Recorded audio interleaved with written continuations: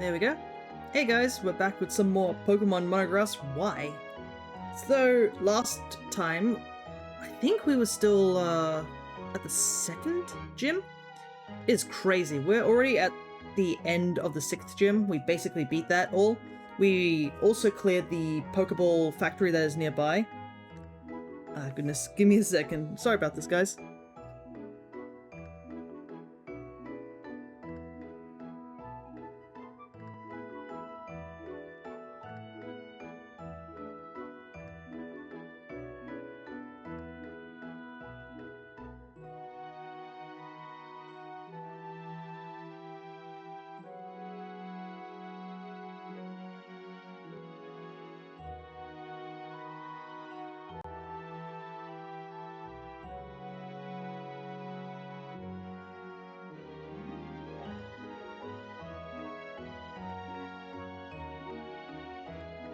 Sorry about that. Somebody forgot that I started early. Apparently, my mum wanted to ask me about something, and I'm like, I'm busy. I cannot tell you the answer to that right now. But anyways, back to what we were actually supposed to be talking about. We cleared a good chunk of the gyms already, and more importantly, our entire team is now fully evolved, so we actually have a full evolved team, which I will show off right now. We have Blanc. Don't mind the stream avatars being a bit funky, it's because I didn't adjust it just yet. Apparently it's in the wrong section. Oh. Ah, it's like this. There we go. It was just one under. So we have Blanc, our Chestnut, who now has Seed Bomb, Power Punch, Mudshot, and Leech Seed. We have Souffle, our Roserade, with Giga Drain, Toxic Spikes, Venoshock, and Stun Spore. We have Peche, our Jumpluff with Dazzling Gleam, Sleep Powder, Acrobatics, and Mega Drain. We have Croquet with Self-Destruct, Power Whip, Curse, and Jaraball, and is now finally a Theraphorn. It only just hit that point. We have Coconut, our Simisage, with Seed Bomb, Leech Seed, Bite, and Shadow Claw. And we have Macaron, who's our Go-Goat, who kind of seems to be the HM user at the current moment, with Strength, Bulldoze, Seed Bomb, and Surf. Somehow. I don't know. I don't know what the logistics of goat swimming is, but like, I mean, we need surf, so I'm gonna take it. I'm not gonna complain about it. But anyways, we're kind of at an interesting point here because our team is fully evolved and I don't see any of them just like leaving the team anytime soon. I think our team is pretty set. There are 3 new grass types we can actually get in this next section. Let me switch the screen back over to the top screen as well. There we go. Hey, Crescent, good to see you as well. We're just about to start. So, Route 15 has 1, I guess, grass type, but at the same time we can easily get more, like, elsewhere. The only grass type we can get here is Fungus, but you can catch it in the next route as well. So I don't believe we have... let me take a look. We do have a little ways from getting to the next town. I'm going to check what the level cap is. That's probably the best thing to do.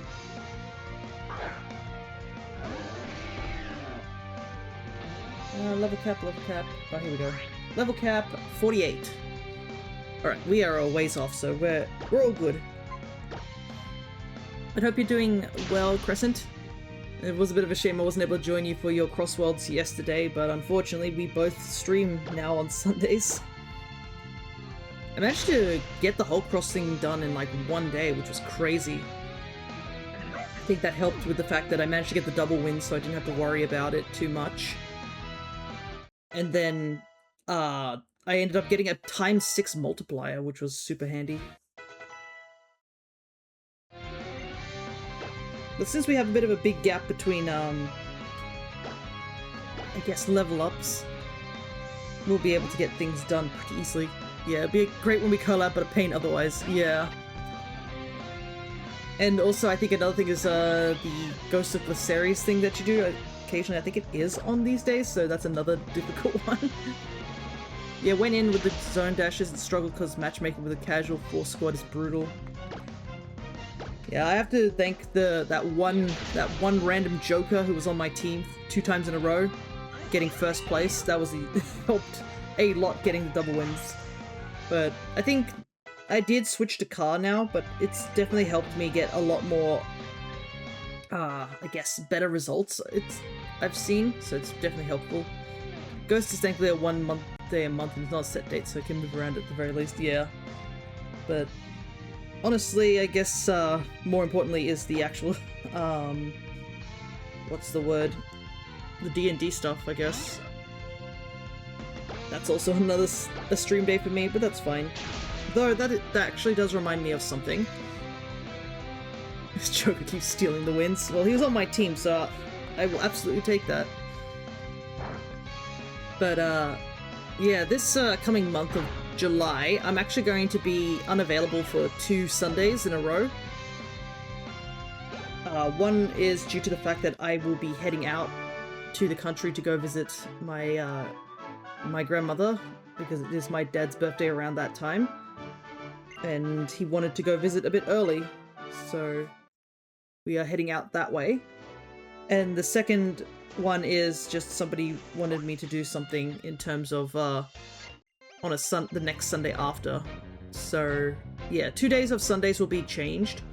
One of them I won't be able to change it to Thursday, the other one I will be able to. So 1 week I'm just gonna completely be unavailable once Monday hits.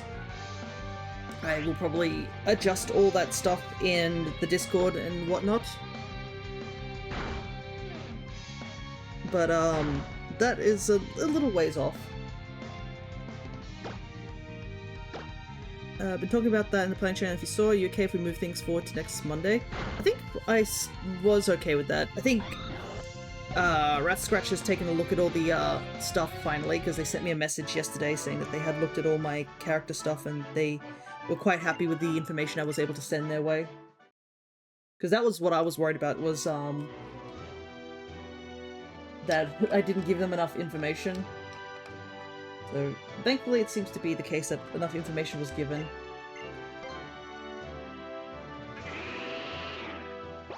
Alright.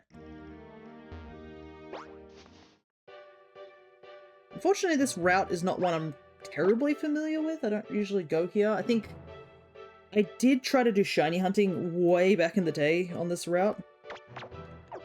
It was related to, I think, trying to get Murkrow. I think I was trying to use Horde encounters. I think you can get Horde encounters for Murkrow here. Yes, you can. I think I was trying to get Prankster. That was the reason, because I used Prankster Murkrow back in the day. Drifblim and Floette. Floette we can easily take care of. Drifblim's going to be a bit more of a pain.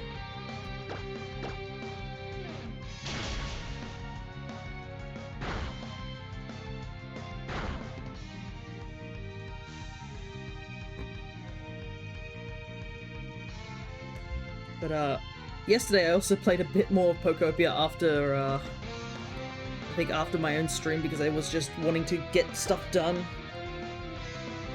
Now that I have finished the main story, it's definitely made it a lot easier for me to just look through everything and be like, okay, what is it that I want to do, etc. And I can look up other people's, I guess, builds and strategies for things in order to get better housing and stuff like that. Did not know there was an interesting mechanic somebody found out to make houses bigger in a way by building the house sort of underneath the house in a way. I don't know how to fully explain it off without the game like being right in front of me. But when I saw it, I was like, oh, this actually is like super big, and I probably should start building like this in order to get bigger houses, because I don't understand why they think you can fit 4 Pokemon in just a small house. I think I put a Zorua and a Zorok in like one house, and there was barely enough room to do anything, and I'm just like, there is no way they can fit in a house like this. Like, how am I supposed to fit another 2 Pokemon into this house? And if they share like similar time schedules, that also causes issues. Oh, we got something. Ah, Ah, yes, it's you. Lysander. According to Professor Sycamore's research, Mega Evolution releases all of a Pokemon's hidden energy at once. The Pokemon then exhibits a level of power it could not attain through an ordinary evolution. What meaning can we draw from this? Do all people and Pokemon have such potential, or is it hidden within a chosen few? It is hidden with the ones that Game Freak likes the most, aka not Flygon.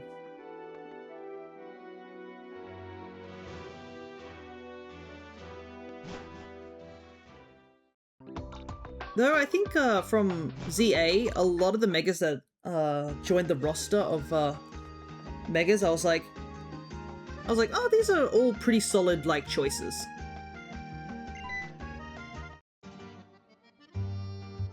How have you been? How is your journey going?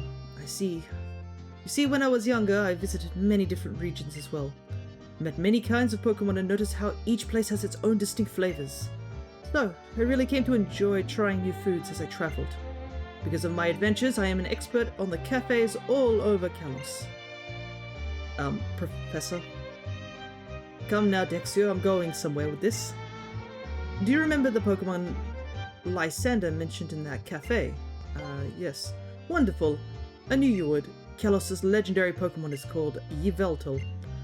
According to material I've read, those who saw it were so overwhelmed by its power, they were only able to say that this Pokemon resembled the letter Y.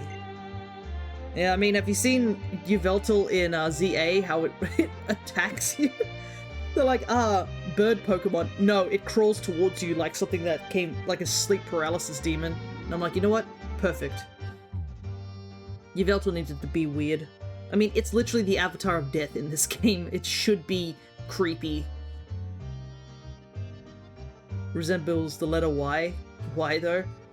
Ah, goodness. I wonder how somebody actually got to see that it resembled the letter Y, because I mean, it assumes that it has its wings up and sort of in a weird, like, arms outstretched sort of way. Could you imagine, like, now that I think about it, yeah, the animations are creepy, could you imagine that's what they saw? It wasn't that because it was just flying towards them. The reason why they said it apparently looked like the power, like the letter Y, was because it was running towards them, like in that creepy sort of motion. So they didn't really get a good look at it. Because, you know, if I saw something that's about the size of, like, a bit bigger than, like, two grown men start crawling towards me, I probably would run. Just saying. Apparently, this Pokemon will absorb energy. Its lifespan is said to be 1,000 years. When it reaches the end of its life, it steals all of the spirits around it. Wherever do you think a Pokemon that amazing could be now? When Kalos' legendary Pokemon lose all of its vitality, it goes to sleep in a secret place. I don't have a clue where it could be.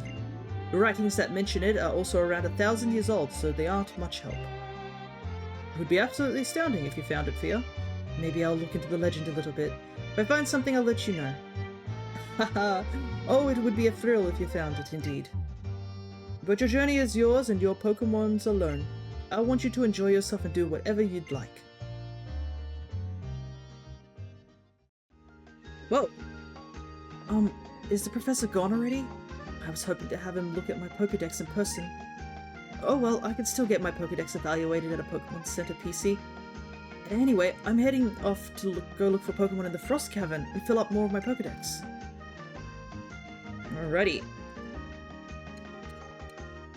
So I did skip the Lost Hotel. That was the little area that we walked past. So we don't have to worry about it. Hey, don't know where we go next. I guess we were supposed to go a different direction briefly, but I don't see any other reason to go to the other route. It's just to catch 3 Pokemon. You know what? Let's see if we can find out where these Pokemon are and catch them. Because they are grass types, we might as well put them in our decks of, like... Okay, it's just down here.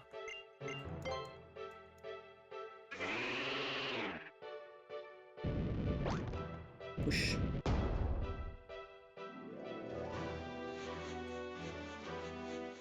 Maybe in here?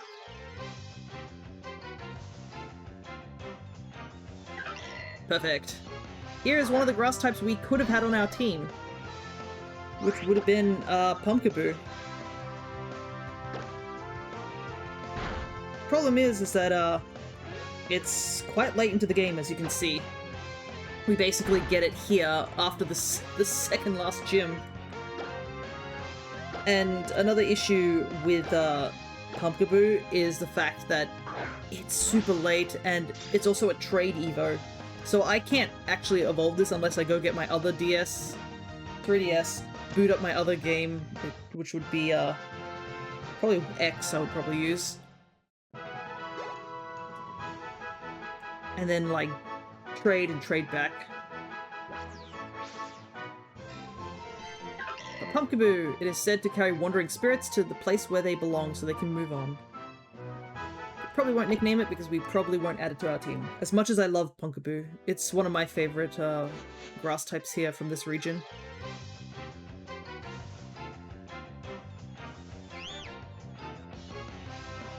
Here is another Pokemon that we could have used.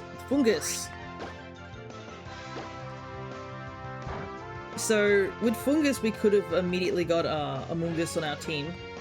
But the problem, I guess, is just another late pick, and we do have Roserade, and I think I'd probably take Roserade over Amoonguss, due to the fact that Amoonguss is great, don't get me wrong, in, like, competitive reasons, due to Spore and everything like that. Problem is it's really slow, and we really need speed, because the issue of our team is not just like, we're quite frail, and there is one really fast bird Pokemon that I'm kind of worried would run into, so having something that's slow probably wouldn't have enough bulk to survive a fast bird anyways. But anyway, Fungus, it lures Pokemon with its pattern that looks like a Pokeball, then releases poisonous spores.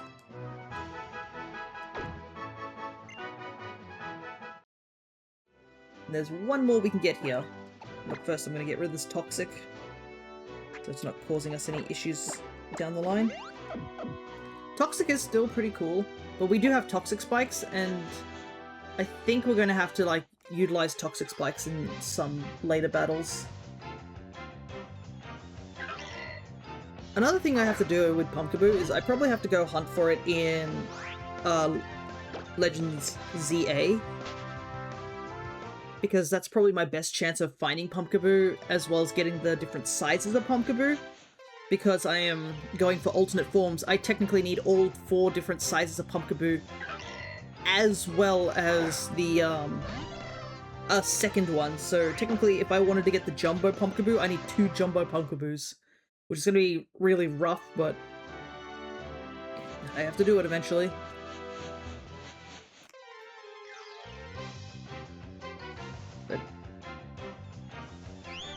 I guess we do have to just head over to the Frost Caverns. I don't think... we found out the move deleter, so that's handy. I think we can get 1 Pokemon only, really. No? Can I not find Snova in the caverns? Okay. Interesting. I thought because there's an Abomasnow in there that would be able to find Snova, but I guess no, I can't in there.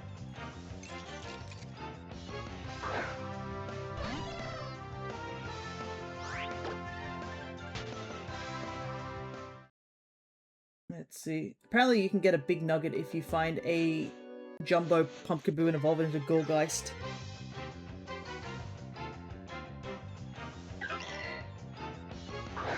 The Pumpkaboo is certainly an interesting Pokemon because the gimmick with it is not just the fact that you can see it's like different sizes and stuff. The actual different sized Pumpkaboos actually have different stat spreads. So the larger it is, the more HP it has, and the smaller it is, the faster it is. So you trade between, do you want it a fast or you want a bulky?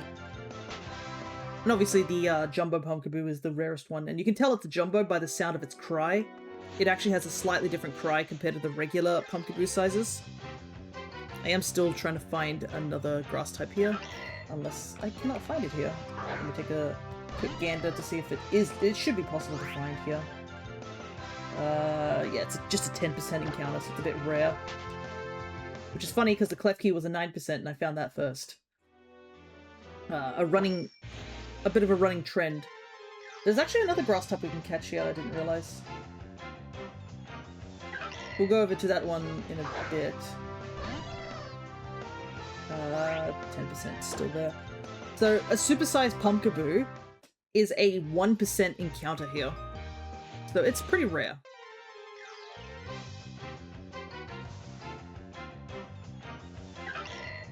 A large is a 10% encounter. So I believe this might be a large one? It's hard to tell. I need to see like all 4 of them to get an idea.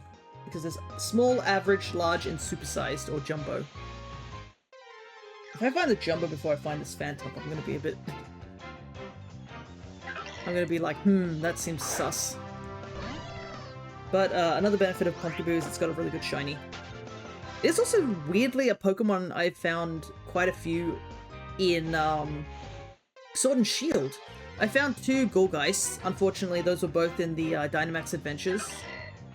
And with Dynamax Adventure, I believe the Golgeist there is always going to be a average size one.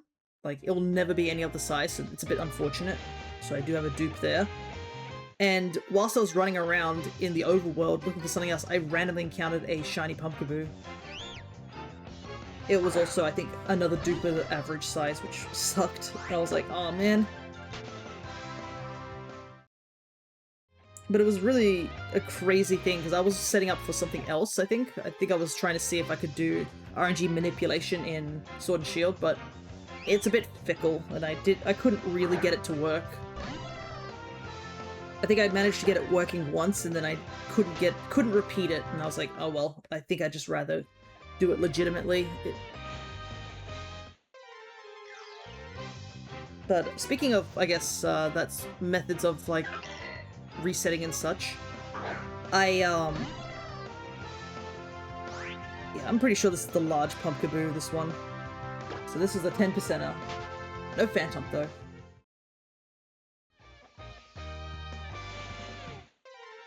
I wanted to see about, I think Helene was talking about, there we go, was talking about the legendary dogs being out in the Dream Islands in Pokopia. Apparently you can soft reset for them, and I decided to test it out off stream, and I actually managed to get Suicune. I probably will do those on stream next time, so that you guys can see how I did it and how to get it, basically. But a big reason I do want to do soft resetting for that is I don't have as much time, like, in real life to go and, like, check the Dream Islands every single day. So it's probably better that I do it, like, to get the legendaries and get them over and done with. Plus, apparently getting legendaries help boosts your environment level quite a bit, so it's very handy. Phantom! According to old tales, this Pokemon are stumps possessed by the spirits of children who died while lost in the forest. Ghost types being creepy ghost types as per usual. Anyways, apparently there is another grass type we can catch here. And it requires us to find a patch of yellow flowers. Which I'm not entirely sure where that is. Let me take a look on this tiny little map.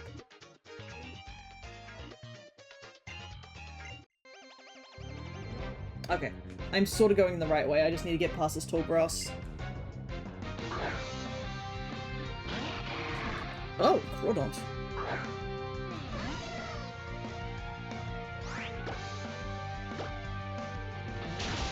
You don't see this Pokemon too often. Thing is that Crawdont's like a really a weird sort of Pokemon in, like, sometimes it can be super dangerous and sometimes it can be just, like, not too much of a threat. I never really had to found it much of a threat in a lot of my playthroughs just because I'm either having a grass type or an electric type.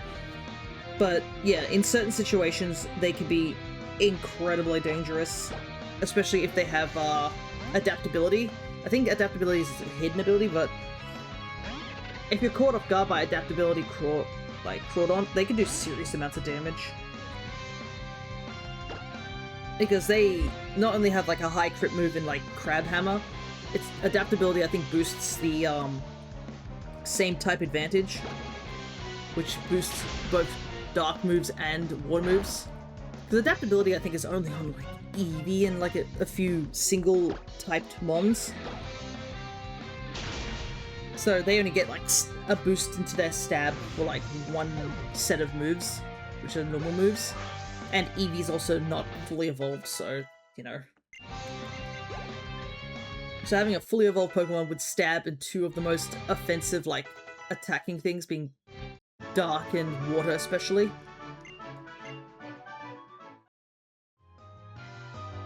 And Crawdon is known for its, like, pretty substantial, like, attack and such. It's very understandable. Anyways, once I get down to these yellow flowers, we'll just head back. There's a lot of trainers along the way. Oh, I guess we gotta battle these trainers.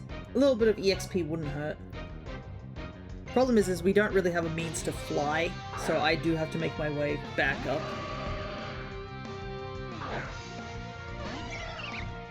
And this is literally just to check off one thing.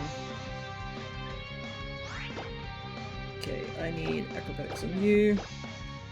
Venom shock on you.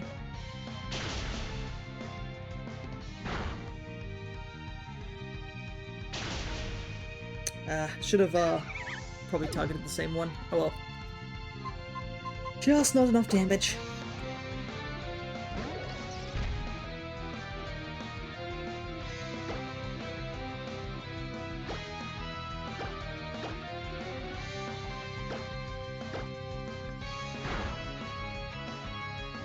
I gotta be careful, self-destruct is like first move. If I mash A, we all go boom.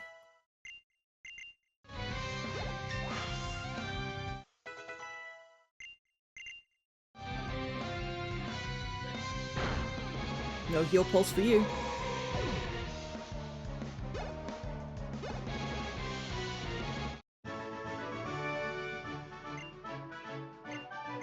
Interesting names for these NPCs, I just noticed.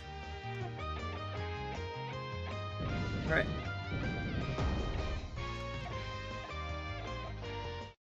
We're finally where we need to be. So we're looking for one other Pokemon in this area. And then we move on. But man, 4 grass types you can like literally get only in this area. If you really were like holding off on team members, I guess you can get them. That's kind of why I'm catching them, just to prove that if you want to have a different grass type team, you do have the option over here. Because the Pokemon we're looking for here is actually Weeping Bell. You can't catch Bellsprout, I don't believe. You just have to specifically catch Weeping Bell here.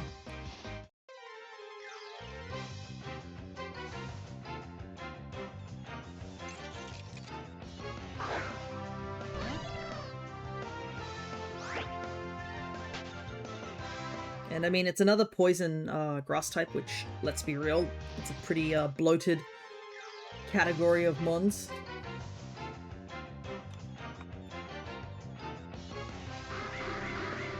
Ah, first forward.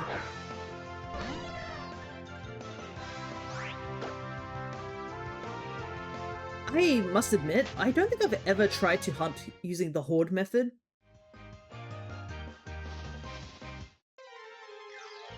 Because obviously it's a case of like you're encountering more Pokemon at a time.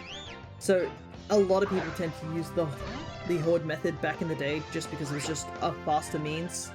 You can technically use the Poke Radar in this game, but for some reason it's different from Gen 4's Poke Radar. No idea why, but then again I'd rather not use the Poke Radar. I unfortunately suck at the Poke Radar.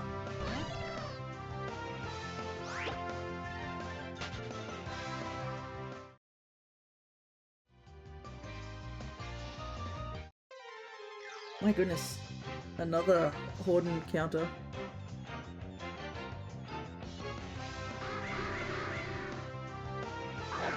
By the way, Weeping Bell is a 20% encounter, and I've found Cleft Key, which is a 10% encounter. It's only made worse if we somehow find Phantump up before Weeping Bell.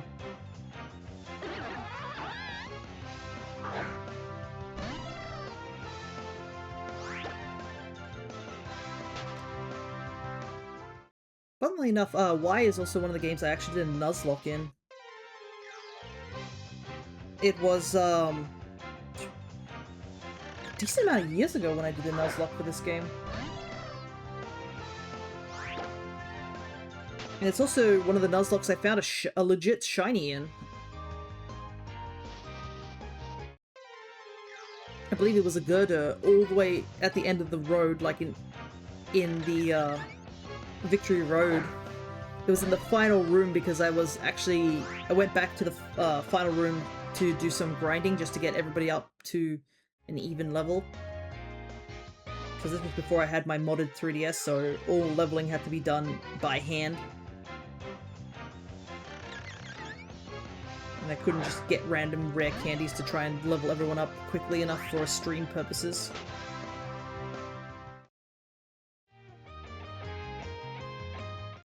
Ack! I went one bit too low. That sucks.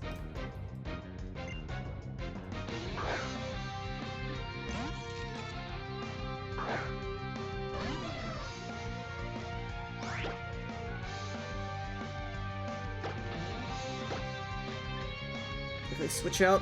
Don't really have anything to hit Clef Key with.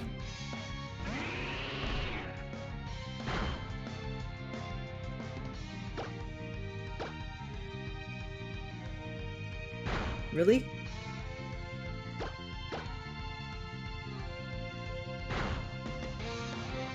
It's not levitate, right? Am I just missing? Okay, it was just because I was missing.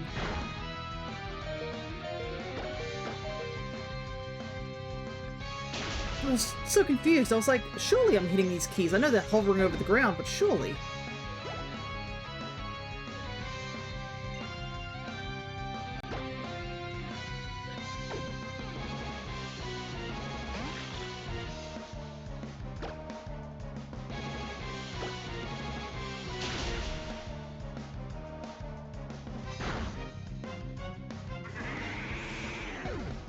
Nothing I can do about that. Unfortunately, a lot of our moves are just not defeating mons, I've noticed. We have to like two-shot them instead of one-shot them at this current point in time.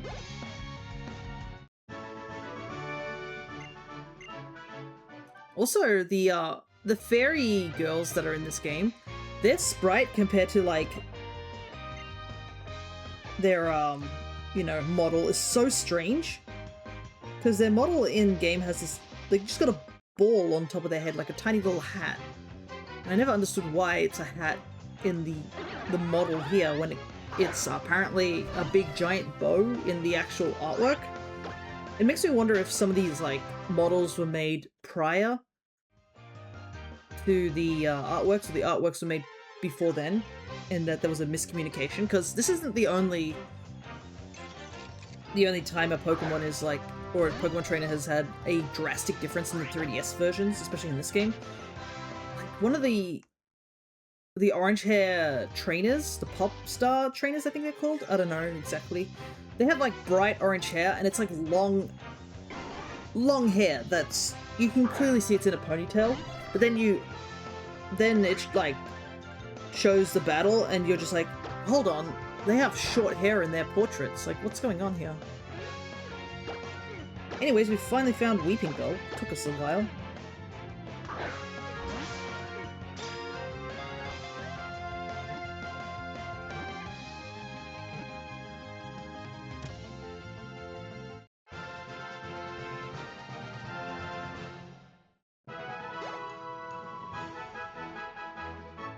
But there we go. 4 new Pokemon that you can catch if you really want to shake your team up. It spits out poison powder to immobilize the enemy, and then it finishes it with a spray of acid. It's so tiny here. He's so zoomed in the actual battle. Alright, let's head out. No longer need to be here.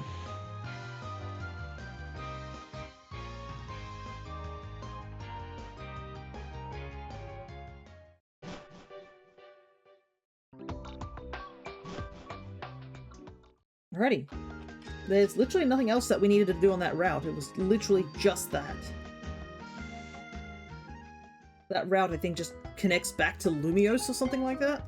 So we have no reason to go back to Lumiose at this current time.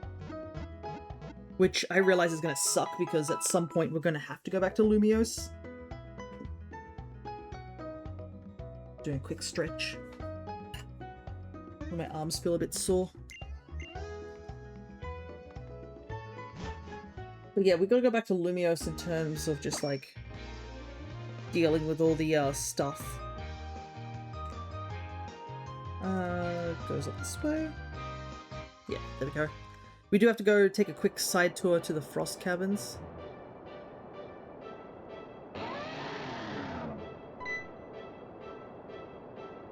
There's something wrong in the Frost Caverns, Mamoswine.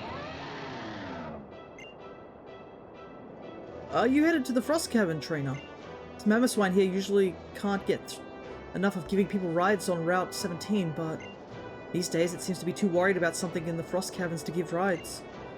Mamoswine is a Pokemon that loves cold climates, so maybe it senses something amiss in the Frost Caverns. And you are? My name is Trevor. I'm researching the distribution of Pokemon in the Kalos region at Professor Sycamore's request. I see. So that's why you're walking clear out to the Frost Caverns then. Mamoswine seems concerned about something over there, so be careful. I will. Thank you. What are you gonna do, streamer? I'm gonna prepare for my expedition. Yeah, it's probably best you don't get involved. Alrighty. Frost Cavern time.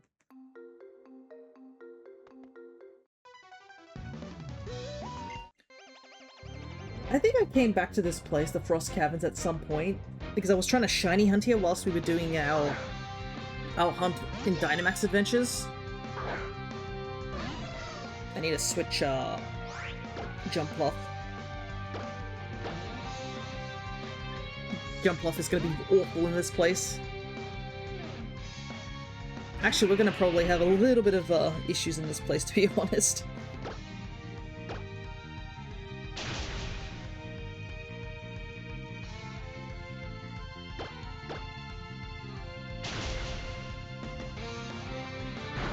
That's bad. I guess we'll try Surf.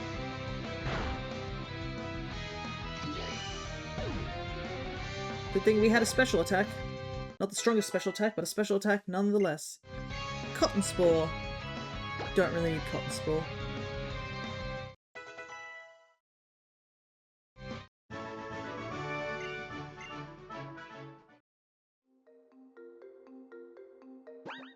Okay.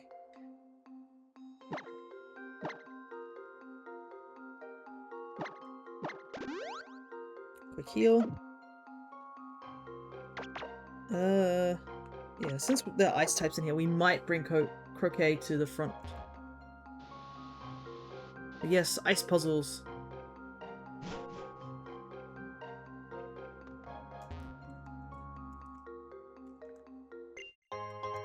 Yeah, this room with nothing in it surely has something hidden here. I mean, I could use the dowsing machine, but oh well.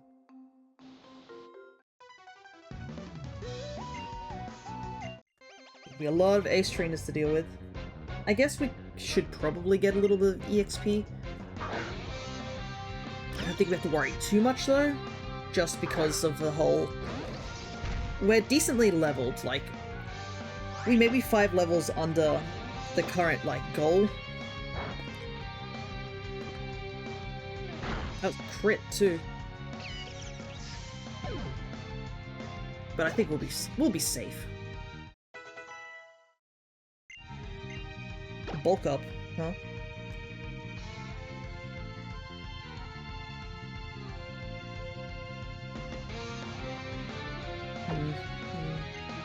No. It would be nice, but I can't see where we could use bulk up.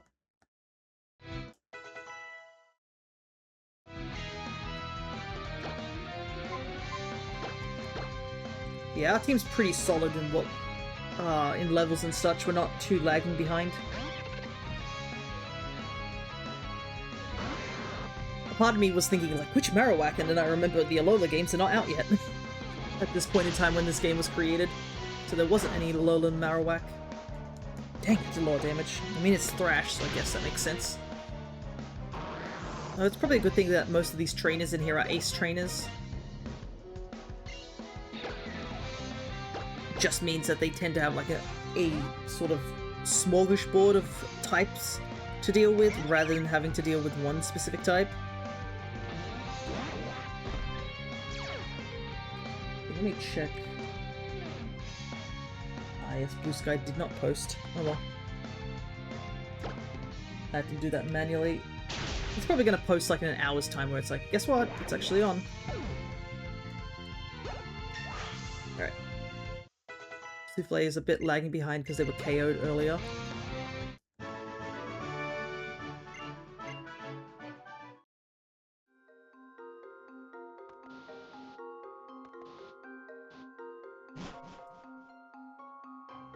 I don't think this dungeon's a terribly big dungeon, it's just a lot of ice puzzles.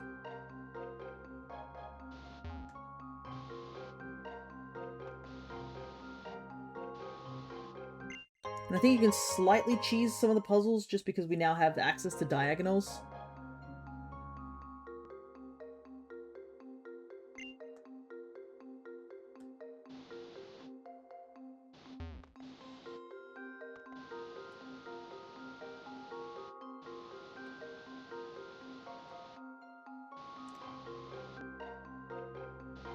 I think I'm kind of stuck here.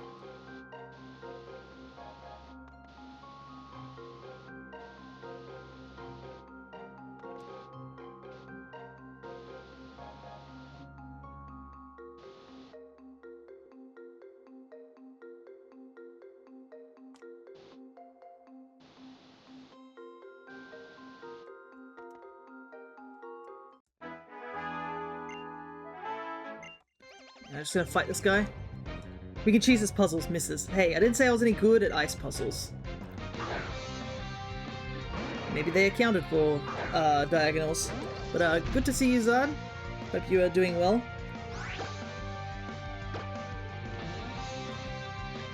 Oh, that sucks. Relicanth! Relicanth has always been a little bit of a strange Pokemon to me. I mean, it makes sense what he is. But still.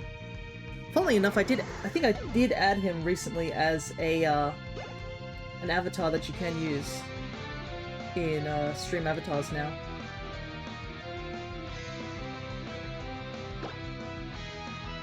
Oh, we fell asleep. I think if I remember rightly, Relicanth is also a shiny that I actually caught in this game. Because I think you can fish him somewhere, and chain fishing is kind of busted. I ended up actually chain fishing the Clauncher from this game. And that was because I couldn't get it in Violet due to the fact it's a Scarlet exclusive. And this was also before Z8 came out, so, you know, is what it is. I don't have a way to wake him up. I guess he just has to stay asleep for a little while. I'm just curious if you can diagonal here.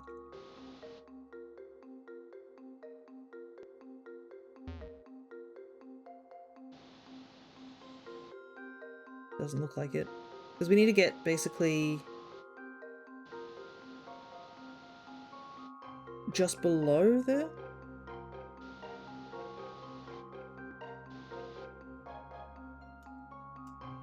Oh no, wait, we can do it there. There we go. Oh, wild encounter. I forgot those existed in here. There's nothing we can catch here, though. I mean, technically you can catch these things, but nothing of use. We might stay in this battle just for a little while to see if we can get Croquet to wake up, though.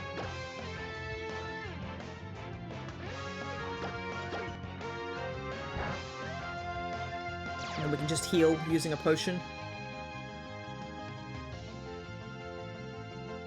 Man, he is asleep. Okay, there we go.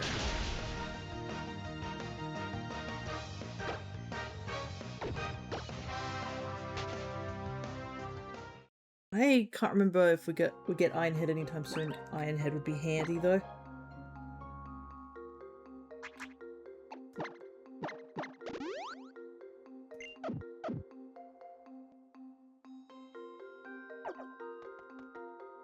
Let's see.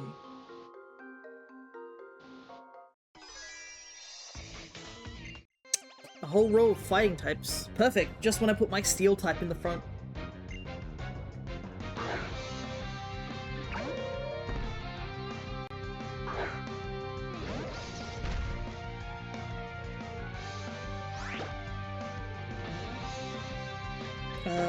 Yep. Bring you in.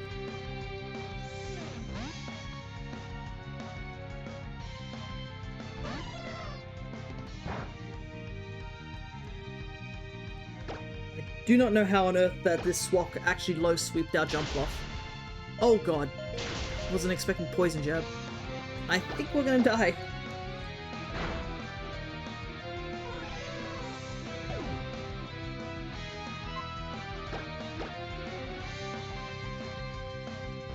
Why on earth would this swap have poison jab of all things?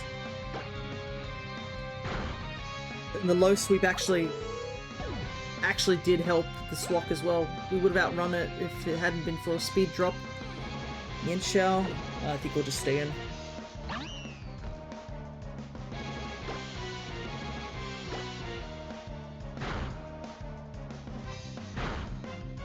Rock Slide. Far out. Big damage. Mian Shao is a Pokemon that I don't mind its design. I think it's pretty cool. What I don't like about it is it takes forever to evolve. And I just don't understand why Pokemon did this. I think it's just because you get it so late in the game that everything's so high leveled in Gen 5. But so many things evolve so late in the game that you're just like, why would I use this?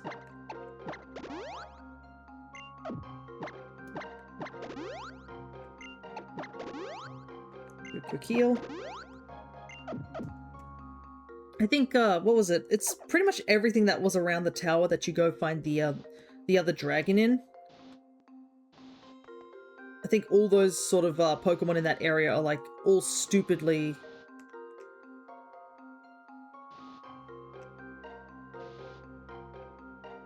Nope. They're all stupidly high level to evolve.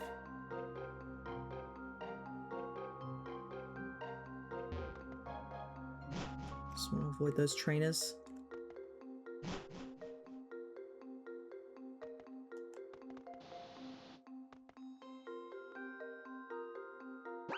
Oh, there we go. This is where we need to be. Team Flare.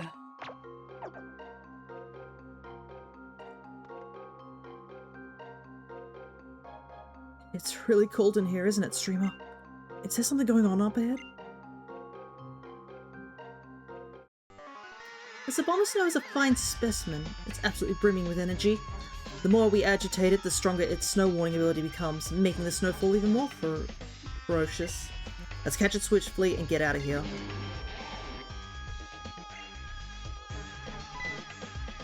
Hey!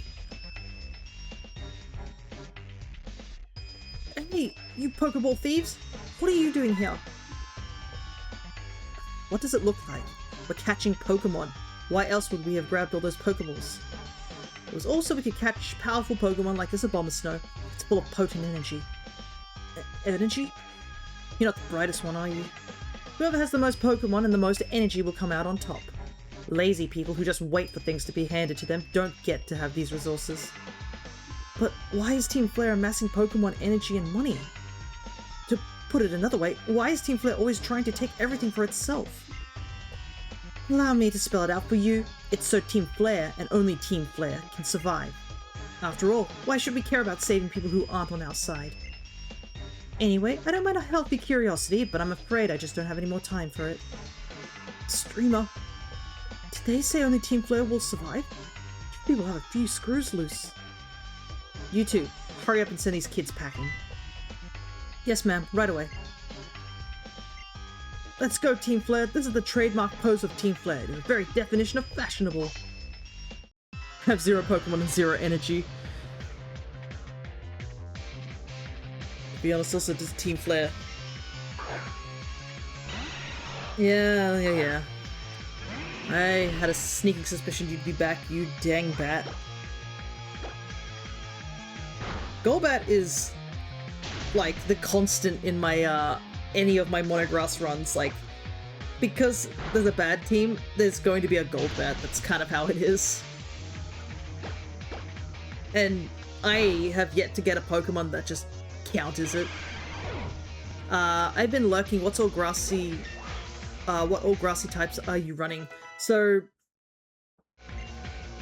currently our team is, I can look it up, I can show it in a moment when we have to pull a new Pokemon in. Minute-Trick. I'll do Switch, even though I'm not switching. So we have Go-Goat, Roserade, Chestnut, Jumpluff, Fortress, and Simisage. My goal also was to use Pokemon that are exclusive to this region, which there's not actually many grass types in the Kalos region that are from Kalos.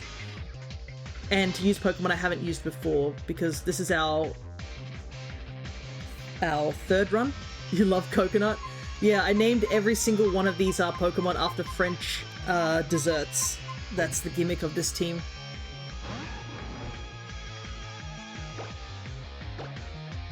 So obviously it's like, I think it was like coconut cake or something like that, but yeah, they're all named after various French desserts that I could fit.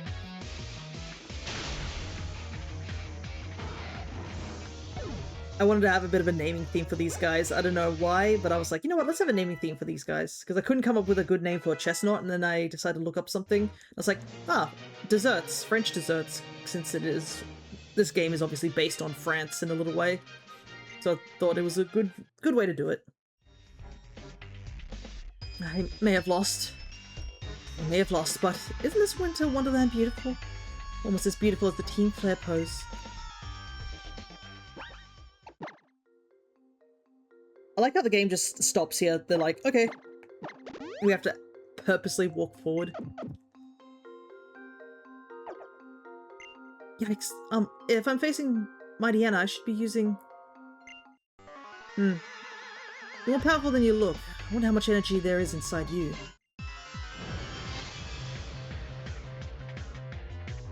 And it's Team Flare Maple. We know where she ends up.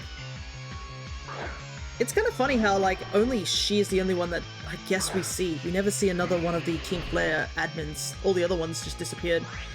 But I think it's just a case of, like, they're not terribly memorable. Had they been a bit more memorable, I think we might have been able to see some of the other ones, but yeah. Alrighty. Easy peasy.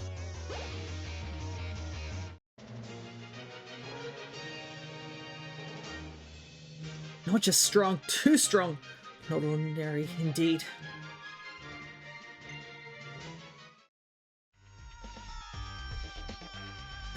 No patience for losing. Let's get out of here.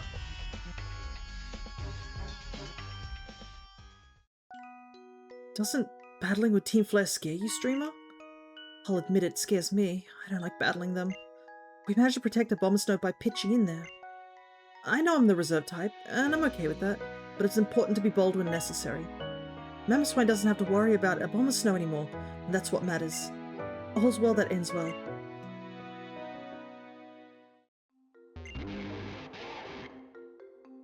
What's this? It looks like Abomasnow wants to give you something. And we get the Abomasite. So yes, technically if we find ourselves in Abomasnow, we could actually just Mega Evolve it. It would be the only Pokemon I think on our entire team that can Mega Evolve. We have nothing else on our team that can Mega Evolve. But, actually it's the only Mega Stone we've picked up so far. Lucario Knight, I think, is on the Lucario. Anyways, we don't have any reason to stay here.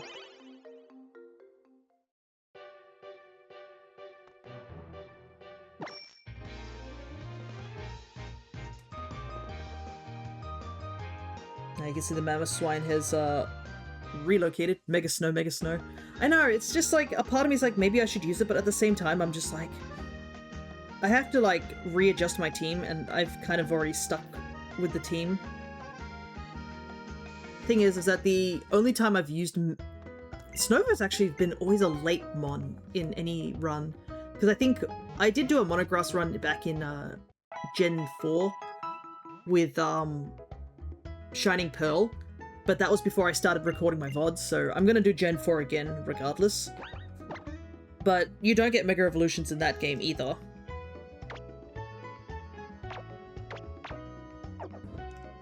And getting a Snova is so late in the game. Yeah, I'm pretty sure Mega Abomasnow is the only grass Mega in this game that we can actually use. Because the only Mega we did use would have been Sceptile, I think, in our Auras run, which we did use. Though, we're definitely going to have a lot more options once we get over to ZA, because I think once we do all the generations, I will open up whether people want me to do the Legends games. Because they're a bit more different from the gens. I wouldn't call them a generation of sorts. I would call them sort of like the Legends generation games. And they're different enough that I could do both of them, but those are like sort of off the table at this current moment. I do have to do an extra run of ZA anyways, because I will be doing one for my home run. Shortly after he headed off to the Frost Cavern, Mamoswine came back. Something happened over there? They were trying to use Abomasnow as some kind of energy source? I wonder if that's the same Abomasnow as the one that our Mamoswine is friends with. See, a few years ago, an Abomasnow came into town carrying a Mamoswine that was all beat up and injured from something. I wonder if Mamoswine was worried about its pal. Trainer, you should ride on Mamoswine's back to the other side. This deep snow and all the rocks along the path are nothing against Mamoswine's strength. He's so small. Onward.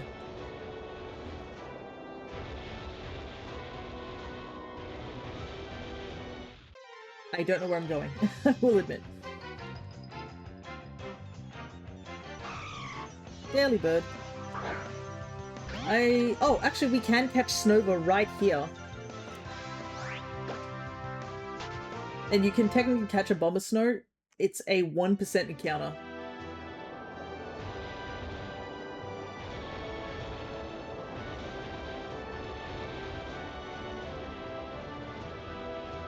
But yeah, I guess we'll try and catch a Snova.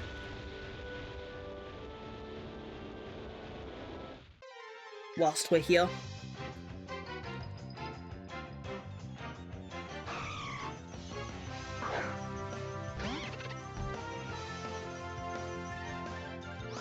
But yeah, we're going to be using Abomasnow at some point in our Gen 4 run, because depending on which game, because I don't know about Platinum. If Platinum is chosen, we might not need to use it.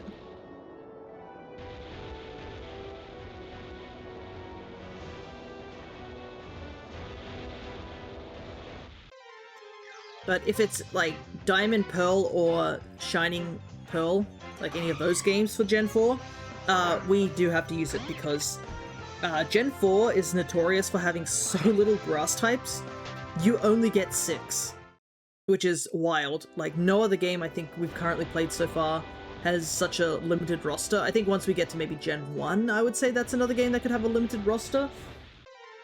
Just because it's Gen 1 and there was only 151 Pokemon. But in terms of, like, a game that has 4 generations worth of Pokemon, it only having, like, 6 Pokemon max to use is wild. And not to mention, of those Pokemon, you don't get one of them until like almost the second last gym.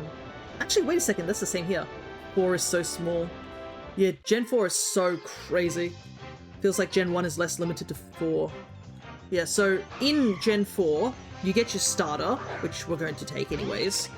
You get the Badu line. You get the Cherubi line. You get the Burmy line, so that's 4. You get Carnivine, which is an unfortunate one to find, because it is a Safari Zone exclusive. I remember I had to take a couple of days to try and look for that one, because it's a random encounter. You're not even guaranteed to find it immediately, because it's a random daily. And then you get the Snova line, and that's it. And unfortunately, you don't have an option of getting Eevee, because Eevee in Shining Pearl, at the very least, is post-game, so you can't even get Leafeon. And Leafeon would have been a little bit better than Carnivine, I think. Leafeon actually has a bit more coverage than Carnivine and just better stats.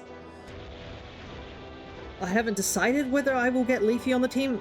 If it's Platinum, we do get Leafeon, because they do give access to the Eevees. An Eevee, like, in Hearthome. So it just depends on when the time comes for us to do Gen 4, whoever votes for Gen 4 and which game we do in Gen 4 will determine what we get, essentially. Anyways, here's the Snova. Took a little while. We'll just quickly catch it. But yeah, let me take a look in Gen 1. Because, I'm pretty sure, like, what, Fire Red, maybe? We're just right. We do have the option of, what's the word? Just realized I've never joined Discord. I'm sorry, I'm a fake fan. That's fine. There's plenty of people who haven't joined my Discord. It's a very slow Discord, but it's helpful for looking up events that I do when I release new stream avatars, as well as just, like, if anything's happening on the blue sky, it's a good place to go.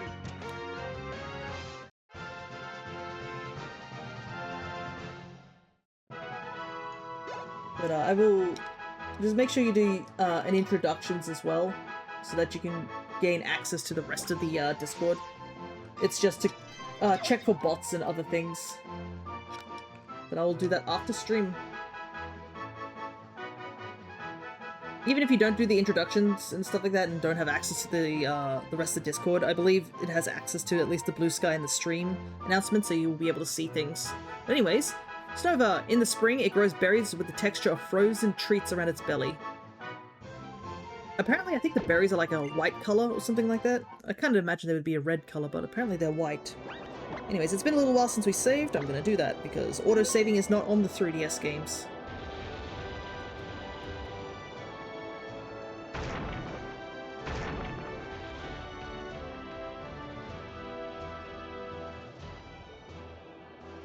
Alrighty.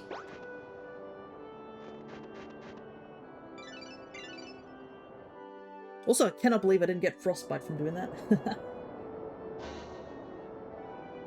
Ah, a rival.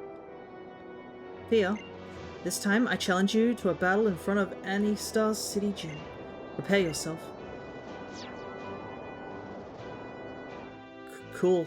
This message could have been a text message. Anyways, well, it's better than her coming up to me and asking. Alrighty. The music here in this place is great. You there? I came in place of Dexter to tell you something. There's a person here in Anistar City who knows about the legendary Pokemon. Oh, I almost forgot. I bought you some gifts. Put them to good use. Ah! Well... those are not useful to me in any way.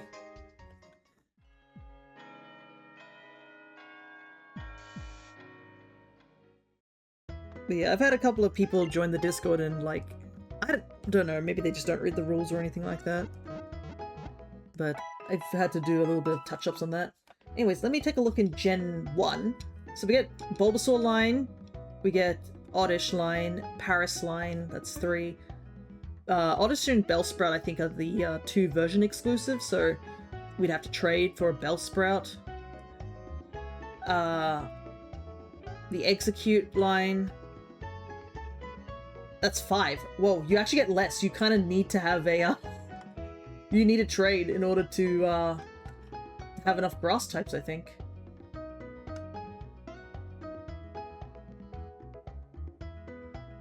Yeah, but the fact that Gen 1 has, like, 5 compared to, like, Gen 4 having only 6, despite there's, like, 4 other generations, is wild. Okay, so yeah, Gen 1 and, I guess...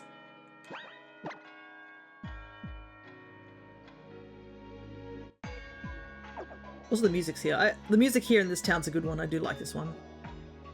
It kind of gives me that temporal tower feel. Fia. Let me show you how much stronger I am. I did say we were going to be rivals back at that cafe in Lumio City after all. I just wish there was a bit more dialogue besides the fact you're like, fight me, fight me, fight me. It's kind of funny because like Nimona is like that too, but Nimona's got so much more character. Serena's just like, I challenge you to a duel. And I'm like, cool. Right, let's begin.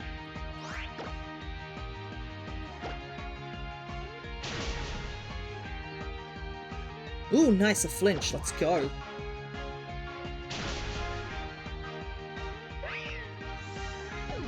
Also, yes, depending on which rival you have, if it's female or male, they actually do have a different meow stick. So, the female rival will have the,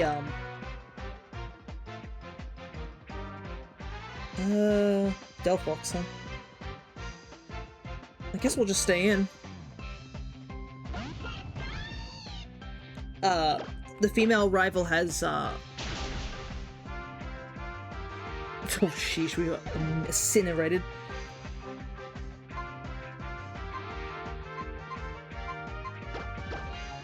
We'll have female Meowstick, and the male rival has male Meowstick.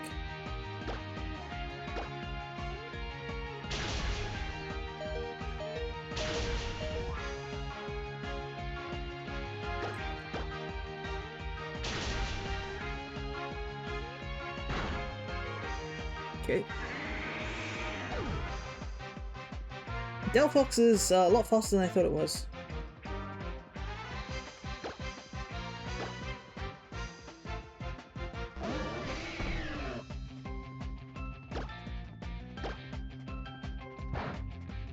Get that attack boost. I think we should be safe for the rest of the run. Yeah, Absol.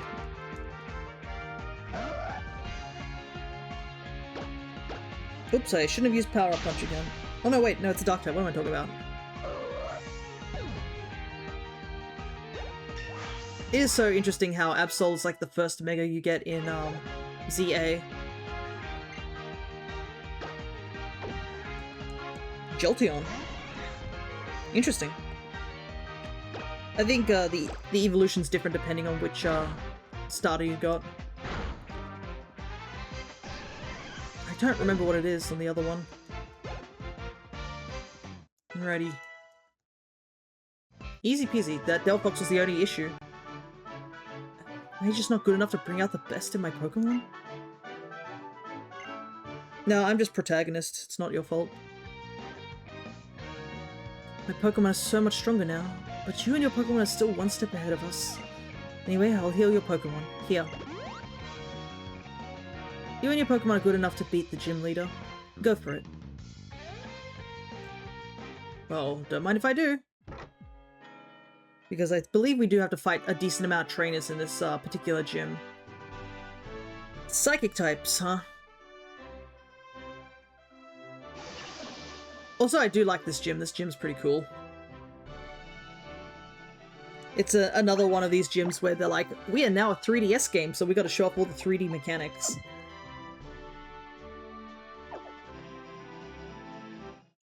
But yeah, I believe we fight a decent amount of trainers, so we should get enough EXP to get to the end of this place. Plus, I mean, Psychic types should not be an issue for us. We have 2 Pokemon who can deal with Psychic types easily. We have Coconut with just these attacks, dealing a decent amount of damage.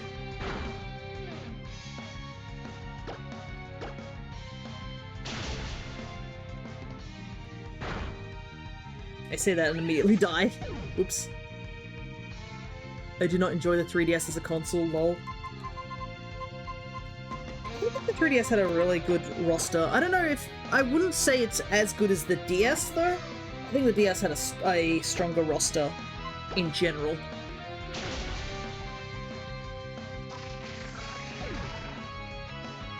But I do have a lot of 3DS games which I came to love, like, I won't deny that. But the DS had like a bigger roster of games that I think I also enjoyed.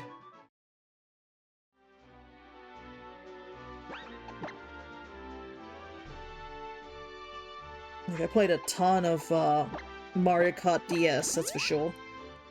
I think that was one of my most played Mario Kart games, but a big reason for that was it was my very first, like, personal Mario Kart game.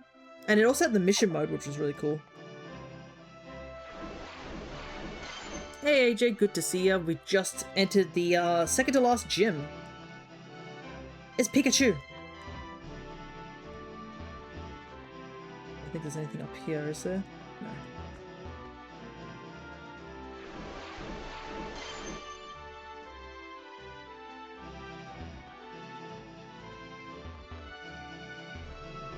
Yeah, unfortunately some of the gyms here, as much as they are very pretty to look at, a couple of them are definitely just walking simulators.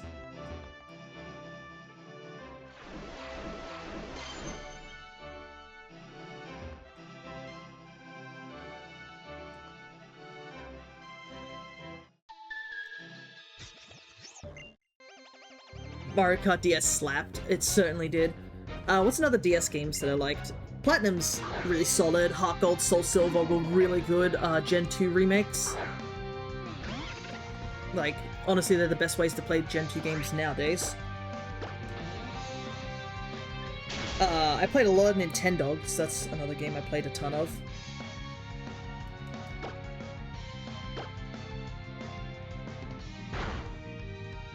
Coconut, come on!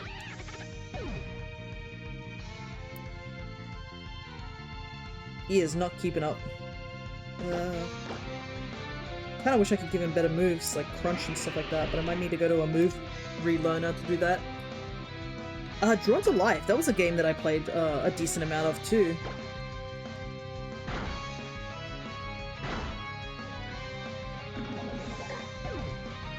It was a unique game for its time, and I'm so sad that the series kind of got butchered. But it's so funny.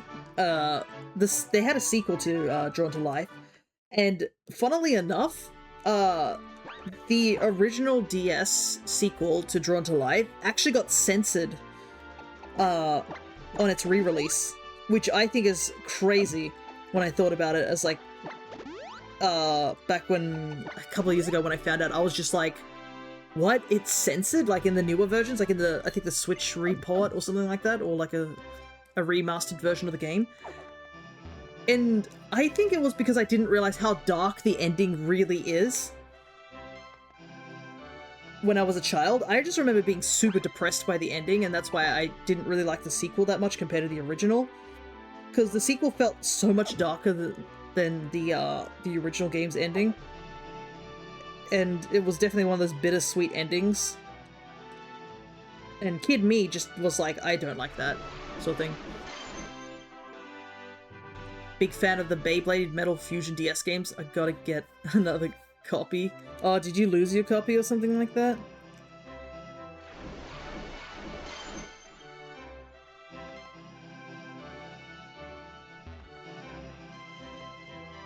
Do I want to skip that trainer?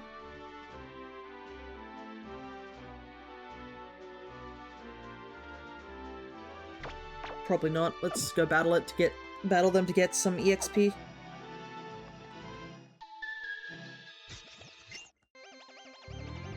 Oh, Mario Party DS was another DS game I played a lot of. Because the DS Mario Party actually had a single-player mode. So I actually played a ton of that. I got quite a few cases and not games for them, not gonna lie. Interesting.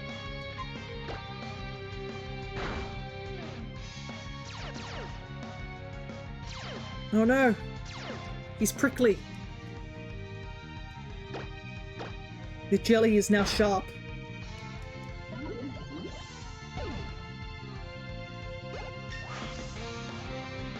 It was kind of interesting. I think my dad was telling me he was looking into a ooh, Ironhead finally. Bye bye Gyro Ball. You've served your purpose. Time to just hit things hard.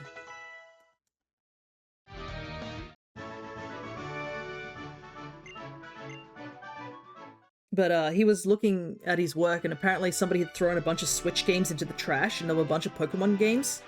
He took a look inside, but they were all empty, so he thinks that it was just somebody threw away all the cases.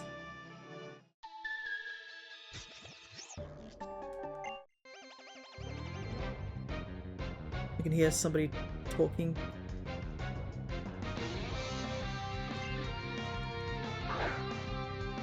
And he did look, just out of curiosity, to see what there was anything. He was mentioning there was a brilliant diamond there. But when he opened it, he didn't find any game inside. And he did say that, like, if there had been a game inside, he would have brought it back.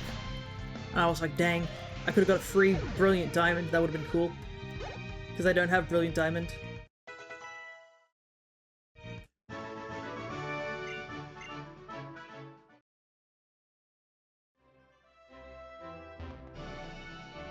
I do know a lot of my games are in, I think a lot of my Switch games are still in the cases, and I have a couple up here. A lot of my Switch games that I am not streaming and stuff like that, they're downstairs in a different area. A lot of my DS games, though, all the DS games are put in a little carry case that has all of them in there, whilst the cases are just stored away. And that also goes for my 3DS games as well. I have a ton of DS games. The God of War is now spiky.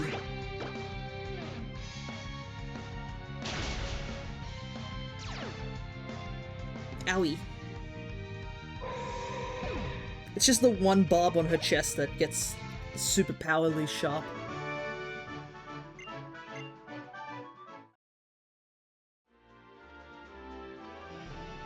I think we're almost to the end. We've fought a good chunk of trainers, so I'm sure we're getting very close to the end of the road.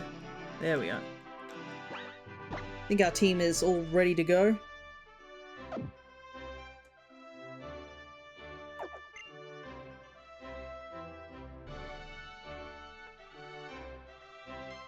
The ritual to decide your fate and future.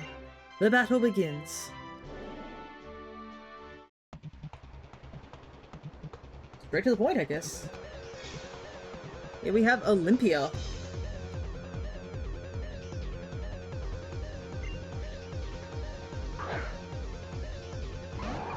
Oh, interesting. I missed something, interestingly enough.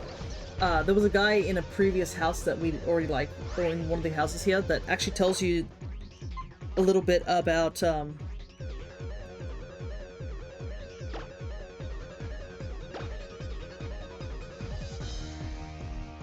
screens. Perfect.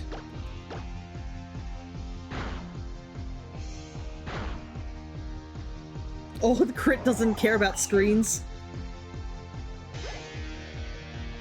Croquet be like, don't care.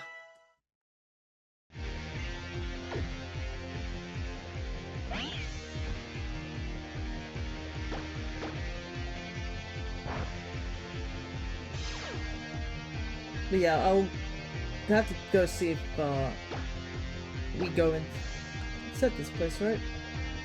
Yeah, we're just gonna go up to the house that's a bit higher up. Okay, reflex gone. I can headbutt things still.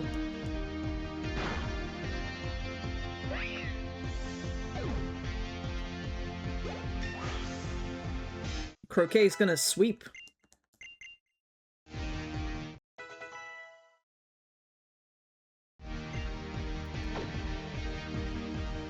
Problem is, can he outrun this Slow King? I don't think he can, because he's now just down 2 speed. Wow, never mind. Not an issue whatsoever. Let's go, Croquet.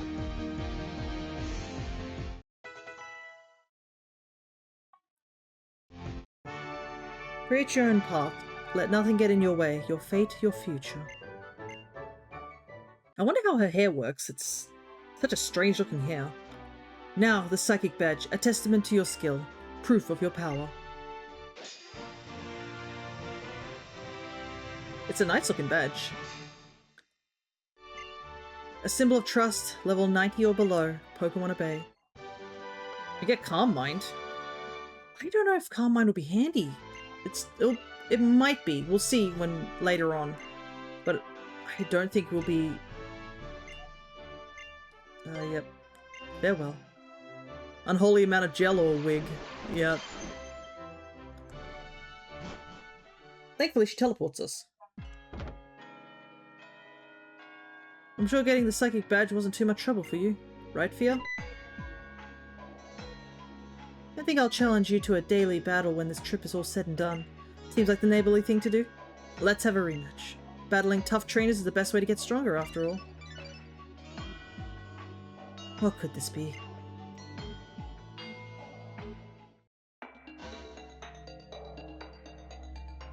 Pokemon trainers, I come to you by the Holocaster to make an important announcement. I immediately, in my brain, as I was reading that out loud, I immediately was just like, thinking back to the stupid Sonic Adventures dub, and just in my head, I said out loud, I was like, Shadow the Hedgehog is, and then immediately cut myself off, and just made myself laugh on the inside. Okay. It's just so dumb. I have an important announcement, Shadow the Hedgehog is... Okay, we're supposed to be taking this seriously, I guess. Alright. Another Sonic Adventure lines. I know, it's so hardwired into my brain. Like, it's so good. Like, the fact that that was all, like, unscripted and he did it in one take is genius, honestly. Okay, let's get back to this. Listen well. Team Flare will revive the ultimate weapon, eliminate everyone who isn't in our group, and return the world to a beautiful natural state. Unproductive fools are consuming our future. If nothing changes, the world will become ugly and conflicts will raise the land from end to end. I repeat, we will use the ultimate weapon and wipe the state clean. I'm sorry, those of you who are not members of Team Flare, but this is a due to you all. Live broadcast your genocide. What was Lysander saying? Wiping the state clean? Eliminating everyone but Team Flare? Fia, let's look for Team Flare's headquarters. Where could Lysander be? Perhaps he's where we first met him, in Lumia City.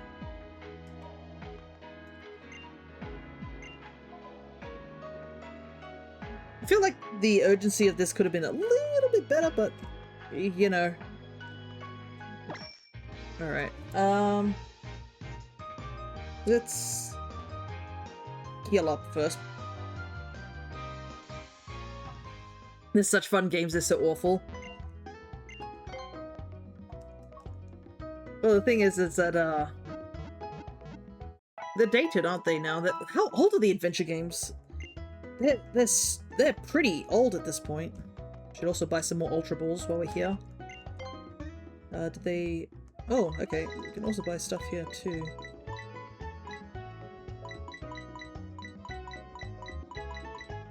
Unfortunately, I don't see anything that we could possibly use. Not even Solar Beam. The Ultra Balls are just specifically for the legendary.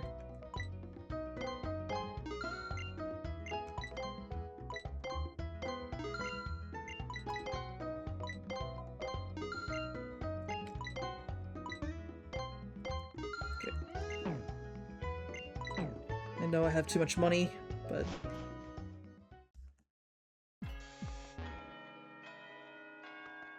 Any fashionable clothes for me to wear? Or long sleeves, torn jeans, beanie.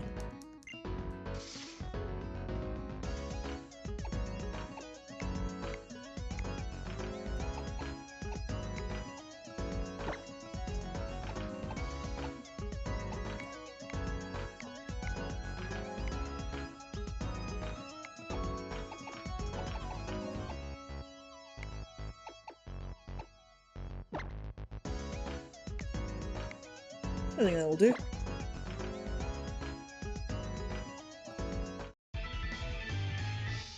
Looking cool.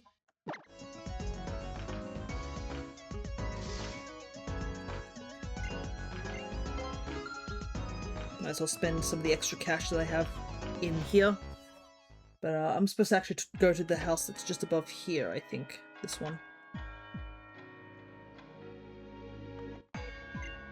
Why, hello there. You must be that apprentice of Professor Sycamore's I've heard so much about. It's my guess that you've come to ask about the legendary Pokemon of the Kalos region, Yveltal. Well, allow me to tell you what I know. It happened around 800 years ago. The Pokemon known as Yveltal spread its ominous wings, engulfing the land of Kalos in darkness. At that moment, people and Pokemon throughout the land began to fall one by one. Yveltal let out a piercing cry and took to the sky, vanishing to an unknown location. Stories say that when it nears the end of its 1,000-year lifespan, Yveltal absorbs the life forces of the living things around it in order to charge its own energy. Another tale talks of the appearance of just such a terrifying Pokemon. Back 3,000 years ago, the Kalos region was engulfed in a terrible war. According to the stories, a Pokemon appeared and stole the life force of countless living beings. Some people suspected the Pokemon that appeared was Yveltal, but there's no way to know. Maybe they just were using a legendary Pokemon as a metaphor for war and pestilence. In the tales, after Yveltal finished storing the energy it had absorbed, it transformed into a kind of cocoon, remaining in hiding deep in the mountains. According to the old tales, as I say. Tales and stories. So yeah, you can talk to that guy and he'll tell you either, legendary, basically. Now, here's the problem. I cannot fly, so I guess we just kind of have to figure out a way back to Lumiose.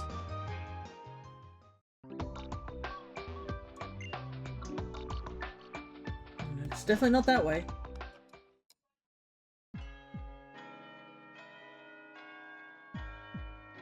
Yeah, we gotta go all the way back to Lumiose. How am I gonna get there? I don't want to run all the way. Do I have any Pokemon capable of learning Fly?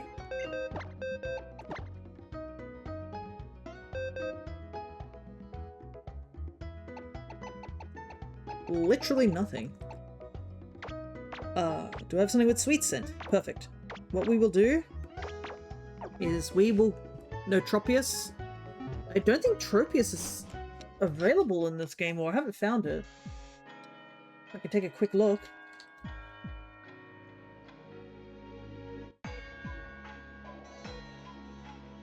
Tropius, are you in X and Y, and where in X and Y? Only in the Friend Safari, so we don't get access to Tropius.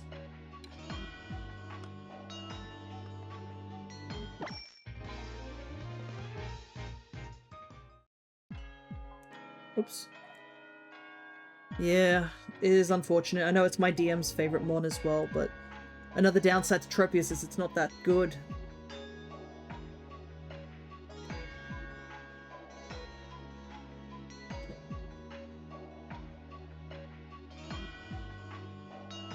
Actually, wait, can we just catch a Delibird? Delibird was just on this route here. I might not even need to use Sweet Scent.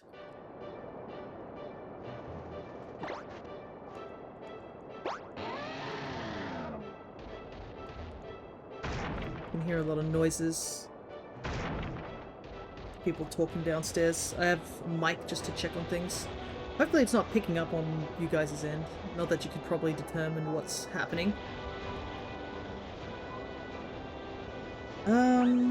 Does Sweet Scent work whilst I'm on Mamoswine?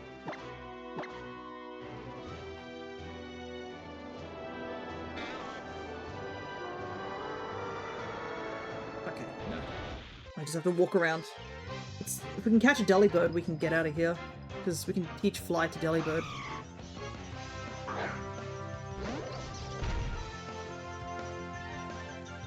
We get the most flightless looking bird out here and fly with it.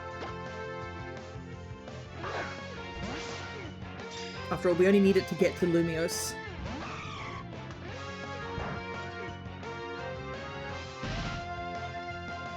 Problem is I don't have anything I can hit this Delibird with Croquet without disintegrating the bird.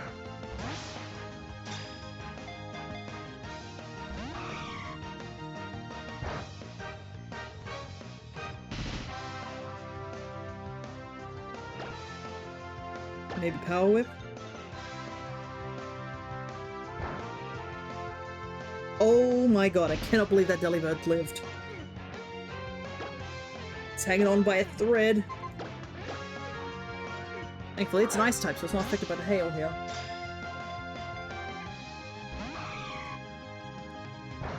on, Delibird. I legitimately just need you so we can get back to Lumio City quickly.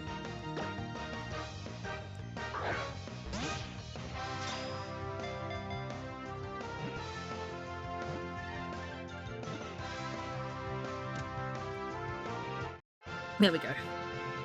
Save the Ultra Balls for later.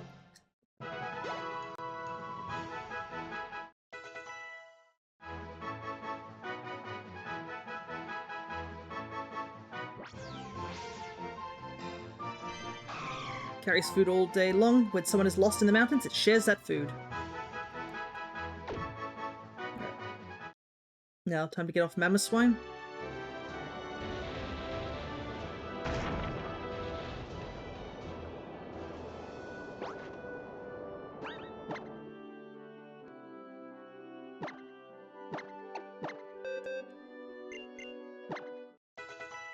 Another benefit is that,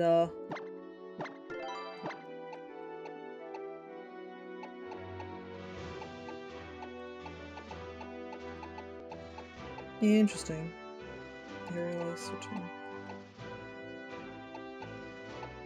Oh, none of our Pokemon can learn Calm Mind. Okay, so Calm Mind doesn't even matter. But yeah, I did try to use, Tropius in our Oras run, but for fly purposes, but it didn't really do anything. I had no moveset to work with, and it couldn't even take out any Pokemon when I first caught it, so I was just like, ack. So, I was like, can't really use it. Alright. Time to put this Delibird away, because we are not allowed to use it for battles. It's just to fly.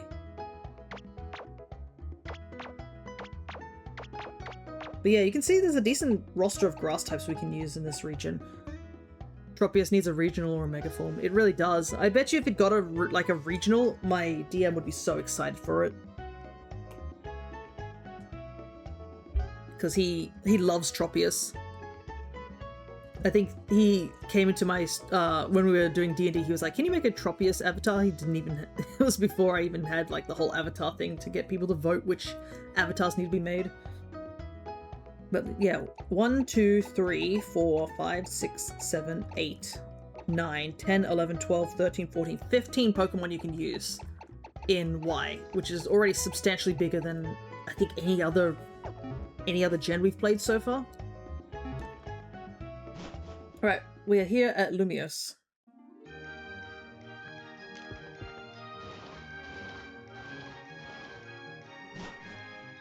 Time to continue on. The biggest issue I think we're going to have to deal with is Lysander. His strongest Pokemon is 49, so we're a little under-leveled at the moment.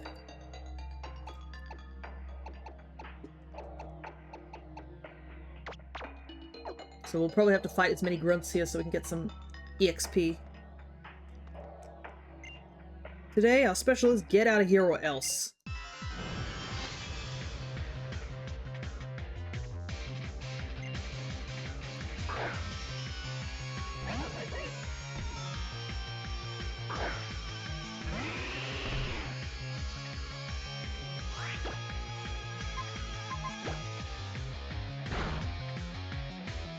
Wow, that did no damage. I thought it was going to do way more damage.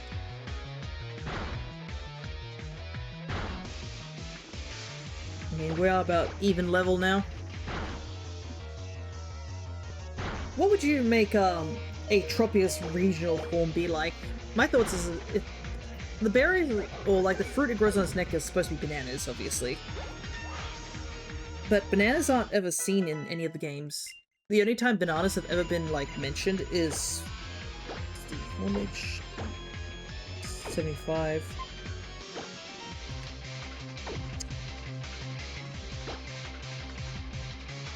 You know what, I think we'll take off the 5 damage for the sole purpose of being able to heal a little.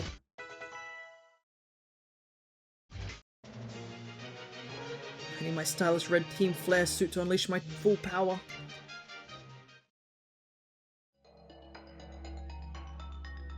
Oh no, he'll find out the password to the hidden door in this cafe is open sesame.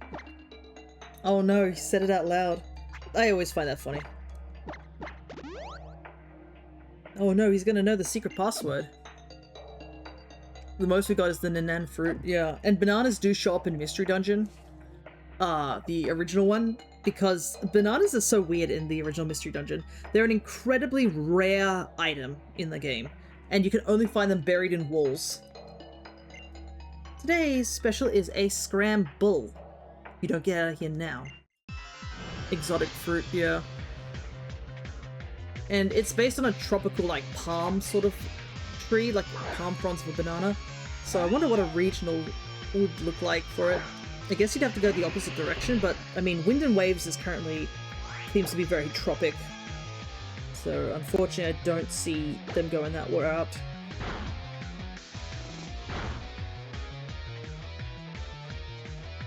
I do wonder if we're going to get more regional variants, to be honest. Regional variants seem to be like, they're going to be a mainstay. Like, I think every region has at least had a regional. Though some of the, like, Paldea only got, like, what, 2 regionals, so they might be, like, pulling back on them.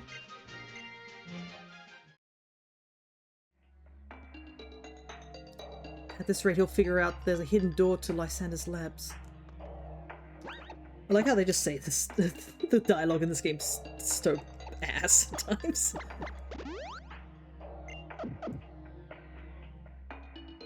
I think they may pull back on them in regions that already have a focus on other forms. Yeah, because I think Paldea only got Paldean Wooper, which evolved into Clodsire, which was a new Pokemon altogether.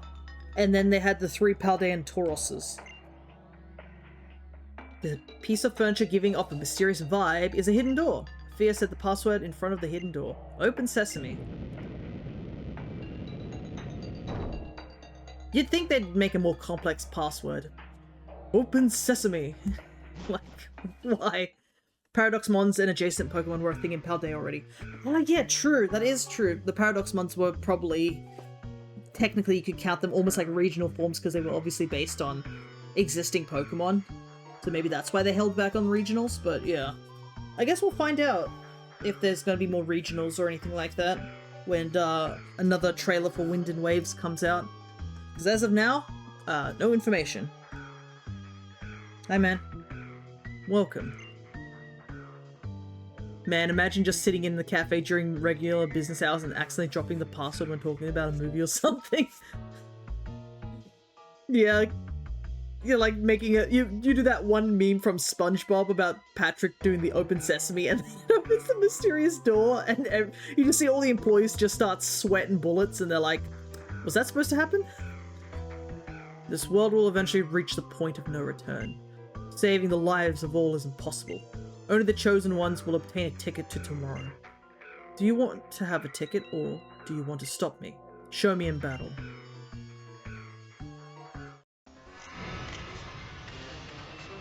Okay, so this fight actually might be a tad difficult if we're not careful. Because he does have Pyroar, Murkrow, and Gyarados, which are all really annoying mons to deal with. And I mean, Mienfoo is also here too, which also can be a bit of a pain.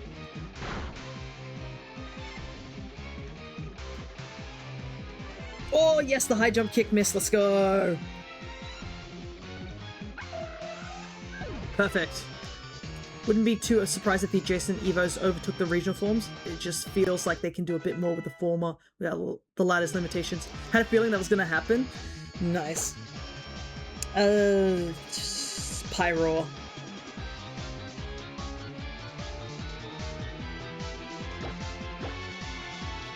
It was going to happen sooner or later.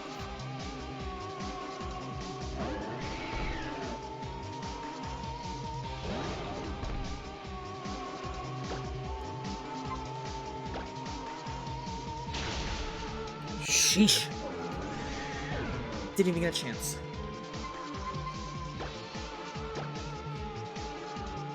Normal type as well, yeah. So good fighting type should hit it. Yeah, that's what I thought too, but apparently Pyro is faster.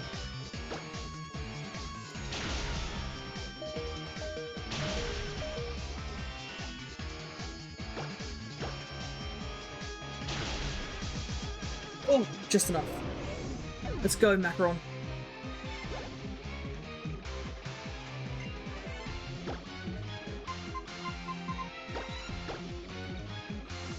Thank God for the speed drop. Yeah, that speed drop was absolutely necessary. Bulldoze has actually been pulling through.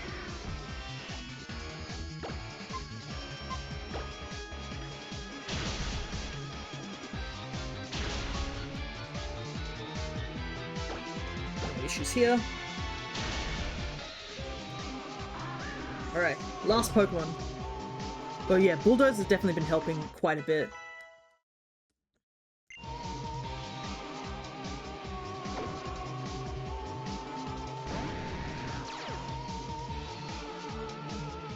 Gyarados.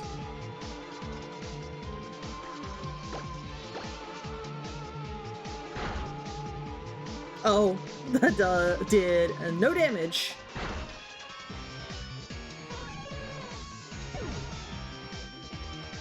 Okay, it's locked into Outrage, so we might as well just go Croquet.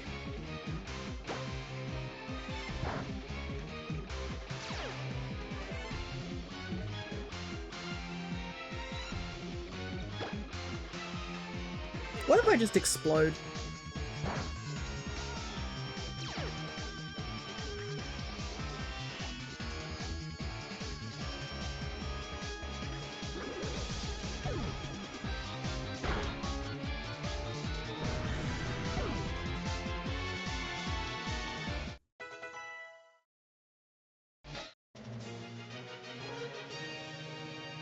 Don't want to deal with that, Gyarados? Explosion. Yeah. One curse explosion was enough to delete it. It's probably a good thing it was locked into Outrage. Turns out that Gyarados had Earthquake, which would have definitely destroyed us. Excellent, I can feel the fire of your convictions burn deep within your heart. But yeah, that Pyro's gonna be such a pain. It's faster than a good chunk of our Pokemon. Self-destruct looks so weird without the animations, Lamau. I know. It was just like, you can hear the Gmod, like the beeping sound of when something dies. It's just like, that's the sound I hear. And then it just... Your convictions in those Pokemon please me. You're here to stop me, but I ask you to wait. I try to save people and the world with the profit from this lab, but my efforts had no effect. The world was just too vast and too full of fools that I couldn't save through my hard work alone. That's why I decided the only way to save the world was to take it all for myself. I don't expect that I will ever make you understand how I think and feel. Try to stop the ultimate weapon if you must, but to do so you will have to explore our lab and have Pokemon battles with all you meet. Oh, and for the elevator key, one of the Team Flash scientists you've met on your journey has it. Casually tells me this, saving everything. The world is suffering because of this absurd dream. I always like how a lot of the times the team, the evil team always are like, you'll never understand, you're a kid, and you're just like, it's more that it's kind of that you have no idea what you're doing. Hey, Obtuse, good to see ya. Back to cheerful music.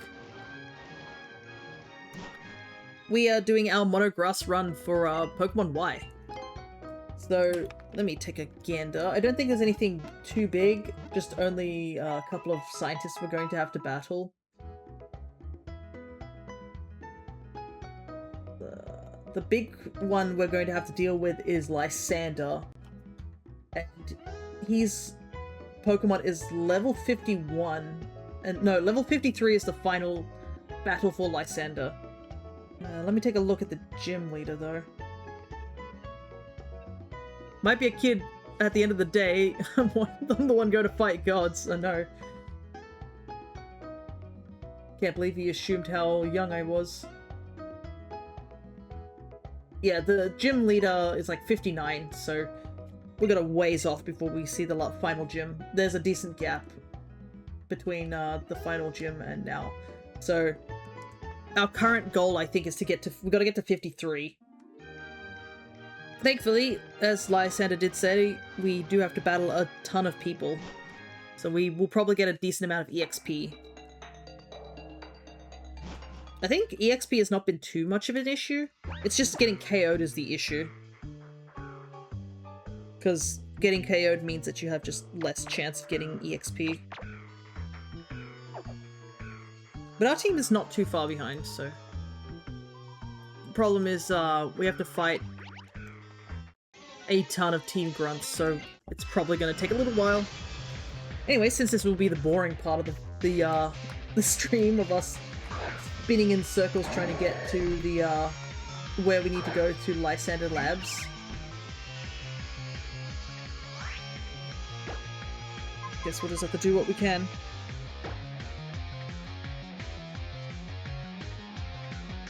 I cannot do anything here. Gotta switch. But yeah, my thoughts are on Yveltal as well. There's two ways we can go through Yveltal. Let's just be absolutely clear. The easiest route to deal with Yveltal. Oh my god, he's stockpiled 3 times. Okay, thank god. You can actually do some damage.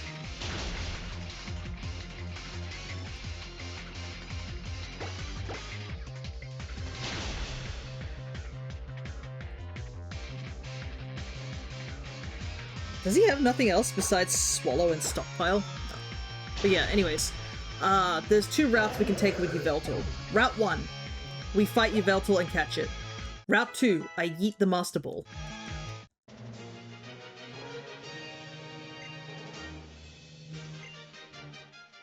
So, like, we've got 2 options in that regard.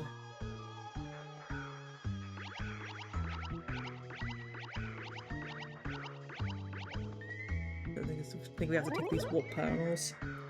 Every team, team thing is... You gotta go and do warps and stuff.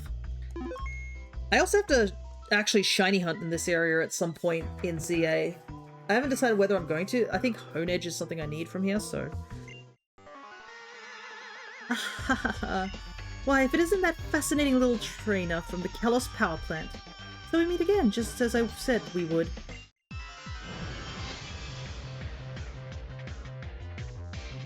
But yeah, the fact that there are 4 team scientists, and you don't really remember any of them compared to, say, Team Galactics or even, Team Magma and Aqua's admins is kind of sad. Alrighty. Mighty Ender.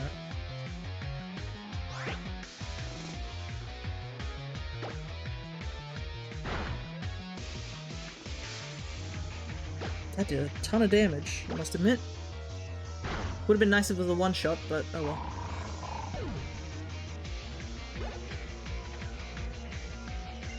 Drotagon. I guess getting a Bomber Snow would be handy for this particular thing. Because I actually don't really have too much of a means to take care of dragons. I don't have any dragon types.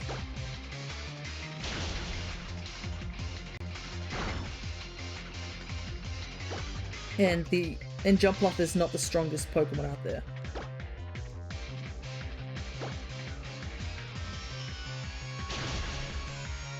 It is fast though.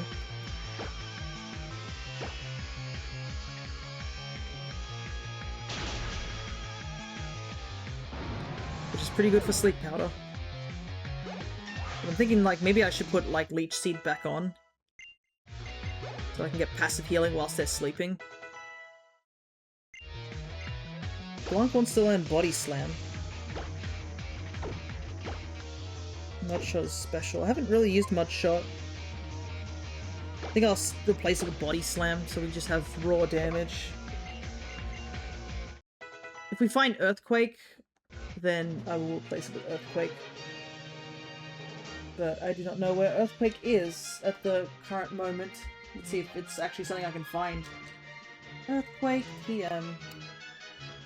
Sure, an interesting trainer. You're far more capable than our useless grunts.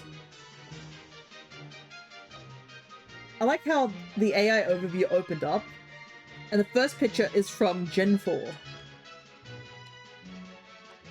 It's not even it's not even the right gen.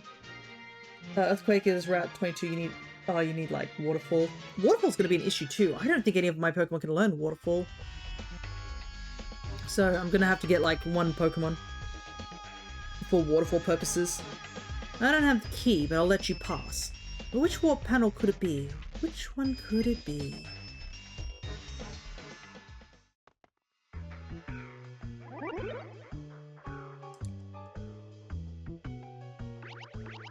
I like how she's like, oh, ooh, which panel could it be? Despite I'm going to use both of them if I got it wrong. Anyways, I'm going to quickly hydrate.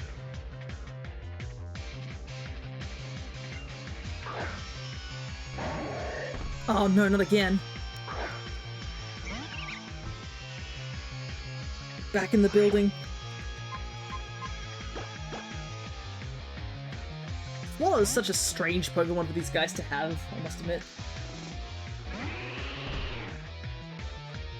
Oh, here we go again.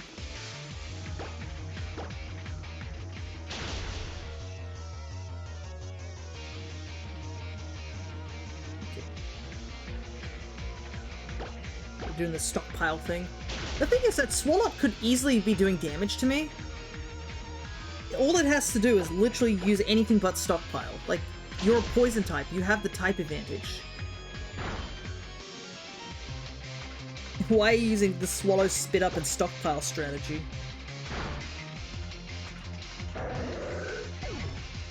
Does Swallow not get anything else?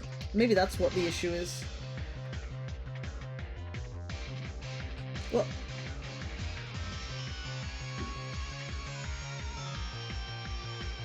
Lipod, we'll stay in. Swalot.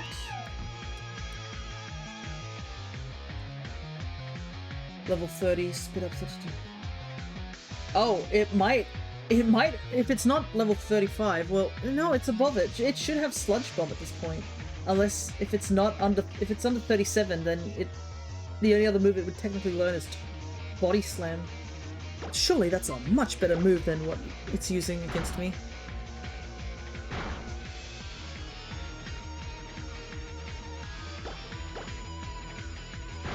AI and its weirdness, I guess, is all we can chalk that up to.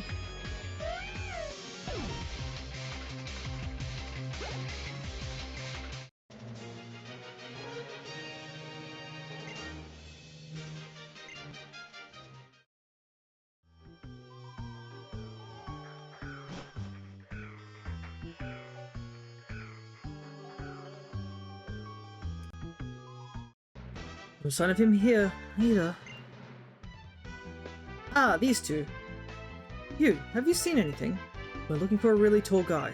And I mean tall. If he stretched out as a viper and stood it up, he'd be that tall. We've received some intelligence that Team Flare is also trying to find him for some reason. His relationship to Team Flare is a mystery, but... Oh, by the way, I got something for you. Take these with you, Fia.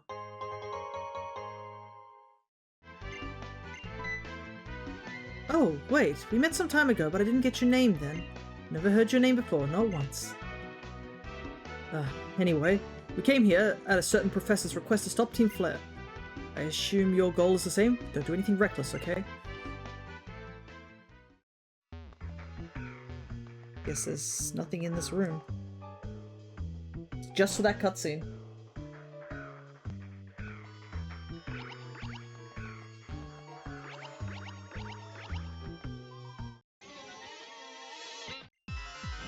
National people can fight too, I know. I've played Monster Hunter. Okay, finally, not a Swalot, frame 1. A lot of Lipod though. I guess it's not too bad though.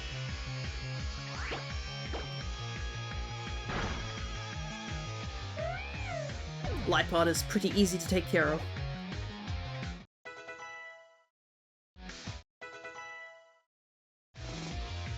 Mariana.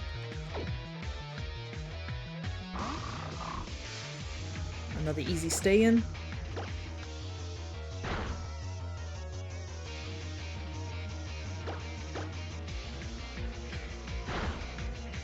Good. Was a little worried about Swagger, but I don't think it would have done too much damage to ourselves. I don't think our attack is that high. Yeah, it's just our defense is kind of ass as well, so it probably would have still done a decent amount of damage.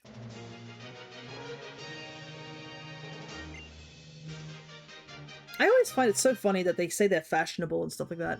The thing is that the suits aren't okay, you know, like, it's not the most egregious thing. It's the hair. If their hair wasn't, like, bright red with those weird little, like, devil horn fire design, I think they would look fashionable. It's just because the hair's so awful that it's just, like, they don't look that fashionable. I mean, we've seen some of the employees from the X-Team Flare members over in ZA, and they look so much nicer just by the fact that they don't have obnoxiously bright red hair.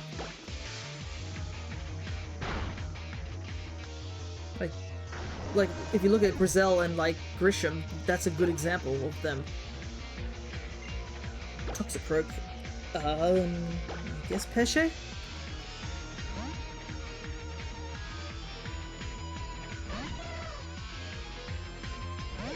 Unfortunately, Pesce only knows Mega Drain still. If it had Giga Drain, that would be so much better.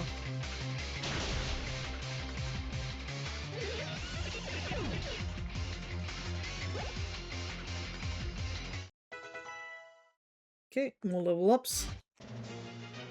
At least all these grunts are giving us a lot of EXP, which has been handy to say the least.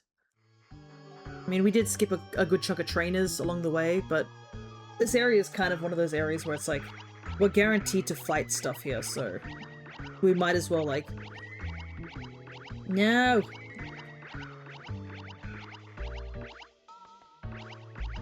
Oh, never mind. I got a little worried thinking that we got looped around, we'd have to do that all over again. I have always, like, find it so funny, the whole fascination with the enemy team, like, using sort of, like, warp panels and, like, spin pads to, like, go anywhere. Like, in normal circumstances, that would be the biggest health and safety issue. Like, if you had motion sickness, you're gone. You just couldn't join this team. And imagine you have to get to work every day by spinning around. Like, breakfast would be, like, you'd have to eat breakfast after you arrived, so you didn't hurl.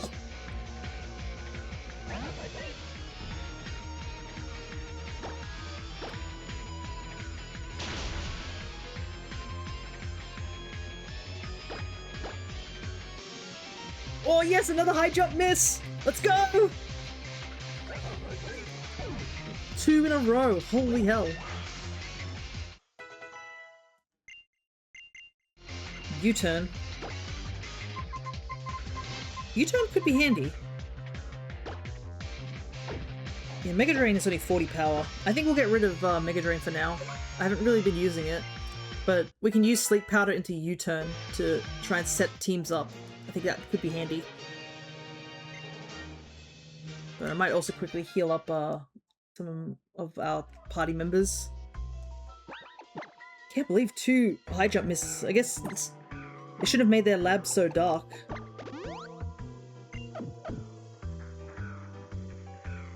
Nobody can see a thing.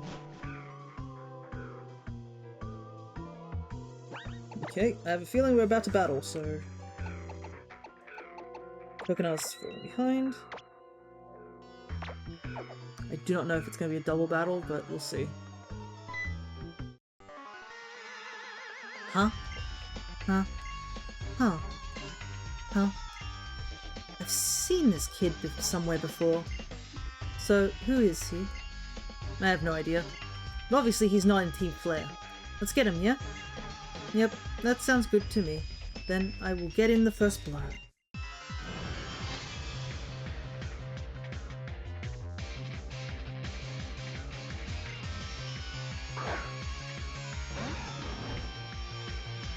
Oh, that trick. Easy peasy.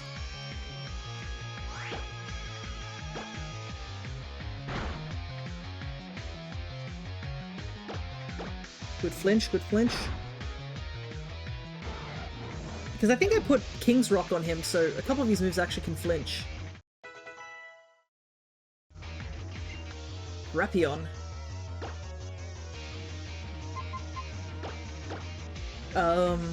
Drapion has always been such an annoying mon for me to deal with, like, even in my regular playthroughs. Because I think it still only has, like, one weakness. And that's ground.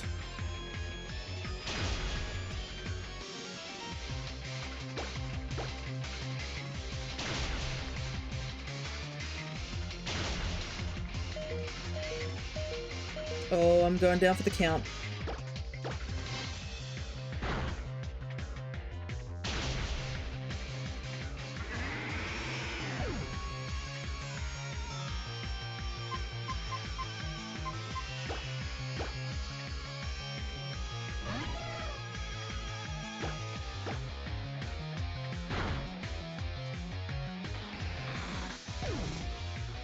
Alrighty.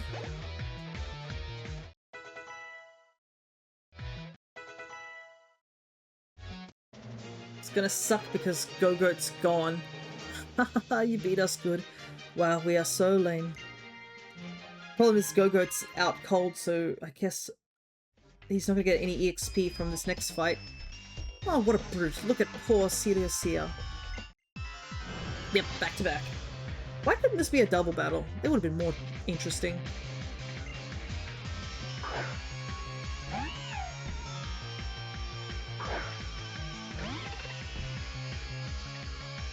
Sorry, Go-Goat, but I can't use items in battle, so I can't revive you.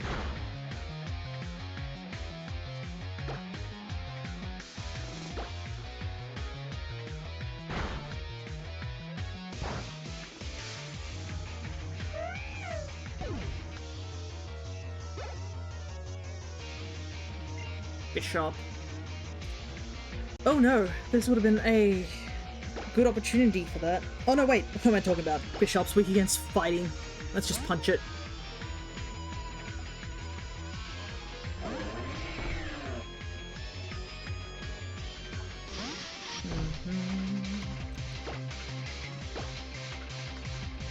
Punch.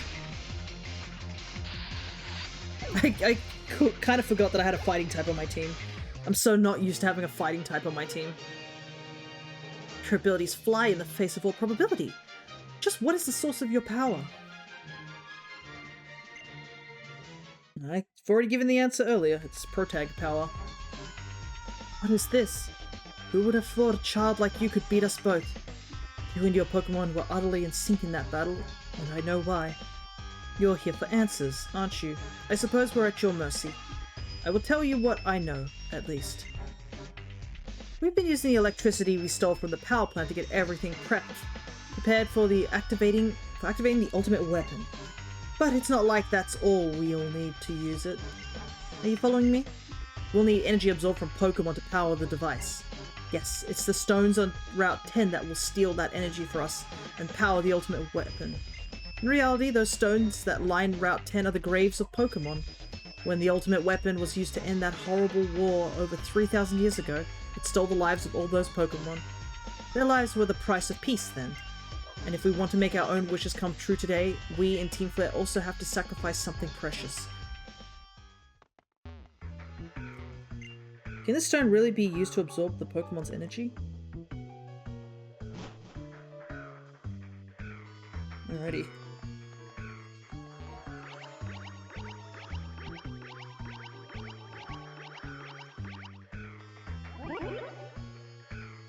I believe that's the last door we need to get to, is that one that we just bypassed.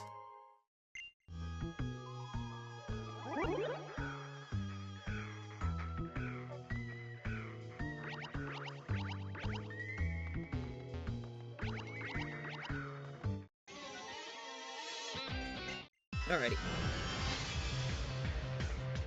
Onward. I think I am using a little bit of a guide, so I'm not totally lost. I believe what we need to do is go on that warp panel. Funnily enough, that warp panel the other scientist was at, the orange one, it takes you just back to the beginning of the level if you took the orange part. I don't have anything strong against this guy.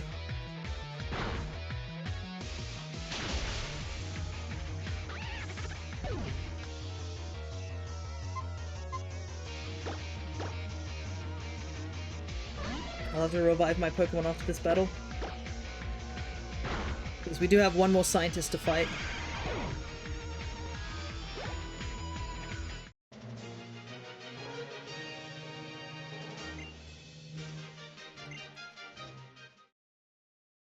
Alrighty.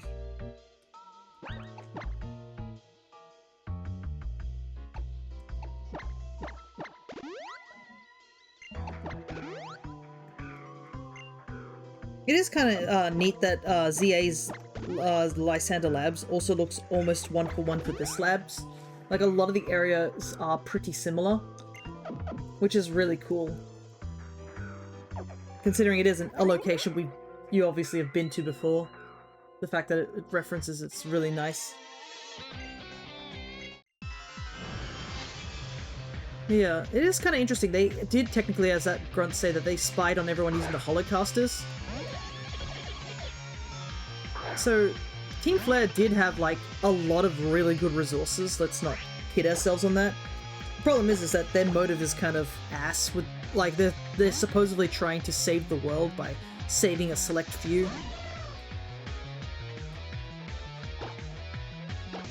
It doesn't feel like that's the best plan. Because, I mean, it's a plot I've seen before in another game, but it was a different thing where all of humanity was gonna die and only a select few could make it, but some people who got selected actually just paid their way into it. Or, like, took seats that were clearly supposed to be saved up for someone else, that sort of thing.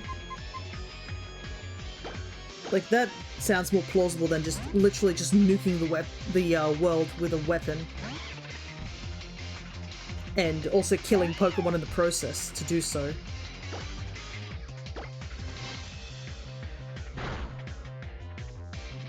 So yeah, Team Flare's, I guess, whole story schlick is a bit weird. I mean, I guess it works, but it doesn't mean that it's a good plan. Like, they do everything right in terms of, like, getting all the stuff prepared and stuff like that. It's just the motivation is so bad, I guess is the best way to describe it.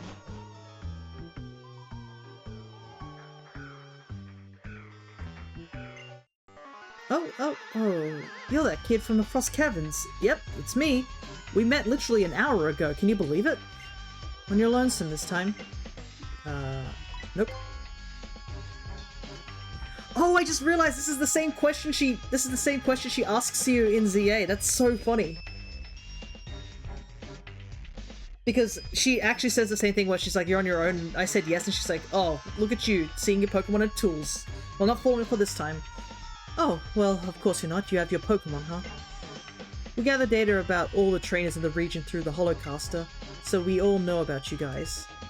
And you know how the Mega Ring is used to awaken a Pokemon's power, right?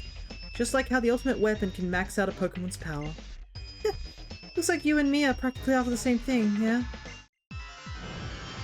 That's cool. So, her talking about... Now that we played ZA recently, we now actually see that it was actually a reference.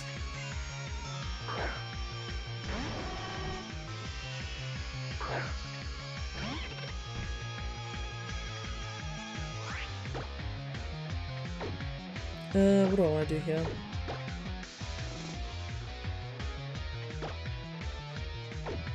I think I'll swap.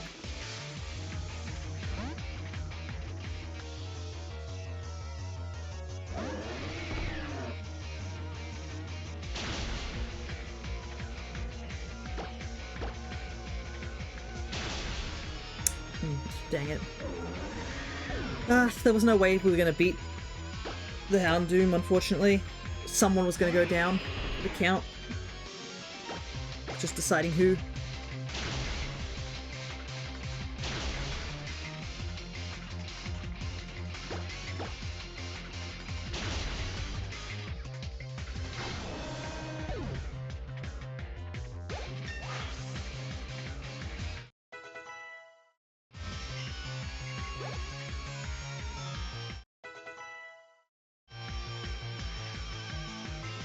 Weavile. Would've been good had our Pokemon survived. Well, we do have Iron Head, so that should work in our favor.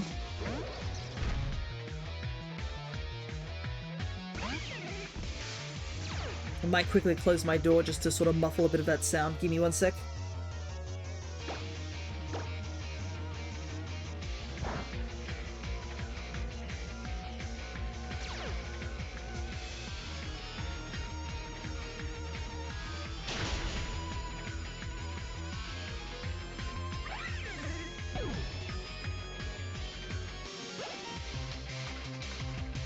Okay, I'm back. And Weavile is gone. You are strong.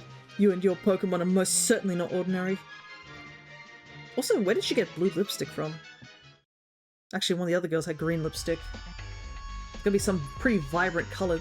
Ding ding ding! Yep, you did it! To the victor goes the spoils. Here, an elevator key for you. Power of the legendary Pokemon. The power to steal life from all around it. It's a mysterious ability that even scientists like us haven't been able to really decode. What do you think will happen to the world if we fuel the ultimate weapon with something like that?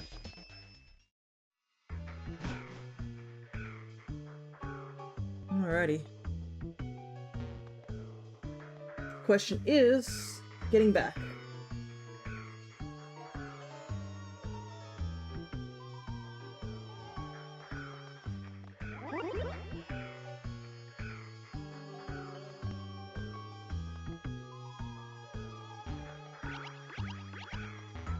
Yeah, I think because we didn't step on that other pad, there's no means for us to warp back. So if you went on B, it would warp you back to the entrance. Which is kind of funny because getting to that orange pad is so early on. It's pretty much like in the second room, isn't it? Anyways, we'll do a quick heal and a quick save, and then we'll finish off Lysander Labs. Because there are a couple things we could have gone and looked for, but I don't think there's anything that's really worth our attention. That's probably why we've been sort of powering through this game, because, I mean, TMs and stuff really aren't important if we can't even use half the TMs.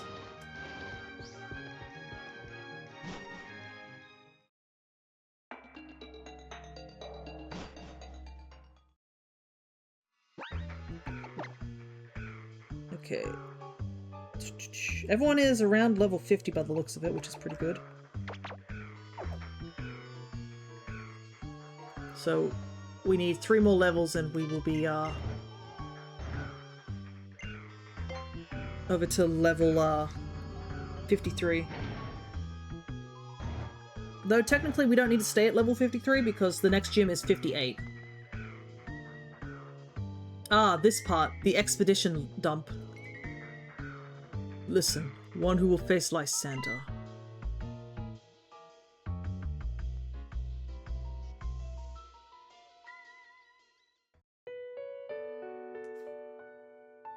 A terribly long time ago.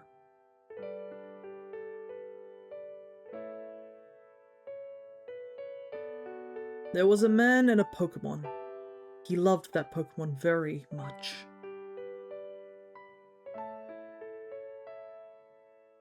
A war began.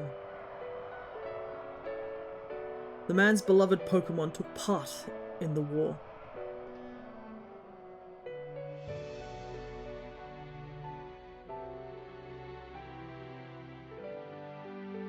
Several years passed.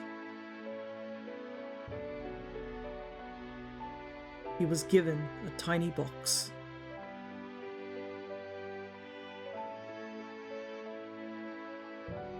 The man wanted to bring the Pokemon back, no matter what it took.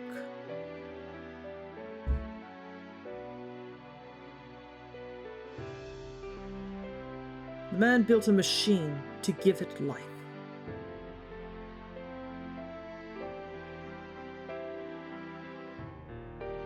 He brought his beloved Pokemon back.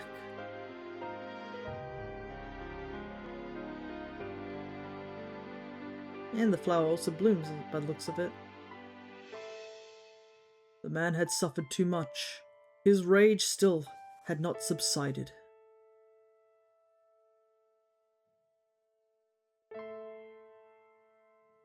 He could not forgive the world that had hurt the Pokemon he loved.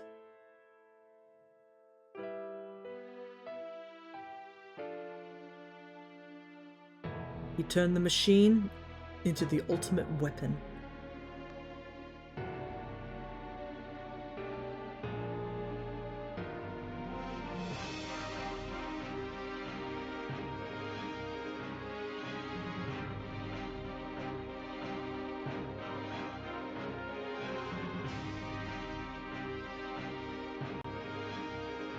The man became a bringer of destruction that ended the war.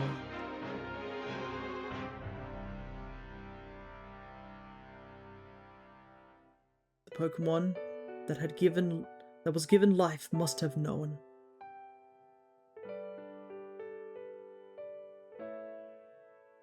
That the lives of many Pokemon were taken to restore its life.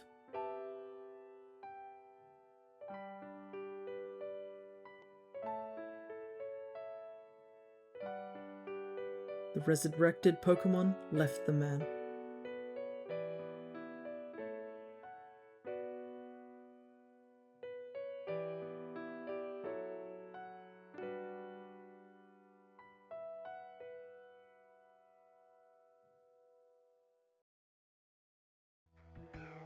It is a bit of a shame of those gravestones. You can clearly see that they have the Pokemon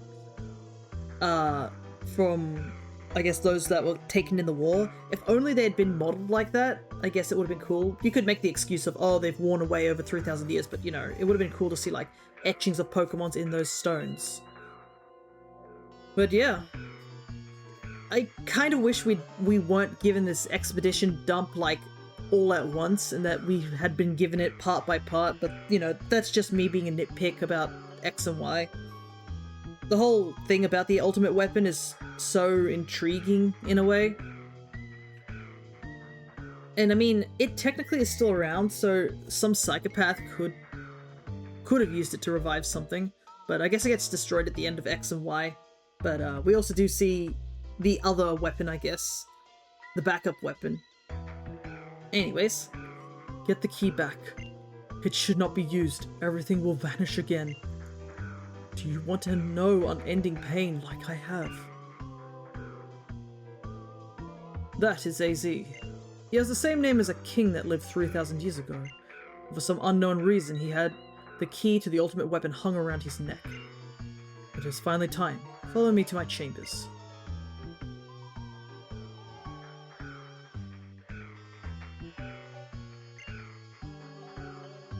He is really tall. But yeah, I wonder if it was like just being using the ultimate weapon caused him to have everlasting life? Or did he get like hit by the attack as well? Because they never really specify why AZ also has eternal life, because Floette does, but not... Didn't really mention about, you know... about AZ. And we do know that Lysander, who uses the ultimate weapon as well, also gets hit by the whole eternal life thing as well.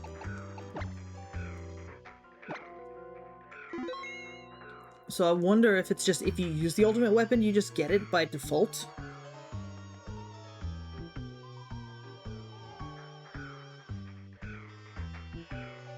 So the Pokeballs we've received and the Pokemon we've gathered are where they need to be. Add it all up and it means all preparations are complete. The only thing left to do is put the plan in motion. I am counting on you. One push of a button and we can activate the ultimate weapon from this room.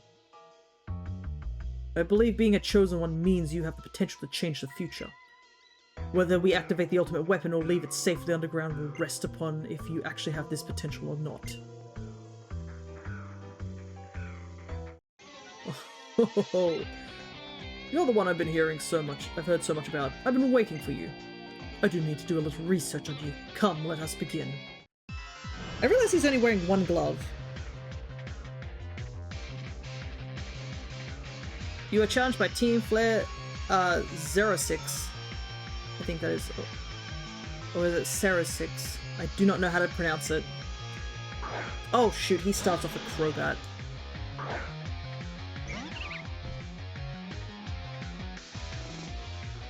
Level 46 Crobat. Well, I may not be able to do much damage, but I'll at least paralyze you, so you won't be able to do much.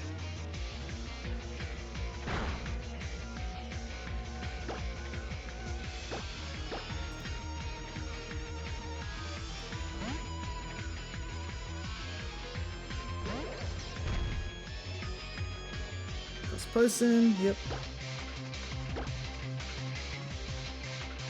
I almost thought about self-destruct, but I thought, nah, this is like the first battle. We can easily deal with a Crobat.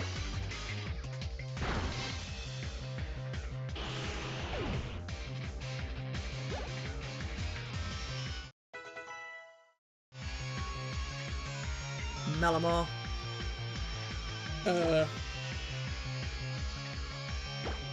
I guess Fairy. It's Dark Psychic. So technically it'd be weak against Bug. Right?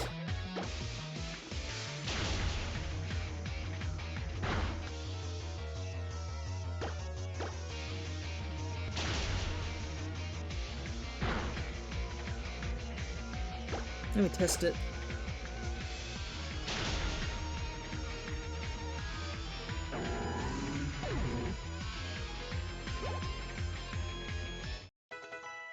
Alright.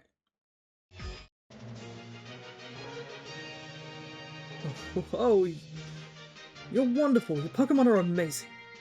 He is also exceedingly pale. This man has not seen the light of day in like 10 years. Wonderful, amazing. You have tremendous skill and bravery. When you add that up, it means I will tell you something very interesting. It happened 3,000 years ago. The ultimate weapon was used to put an end to the war in an instant. If we use that incredible power, we can finally free Kalos of the foolish humans that plague it. Behind me, you'll find a red button and a blue button. One of them is the button for activating the ultimate weapon. Push one now. Come on, push one. So here's an interesting thing. I did test this out during my playthrough of the game. Back when I did Y. And apparently, yes, both the buttons actually do have different actions. So if you choose the red button, you supposedly do activate the ultimate weapon. However, if you choose the blue button, which I think some people may or may not choose, push the blue button, we'll push it. So you pressed it! Oh ho ho! Press the blue switch. Winner, winner. Congratulations! But I'm still going to activate the ultimate weapon. I know the boss promised that we wouldn't if you pushed the correct button, but I refuse to let the potential go to waste. I'll just use my remote here. Click, click, and the power is on.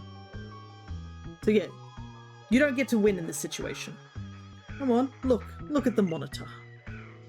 It's just the thou must situation. The answer is yes or yes, which is so dumb. But I mean, look, would the evil team really stop their plans just by like, because you pressed a button? No, they wouldn't. Anyways, Geosenge is now about to become something different. Also, yes, two houses you see in the background just get totally flipped. Like, all the houses get flipped. Imagine you were at home at the time. You're just minding your own business and all of a sudden your house gets flipped.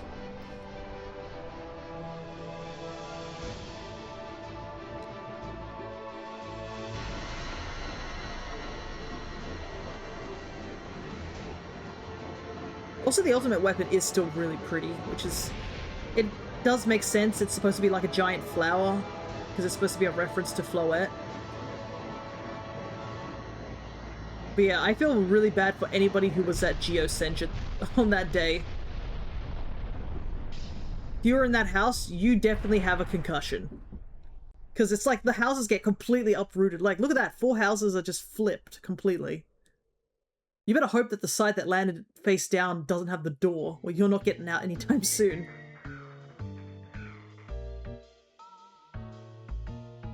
Did you see it? The ultimate weapon is reborn. The poisonous flower has bloomed. All shall perish except for Team Flare. Look at Geosenge. It has bloomed in Geosenge Town. The boss's dream of creating a beautiful world will come true. Add it all up, and it equals a victory for our science. This is also, like, implying that it doesn't backfire, because I don't even remember if Lysander actually mentioned if he was totally fine with rescuing all of Team Flare. I mean, in the Rainbow Rocket arc, you don't ever see any Team Flare members, but I mean, it's all because they're all Rainbow Rockets at that point, but only the leaders get taken. Like, you clearly see, like, Team Flare members just wandering around here. They're not in any bunker or anything like that, or anywhere safe. You would really... If, say, I failed to, like, stop the weapon getting fired, wouldn't that mean, like, they're just gonna get blown to smithereens? Because I don't think the weapon chooses not to hit certain people just because you just happen to dress a certain way. Anyways, we do need to fly to Geosenge, so we're going to quickly bring out Delibird again and fly our way over to Geosenge.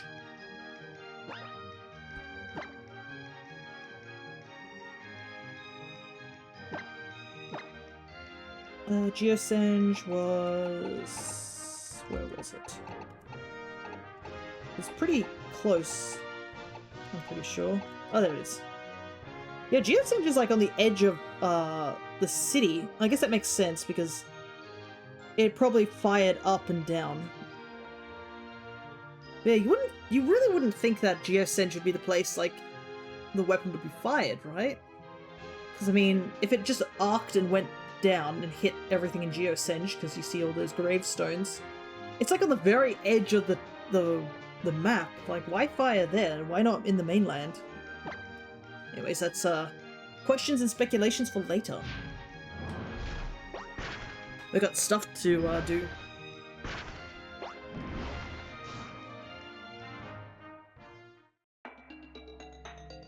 It's a good thing the Pokemon Center is still up and running. And apparently everyone's just chilling in here. I kind of wish that all the residents kind of moved into the Pokemon Center or something like that. Kind of like, you know, the Green Rain in Stardew Valley. When you see Green Rain for the first time, it all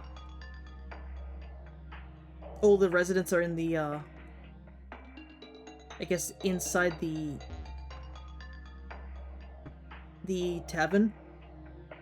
Yeah, somebody wandering around upstairs.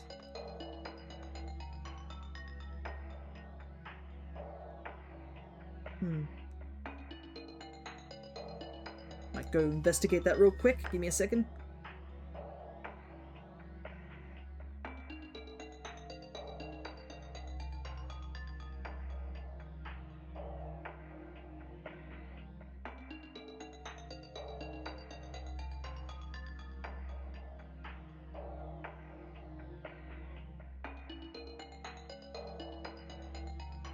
Appears somebody came home early from work. You better have come here prepared, both you and your Pokemon. I did. I healed. Alrighty. I don't think there's really much in terms of this dungeon. It's literally just a straight path. All the dungeoning part was literally that previous area we were in. So it's just going to be a matter of battle after battle.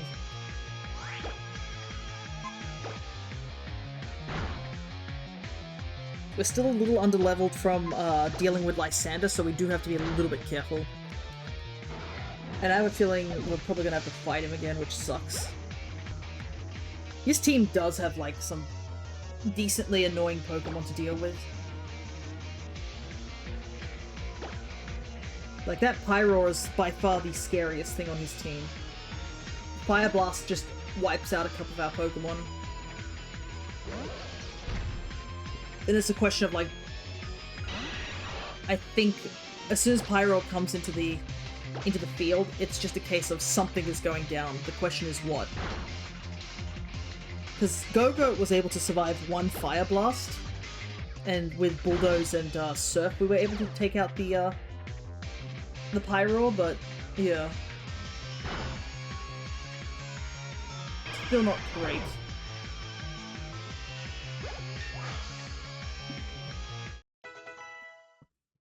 And, like, regardless, eventually we're gonna have to fight him with the Mega Gyarados, if I remember correctly.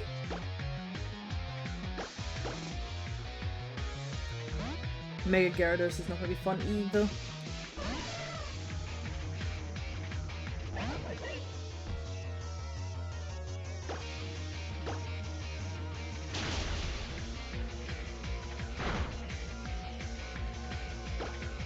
I mean, we could possibly outrun the Pyro and use, like, sleep powder, maybe? But that's also, like, take into account if the pyro, like, you know, sleeps longer than one turn. If it's a one-turn wake-up, then yeah, whatever it switches in, like, still gets blown back. Lysander does whatever he can to help us realize our goals. Surely he deserves respect for that.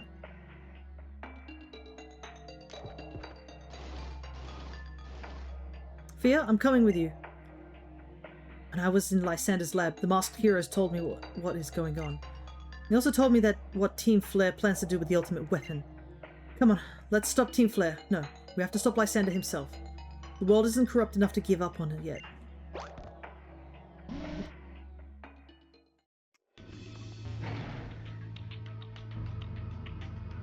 Ooh, 3D. Gotta show off the 3D, even for a little bit.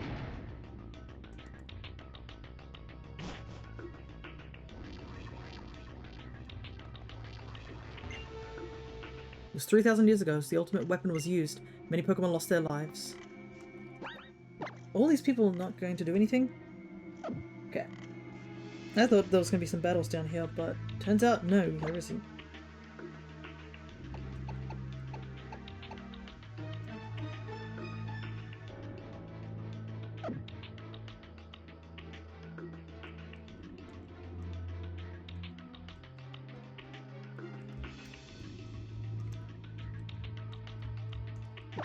Gotta figure out how I'm gonna deal with Mienshao as well. So we're at, I think, the first Lysander battle at this point.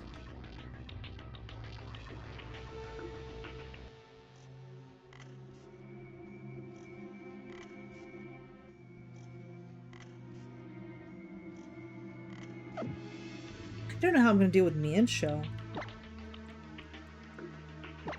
Anyways, I better save just in case.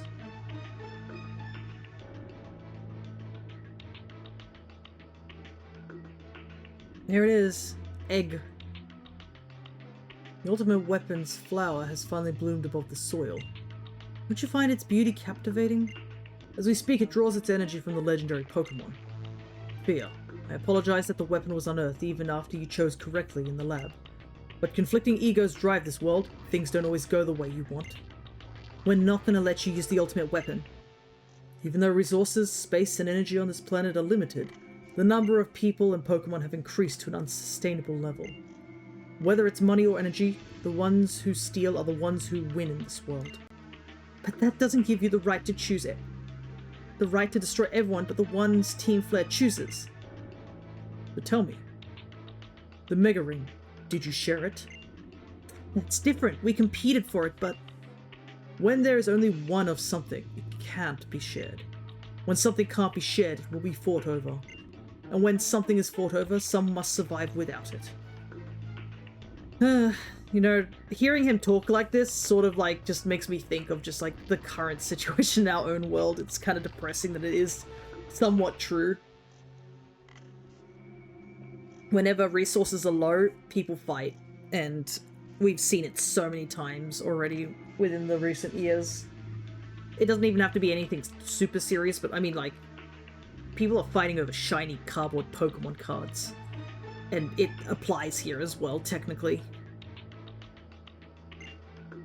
The only way to create a beautiful world where Pokemon live in beauty, a world without conflict or theft, is to reduce the number of living things. What about the Pokemon?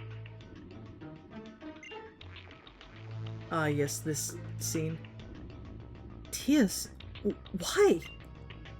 Pokemon shall no longer exist. Pokemon are wonderful beings. Humans have worked with Pokemon, and we have helped each other flourish. But precisely because of that, they will inevitably become tools for war and theft. Enough of this. You want to stop the ultimate weapon, and I refuse to do so. So it will keep you busy for just a moment. Alright. Another Lysander battle. It's so funny, you don't fight Lysander ever throughout the story, and then it's back to back to back that you fight him. Like, you fight Giovanni, I'm pretty sure, at like 3 different locations. What do I want to do here?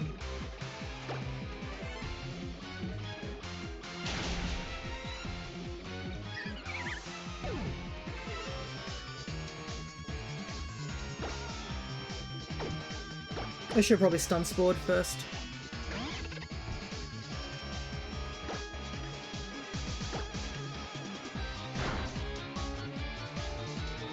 Oh, okay. It's throwing, apparently. Why it didn't go for Acrobats straight away, I do not know.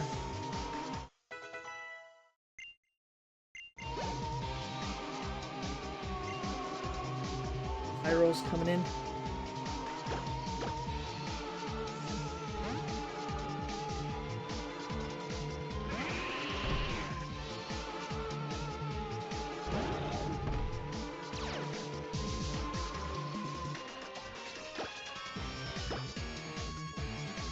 Oh, perfect.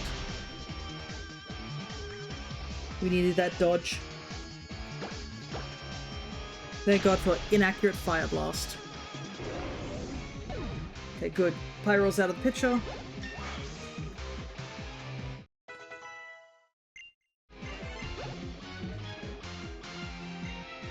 Punch Crow.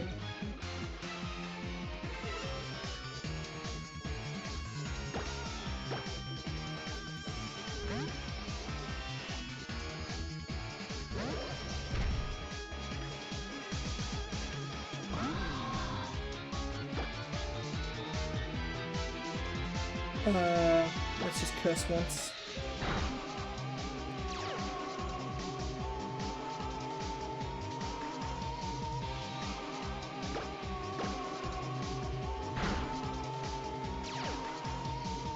Might be okay. We'll see.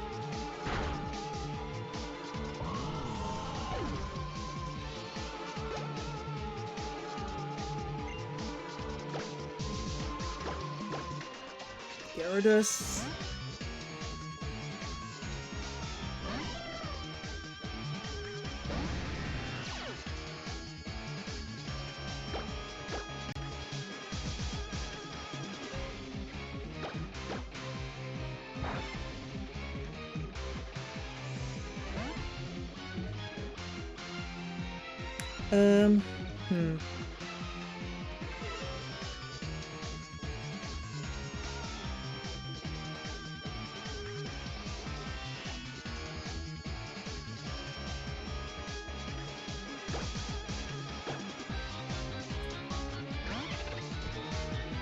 Oh my god. Really? Turn 1, wake up.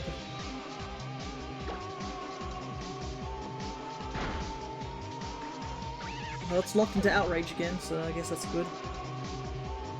Well, not anymore, apparently.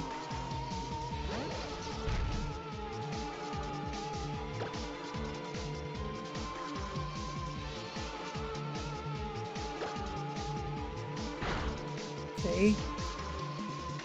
Guess it's handy. And Leech Seed is helping here. Alright, bye-bye.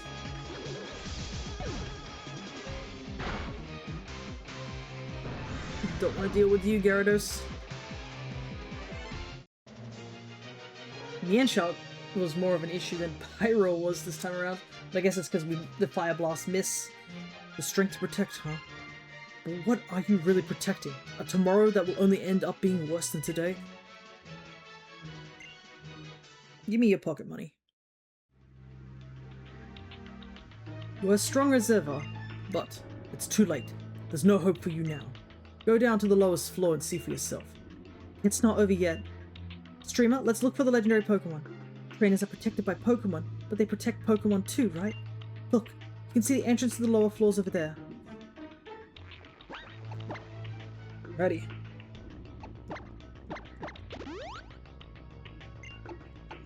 Looks like some of the fights are getting a little bit on the tougher side. Here's the issue, is we're about to deal with Yveltal. And my concern is that I'm pretty sure you fight Lysander straight after Yveltal. And I think you have to put Yveltal in your party. Maybe. It would be funny, like, you get the legendary Pokemon, you immediately throw it into the PC, and you're like, well, nobody can use it now, Lysander.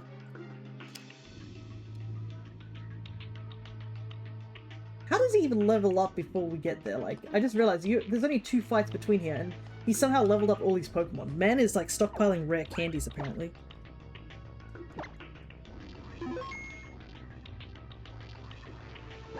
Also, the Toxic Spike strategy didn't really work because 2 of these Pokemon are flying types, so probably won't do that this time around.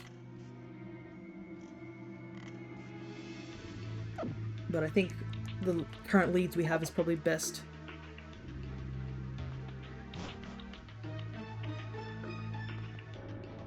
Let's hurry.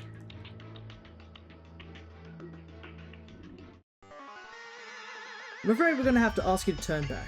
The legendary Pokemon is at the end of this chamber, after all. Why did you even tell them that?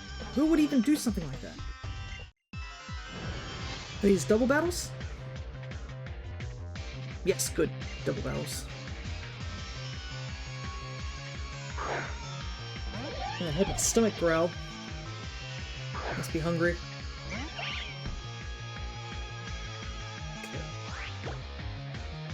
Let's just hope that she's smart enough to take out Toxicroak.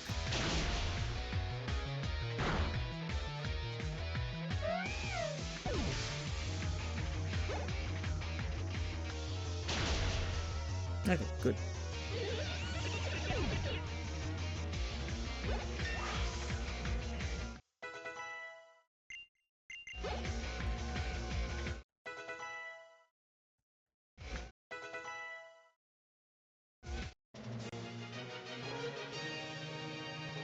You fools, you don't even have suits.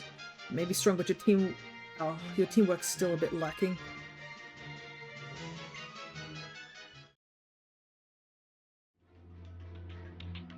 I'm actually curious if Serena healed our Pokemon because we were in a battle with her. No, she does not.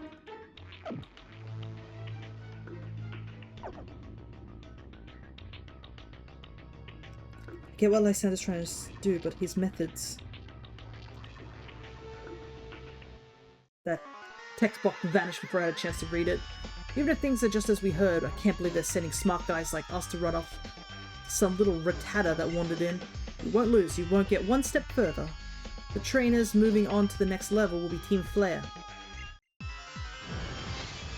Also, I like how I assume they only have a limited amount of Pokemon. If they sacrifice Pokemon to power the weapon, does that mean they're just going to make certain Pokemon go extinct? They really didn't think this plan through, did they? If they really cared about the environment, they would at least have a living dex with all the Pokemon in it.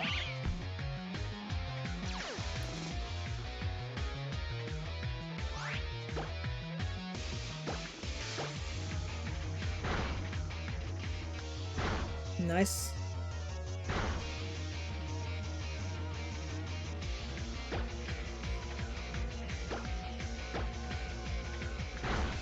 Get rid of Mariana.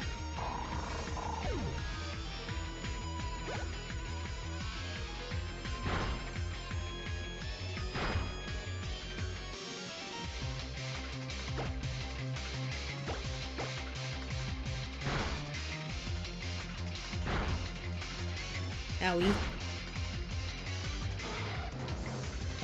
Okay.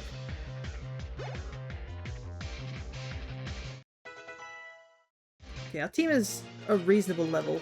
So the thing is technically Gyarados will become a dark type when it evolves, so it gets rid of the flying typing. So I guess it's handy.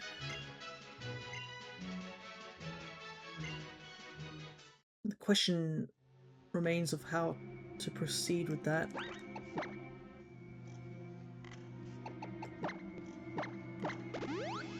Yeah. Oh, and also I guess the issue would also be if we're forced to take the legendary.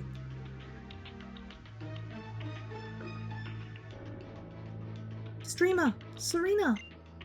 I don't believe it. What are you doing here? I'm sorry. I know. I'm just gonna slow you down. But friends should stick together. I'm the one who should be apologizing. I came all this way out here and I wasn't very considerate of your feelings. You're right. Friends should stick together. Streamer, we should all go together, right? Of course. I knew you'd agree. Okay, Shauna. Streamer and I will go ahead. Stay close to us, okay? Okay, thank you. Also, I like how friends should stick together, but only one of them showed up? What about the other two? They bothering helping out?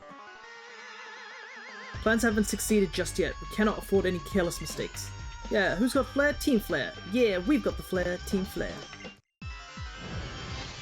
At least we seem to get a good chunk of battles in to get some extra EXP between the two Lysander battles.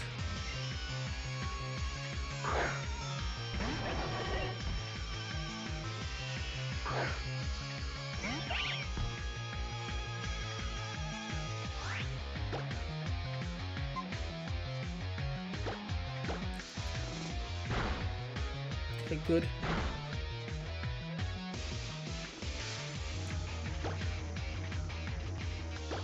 Problem is I can't really hit Houndoom, but I don't think Meowstic can either.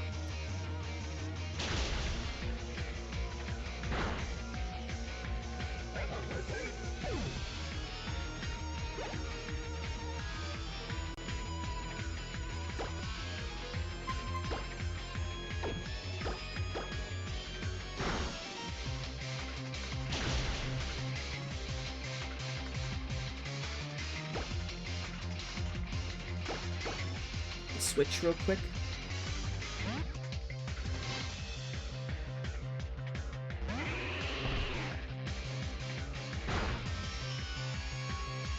Perfect. Oh, sorry, Meowstic.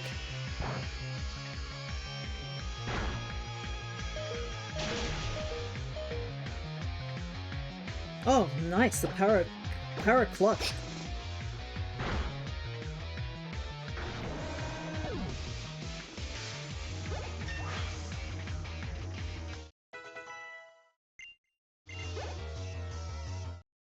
Okay, everyone's a good healthy 50-ish, 52-ish.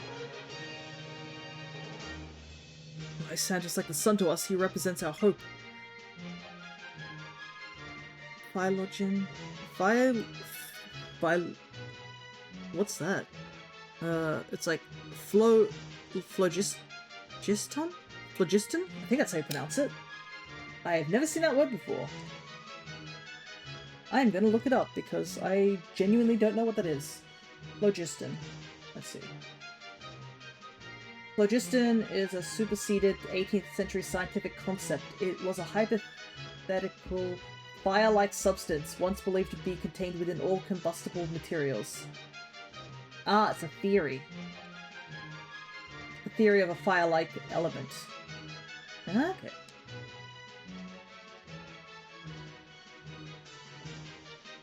Alright. You learned something.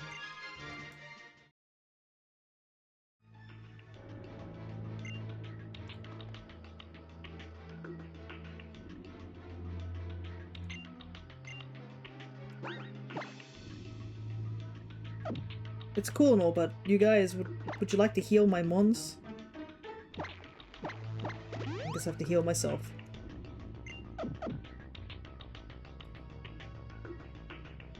Alrighty.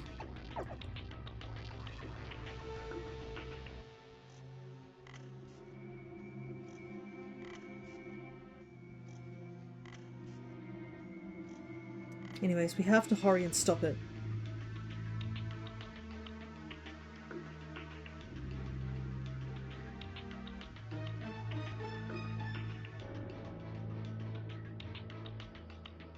It's an electronic lock. What should we do? This might help. It's a device that helps you when you're stuck in a puzzle. Clement gave it to me. An electric lock and a puzzle are the same sort of thing, right? Ta-da! The lock opened. Oh, and the device actually broke. Amazing, Shauna. You and Clement's devices are both full of surprises. So, we're finally here. The legendary Pokemon is in sight. Let's go help it.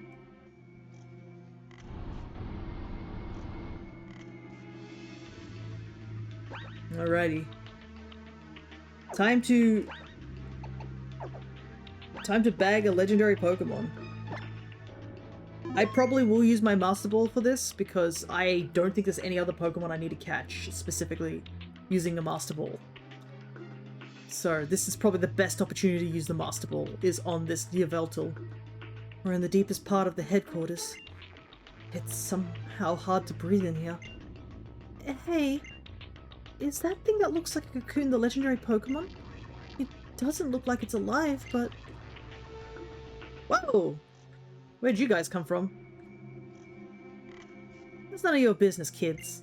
The ultimate weapon has taken 99% of the legendary Pokemon's energy. But just to make double sure nothing goes wrong, let's take these runts out. No, I hate being chased! Oh, Shauna, this again. Fia, you take care of things here. I'll protect Shauna. Make sure to take care of those runts that ran away. I should have expected as much from the kids who made it clear down here. It was a pretty simple tactic, but it managed to split us up. That girl's pretty good. So, you really think you can beat us? Ugh, more fighting. I don't even get to heal. Do you actually think all living things can truly be happy?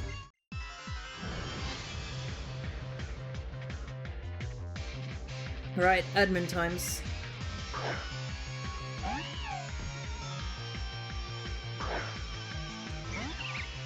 I guess the big issue here is it's just a massive gauntlet, if you think about it. If you don't have enough healing items, you're just gonna start withering away of stats.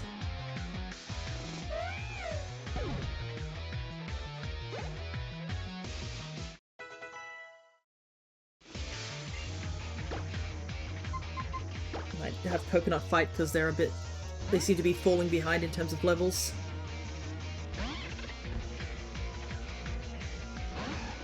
But if we do have to take the legendary Pokemon on our team, I might put Coconut in the box. Hopefully that won't be the case, but we'll see.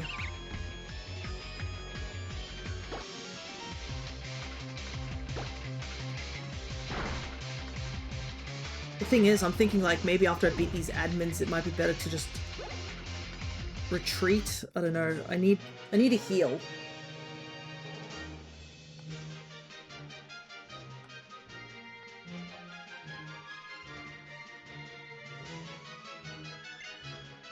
Because I'm running out of stats.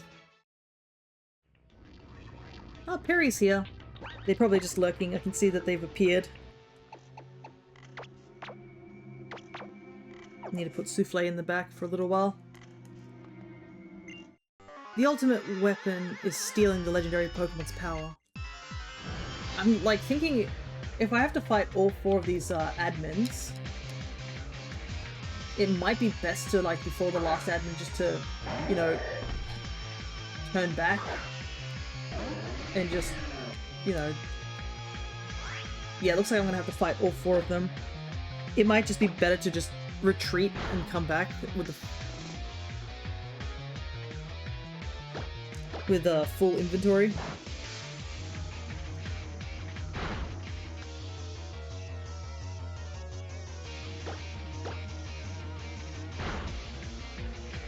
I'm starting to think these Swallows just do not have a poison type move. I'm getting that feeling.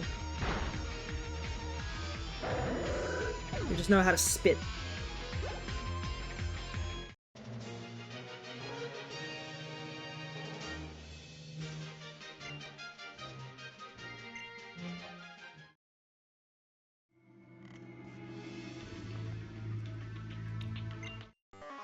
You guys think we'll let you join Team Flare after this? All this, you got another thing coming.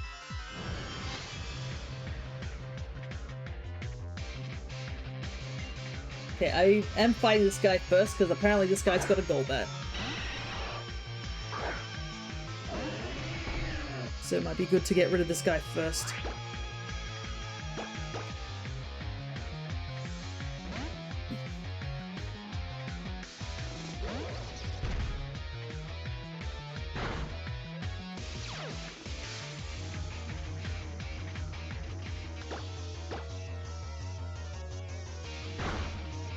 Don't worry, I don't intend to escape.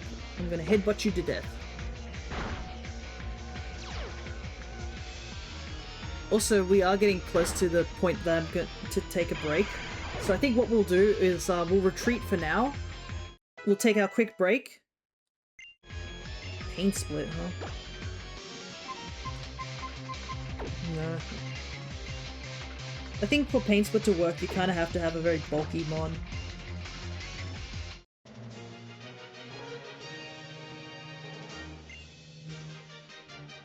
I don't think Escape Rope works in this situation. I kind of want to see if it does. If not, we're going to have to run all the way back. Yeah, we're going to have to run all the way back, probably.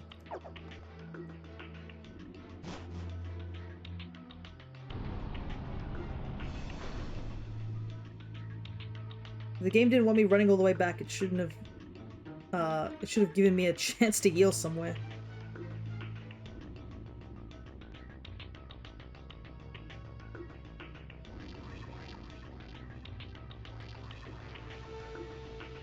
Thankfully, as I said before, this dungeon is just one big corridor.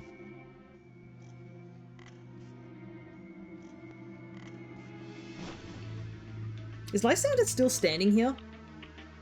He is. I guess the game wasn't expecting me to run all the way back here.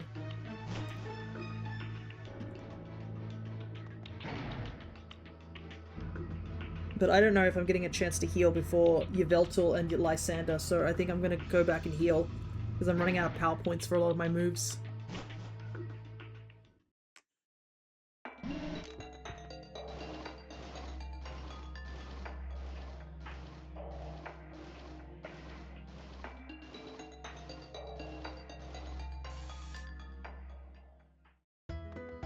Oh, I just noticed that there's a lot of Team Flare members just standing around at the entrances.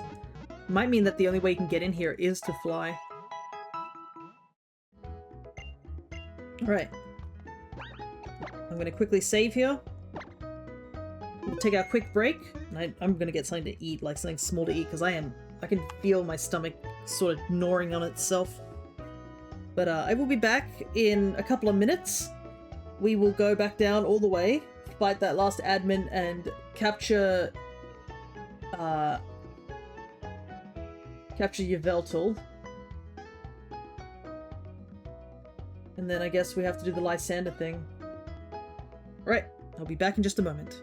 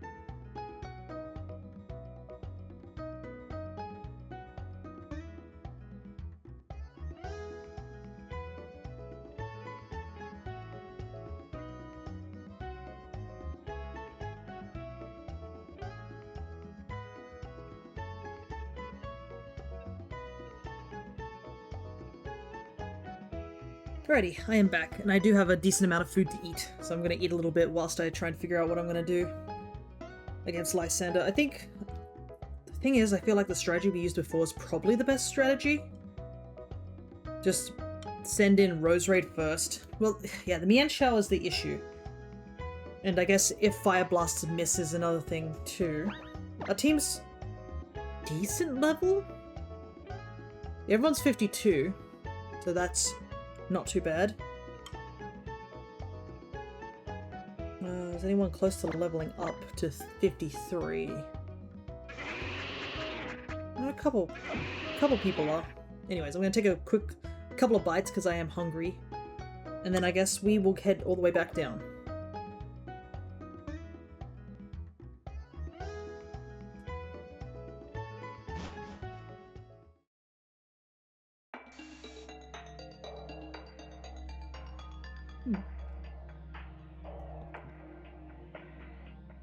It's tasty. Bite break, yeah. It is. My mum came home early today, and she has gotten me these, it seems like Hokkien noodles with honey soy chicken and Mongolian beef. It is fairly tasty. Downside is I've got to do this one-handed, because I want to eat, but I have to control the game at the same time, which is not easy. Plus, it is lunchtime for me, so I am very hungry. I didn't have a big breakfast because I accidentally didn't wake up too early.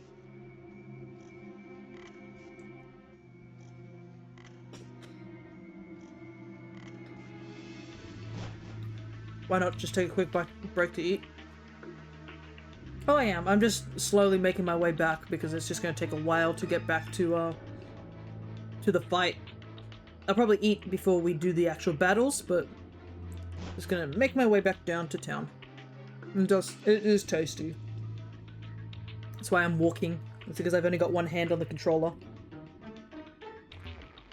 Sometimes just getting a bit of fast food is still pretty good.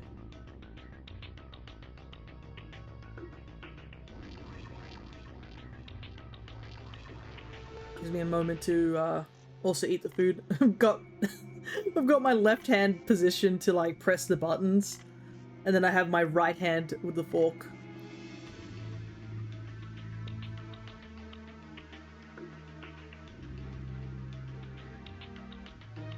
Also, streamer problems, yeah. Unfortunately, I haven't figured out how to use telekinesis.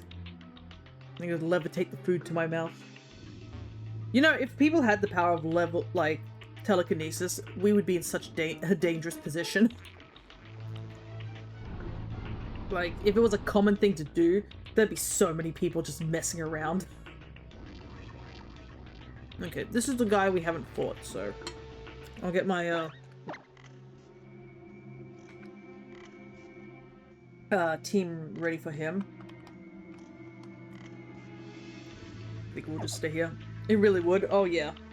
Like, anytime I hear people like, oh, what superpower you want? And then you're just like, we should not have superpowers. That's the reason we don't have superpowers. Let's be really clear. If certain people had superpowers, they would just mess around so much. Like, you hear, I know it's all the fantastical things like, oh, I'd love to fly. It's like, yeah, you would like to fly until you start flying into buildings or like flying into electrical lines. Ugh, jeez. And the one that, if anybody ever has, like, which would you pick between, like, two different things, and one of them is teleportation, I immediately am taking the second one. I am never taking teleportation. Everyone says teleportation's great until you teleport into a wall, and then it's not great.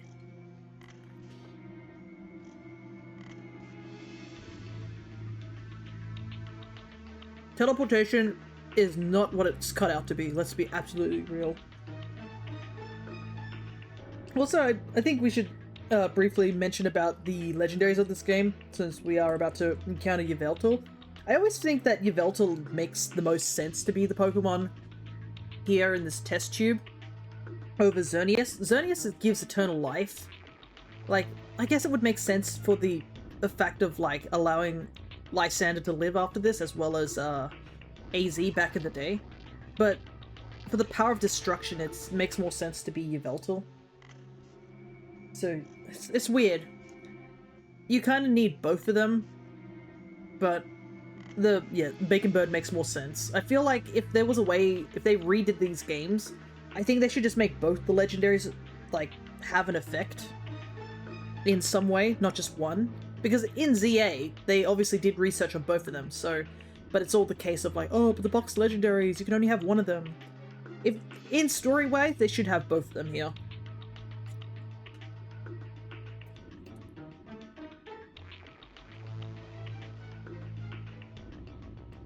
I wonder if they could have made your rival a bit more interesting if they had to catch the other legendary. You know, similar to like the situation with Hop. How Hop gets the other box legendary depending which game you played. I think that would have been really cool.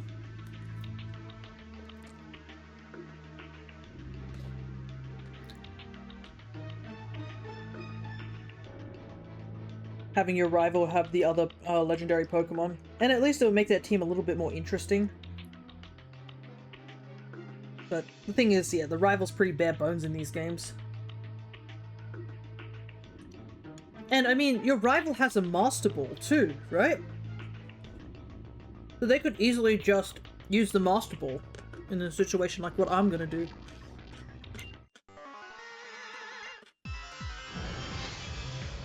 And that would allow, like, both the legendary...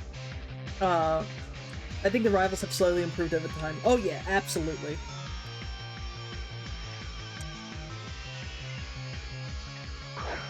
Character-wise, I mean. Oh yeah, I absolutely agree that the rivals in Pokemon have definitely improved. Like, even looking between the rivals between the original Ruby and Sapphire to Oras, like, Brendan and May definitely have improved.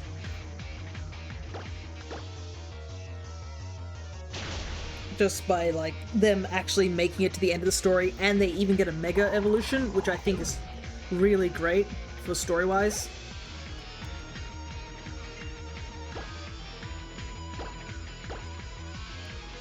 But yeah, I will always say X and Y's rivals are too many rivals, not enough substance.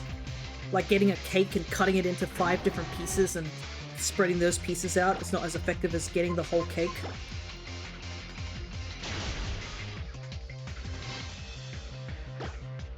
And then we went from the Alola region. Hal's not too bad. I mean, he's okay. He does his job of being the happy-go-lucky guy. And Gladion is also a good character too. And I think with Lily is not really a rival, but she's still very important to the story. Alright. That should be all of them. No way! This puts the no in no way! Contact Lysander! Call for reinforcements! Alrighty. We need to get our team ready for Lysander. But then, after Alola is Sword and Shield, and I think, like, I have talked a bit about Sword and Shield when we were doing our home series. I think Hop's a good rival. I think he's a very realistic rival. So I do like Hop. Beyday's okay. He's there. I do not like Murny. I know a lot of people like Murny's design, but I do not like Murny. Team Yell is already, like, a very bad team as well. But Marnie is absolutely nothing. Like, yes, she's cute. Whatever. You dislike Marnie too, lol? Yeah, Marnie does nothing in the story. She's so absent, you could take her out of the story of Sword and Shield, and nothing would change. So that's why I just dislike her so much, because she brings nothing to the table. And I see so many people being like, oh, Hop's a whiny guy and stuff like that. I'm like, yeah, you'd be a bit whiny too if you lost multiple battles in a row. Like, he gets annoyed with Beyday, and yeah, Beyday's not a good person. And then he immediately just, like, mollywops Hop. And of course Hop's gonna be like, oh, shoot. Like, it's like that guy who tried to play that one song from Rush E, the playable version, and then some guy's like, well, actually, you did it pretty badly. And they're like, oh, well, I'd like to see you try. And the guy's like, oh, yeah, you will like to see me try. And then he plays it flawlessly. And then you're just like, oh, wow, the villain actually had a point there. But yeah, that's the issue with, like, Hop, is, like, he loses battle after battle. Like, I'm pretty sure he doesn't win a battle against you. Like, and I really loved the scene that you see at the very end of the game where, yeah, he's living up to a champion, and he loses, and you see him, like, literally throw his hand in frustration, and he doesn't even look happy after the battle like he usually does. And it's just a strained sort of face, and you just, like... You feel for him in that moment. I'm just like, damn, that's right, he has lost every match, like, major match since. And he also loses to those stupid twins at the end of the game, which... Yeah, and I do like how he does love battling Pokemon. That's still the same thing, but him choosing the path of, like, going the professor route, I think is just a nice touch. Sometimes you don't have to be... He doesn't have to be a champion to still be a really good person. And I think him choosing just a total different route compared to his brother was just a nice touch. I'm gonna take another mouthful of food while we're just chatting here after before we do Yveltal.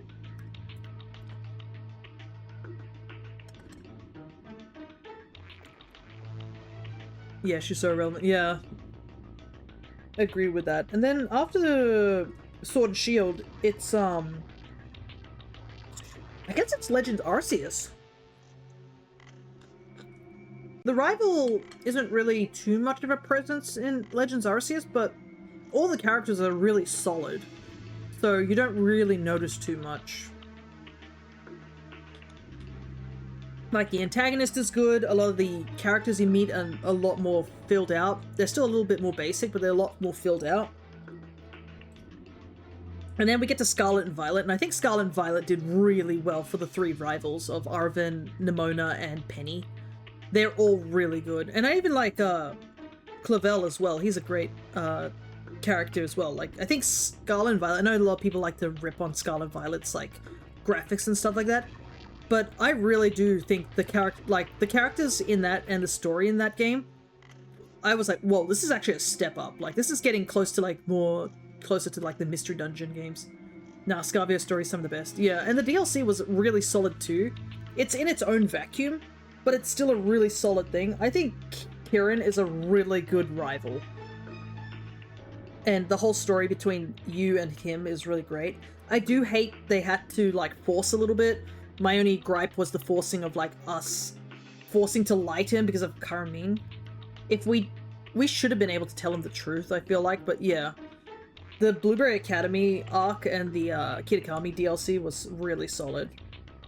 And I think I like how they added the things of, like, you having Ogerpon causes different reactions and stuff like that. It's really nice.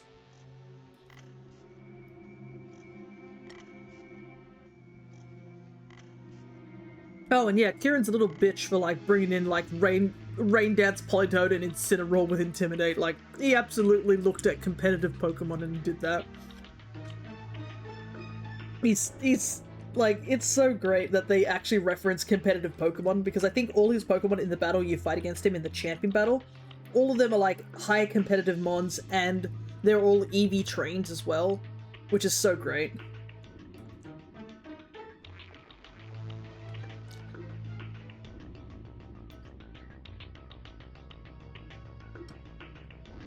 All the Blueberry was competitive VGC. I loved it. Yeah, all the double battles and all the Blueberry Academy I did enjoy when we played through it, and I loved how when you get the Master Ball in for being champion. The scene in the room where what's her name? Briar is talking about Terapagos, and there's a moment where Kieran looks down and mentions about the legendary Pokemon, and it just clicked for me. I was like, oh my god, Kieran is going to attempt to take Terapagos. I immediately put two and two together at that point. Like, I was like, oh my god, Kieran is going to take Terapagos. Because he's still incredibly, like, bitter over us taking Ogerpon.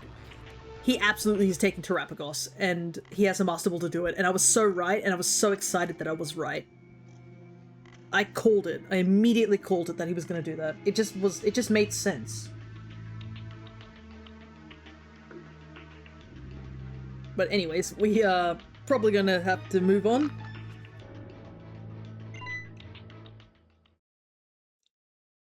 It's time to deal with Yveltal. I've spent enough time eating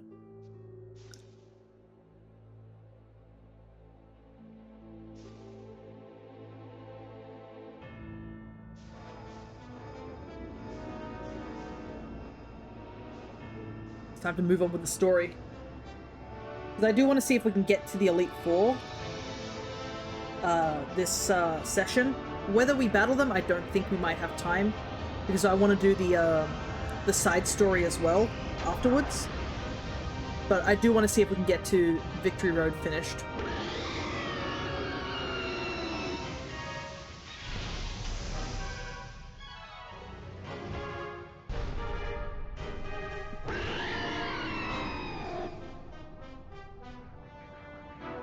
Yeah, look how big Yveltal is compared to us. If you saw this thing crawling at you like it does in ZA, yes, you would be frightened by it.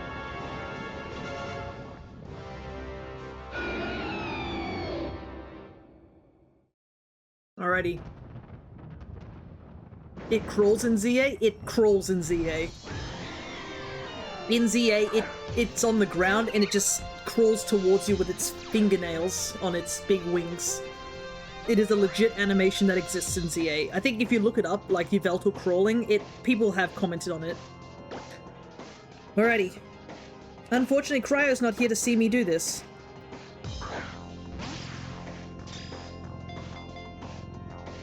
I was gonna restart that tonight, but never mind, that sounds horrifying.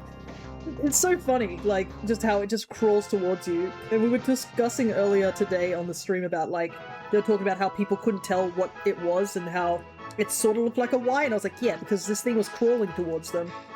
Of course they couldn't tell what it was. I'd be horrified too if a giant bird that's like, you know, 19 feet long starts crawling towards me.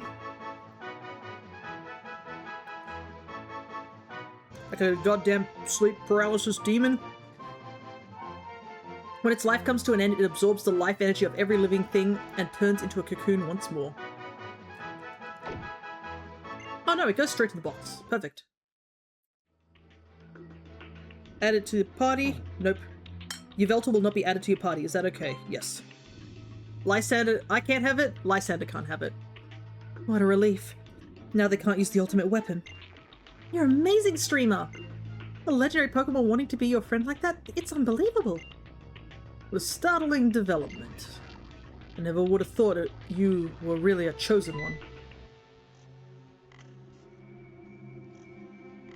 So this is the mighty Yveltal. I expected more from a Pokemon called a legend. You desire help from people? You desire help from a human? What's going on with that outfit? Is that really you, Lysander? Oh, whatever. Streamer already beat you. What are you doing here? I used revives, and I have now leveled up my Pokemon with rare candy. For me, victory is using the ultimate weapon. In order to do that, I need to reclaim the legendary Pokemon's power and send it to that weapon once again. Too bad, Lysander, I don't have it. I put it in the PC. You're gonna have to go and talk to the Pokemon Center's lady. And also, I'm not gonna give you my password to my Pokemon box, so too bad.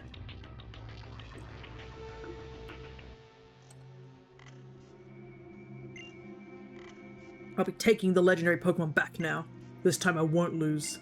I too shall use the Mega Ring and Mega Stone that you researched during your travels. Alrighty.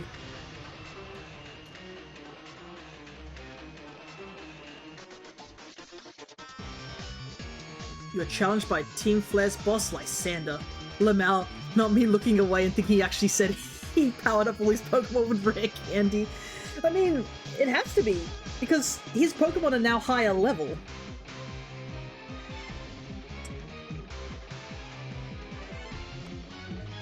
And they don't get level up unless they specifically took out my Pokemon. For example, like, the last time he fought me was just before we came in here, I believe. And his Pokemon are 47, 47, 49, and 51. And now they're 49, 49, 51, 53. So clearly he used rare candy. No other explanation.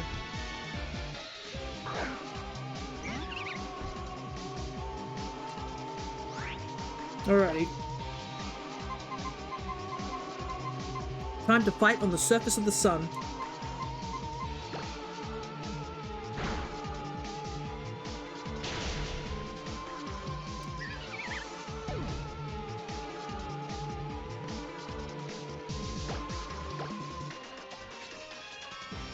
Unless he punched all his grunts as he ran all the way down here. I mean, we were just standing here for a little while eating noodles, so maybe he had enough time to battle his grunts and get some EXP.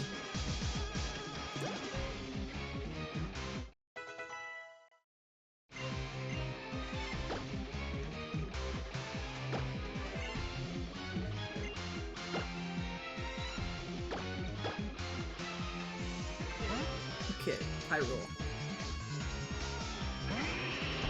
Need Macaron to just survive one hit.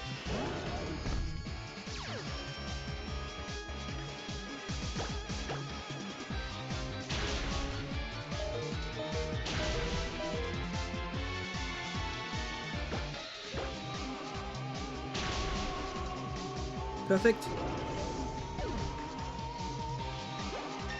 Macaron coming in clutch against that Pyro.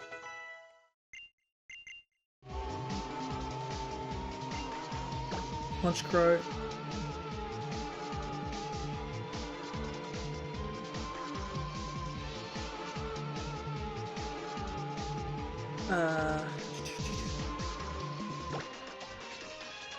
Okay, this one has super luck, so we can do this. We'll have to try.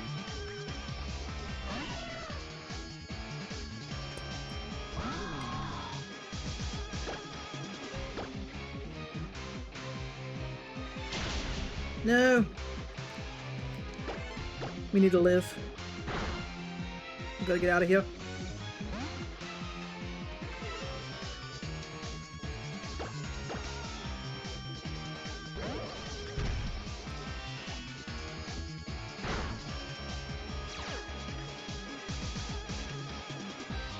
Actually, no, this might work.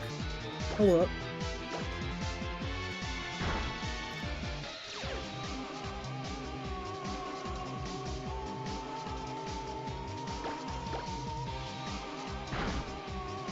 Oh, the crit.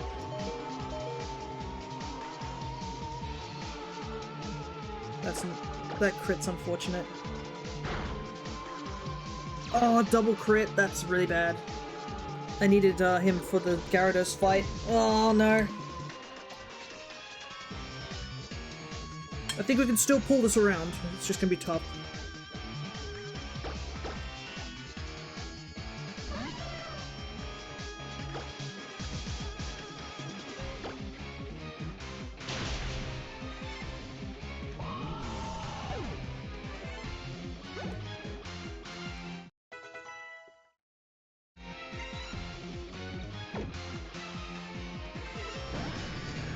We have to take the Intimidate here.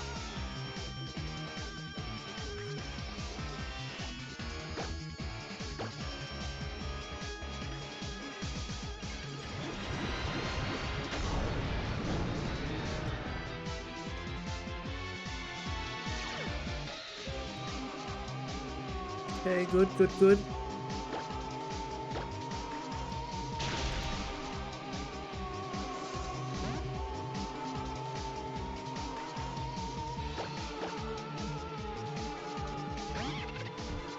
Stay asleep. Perfect.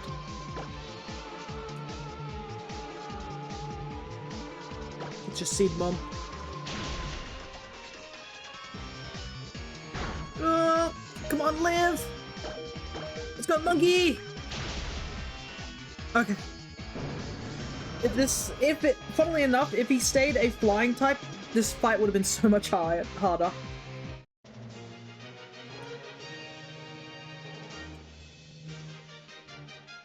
It's over. Fools with no vision will continue to befoul this beautiful world. It will go on until the only thing left it to do is squabble over the remaining scraps of hope. Also, this is the one time there's a slightly different victory animation for the trainer as well. Okay. Did fumble a little with Honchkrow, but...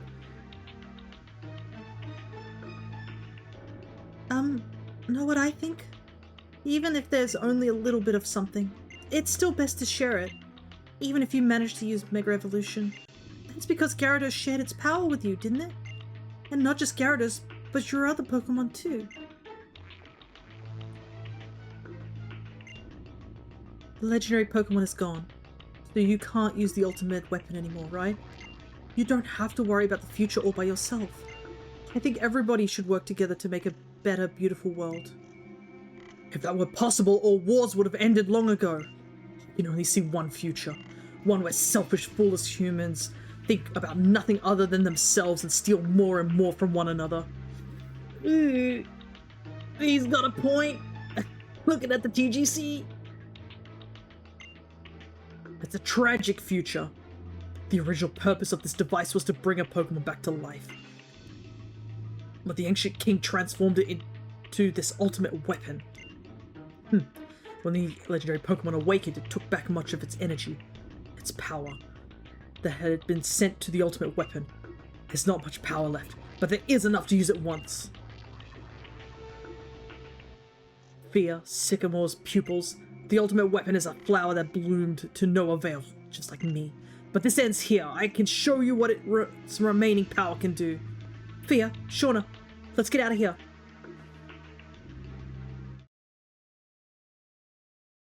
The fact that it still does so much damage, even at, like, let's say maybe 30% power, is crazy.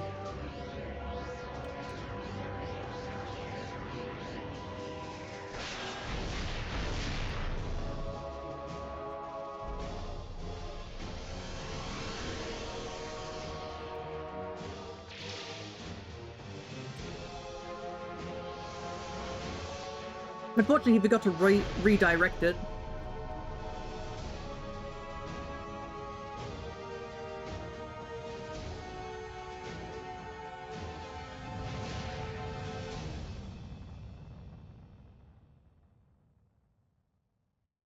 Yeah, that's so strange why he just aimed it directly at himself. Part of me wonders if, like, that was on purpose or, like, not. Maybe it was just he was so crazed. He just fired the weapon even though he couldn't control it.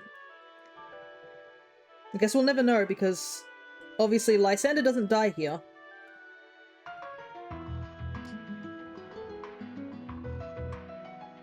Though it is so strange. Like, it's funny because I think before ZA released, I'm pretty sure it was confirmed that Lysander dies in, like, most iterations.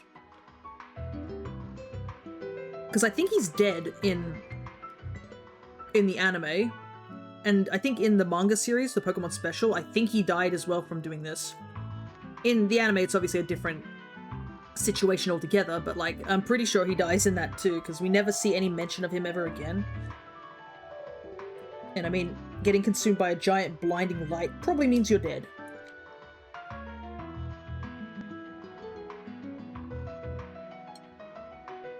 Phew, I'm so glad you're all safe. I really respect the courage and kindness all of you showed. Thank you. We're all fine. Are you guys okay, Tierno? Yep. As you can see, we're doing great. Thanks for asking. We worked together to save the Pokemon connected to the stones on Route 10. I mostly left battling with Team Flare to Cena and Dexio, though. Who are these Cena and Dexio you speak of? We are the masked heroes. Don't worry about it, Tierno. We were all doing the best we could to stop Team Flare's plans. Oh, we have a little bit of news for you all. We managed to destroy the machine in Lysander's lab that was spying on people's Holocaust transmissions. So, we won't have to deal with Team Flare anymore? Now I can go back to filling up my Pokedex. So, it's finally over, right? We can go back to our adventure, right? Let's go back to Anastar City and start over from where we left off. Thank you, Streamer. I have so much respect for you as a friend. It's because I respect you that I want to beat you in a battle as your rival. I really mean it.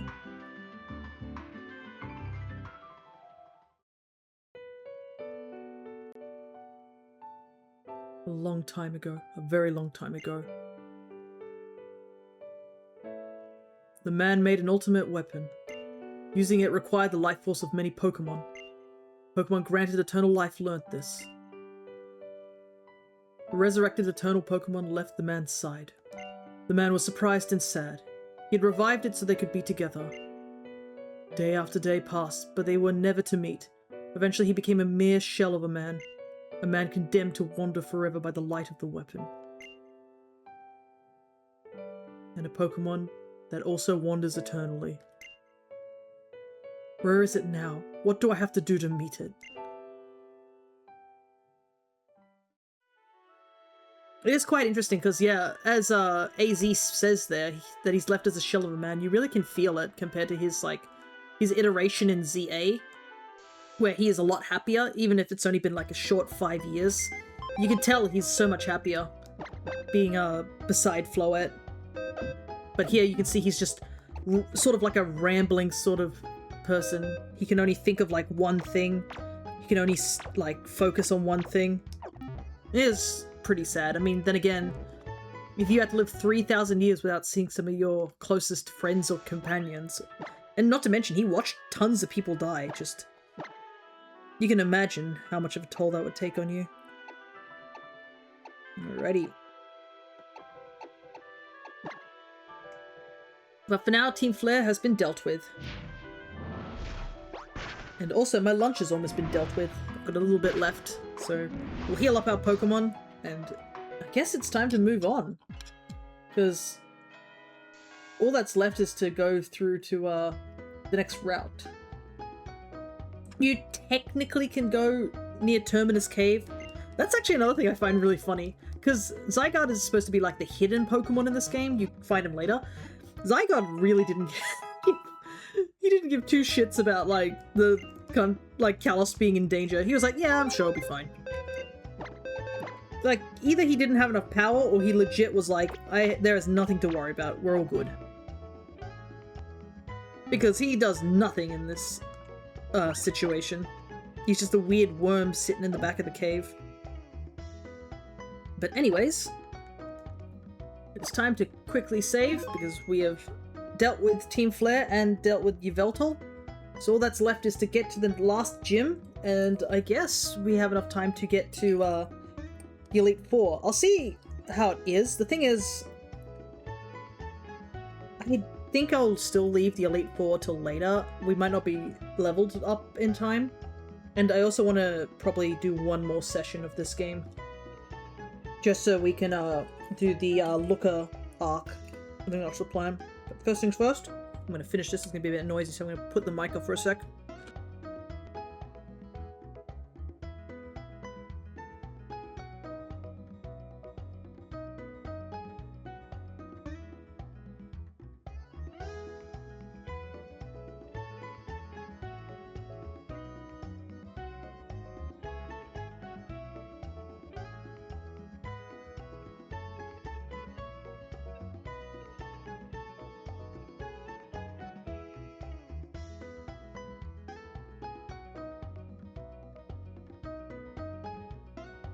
Tasty. I left one big piece of honey soy chicken for last, and it was a good decision. Right. I guess we just move on.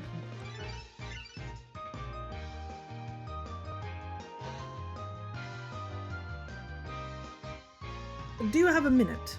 I'd like to talk to you face to face. Let us meet in Koryoe Town.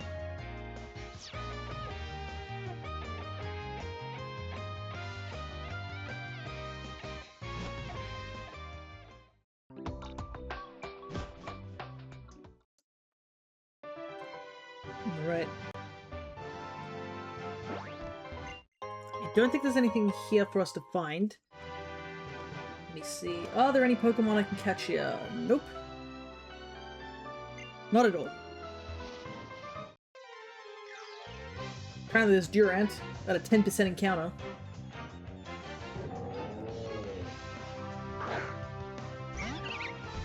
Oh wow, wait a second. Me running into this Heatmore is actually crazy. This is the 5% encounter on this route. We found the rarest Pokemon in the grass, like on the first encounter. That's funny. Okay, we just need to head down, I think. It's the straight path. You can see there's Terminus Cave, but we can't do anything there, and we're gonna do nothing there.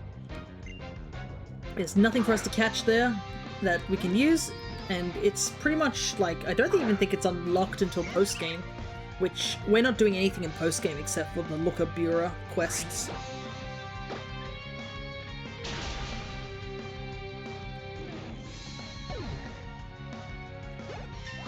Ooh, nice. Just enough to level up. But this gym is going to be a little bit difficult because it is an ice gym. We do at least have, who knows, maybe Ferrothorn can sweep. We do have a steel type. All he has to do is just maybe curse once and then we just Iron Head our way through to victory. That might work. This is also another rare encounter. This is a 10%er. We're supposed to be seeing Girder more. Girder is a 30%. Ah, but we are in the, no, it would be still other Pokemon. Anyways, that's beside the point. You have to go see Professor Sycamore somewhere. There he is. I have to apologize to you about Lysander. I am very sorry for the trouble he caused. And I would also like to thank you. I'm sincerely grateful for what you did for all the Pokemon and people of this world. By stopping Team Flare, you also saved Lysander. I always knew that he desired a beautiful world. And maybe someday the population of people and Pokemon will actually increase to where resources become very scarce. There's also the fact that the world is going to have a heat stroke or something like that. Actually, I honestly don't know what caused the people to go away in Pokopia, but I'm pretty sure it's something to do with the sun, considering the sun is like constantly blazing in that game. So I'm gonna assume that's what's happening, which actually just makes the situation so much funnier. Maybe Lysander is right about the situation, because we don't know what everyone else in the world reacted to, because the region Pokopia is set in is most likely Kanto. Like, all the locations are based on places in Kanto. So I assume other places in the world also had to fly up, but because they also had talks of different conservations, but yeah, it's only Kanto that's slowly being revived thanks to Ditto.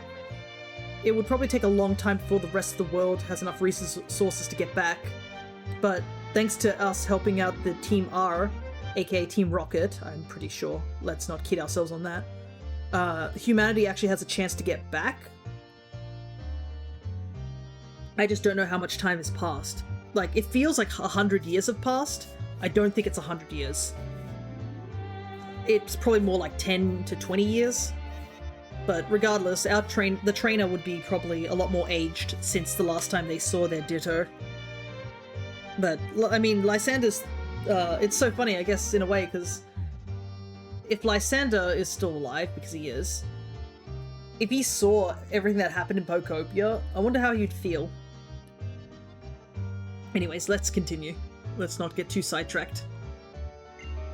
If someone hacks out of greed in such a world, surely some will go without. If all living things keep acting that way, there would be nothing left at all in the end. Why, there won't even be anything left to steal, will they? But what I really wanted was for him to put his ego aside and lead everything to greater heights. I never had this discussion with him, though, so I'm partially responsible for this. Well, enough of that. Fia, I want you and your Pokemon to take everything you've learned from your journey and hit me with your very best shot. This is why I'm sad that Professor Sycamore doesn't show up in ZA. I really would have loved for him and Elle to communicate in some way. Do you think Sycamore feels upset about what happened? I really would have loved to see something out of that. Alright. But now is not the time for that, it's time for battling. And unfortunately he has all three of the Kanto starters, so this is going to be rough. Considering one of those starters is definitely a Charizard.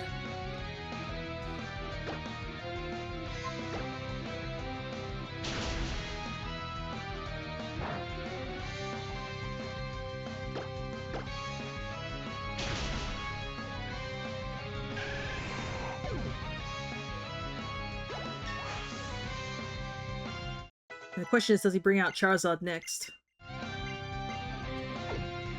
Don't need Worry Seed. Worry Seed is so situational.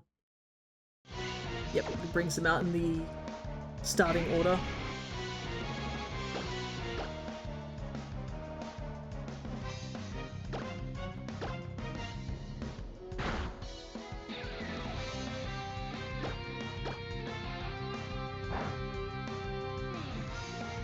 probably should have just U-turned straight away, but oh well.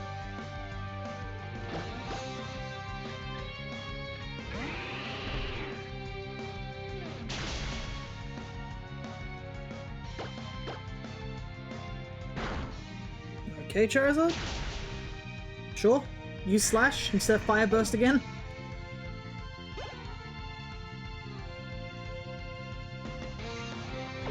We'll stay in.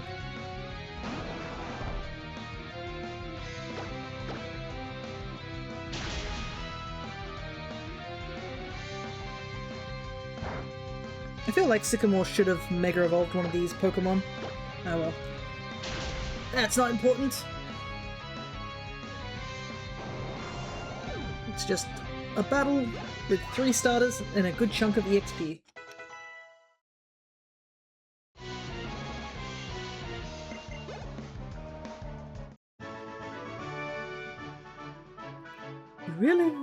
You are really something. You and your Pokemon have developed strong bonds by spending time together and by caring about one another. That's why you and your Pokemon are so strong. We have so much money as well at this point. The strength you have found is simply marvelous, and you truly love and trust your Pokemon. Here, a treasure of mine is hidden in this town. If you'd like, try to find it. Well, I'll be off then. I have many preparations I must attend to. I have a little surprise planned for all of you to thank you for fighting Team Flare and saving Kalos. AKA he's gonna prep that parade, I guess.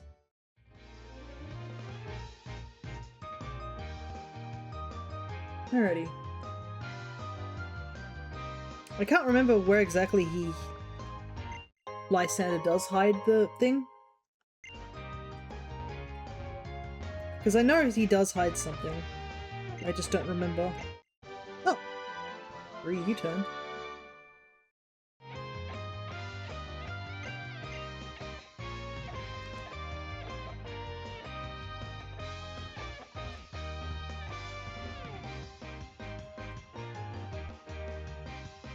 Unfortunately, I don't think there's anything of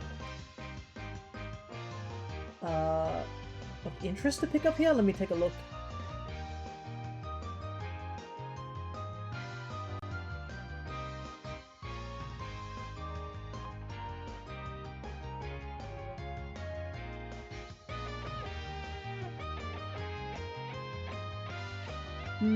Nah.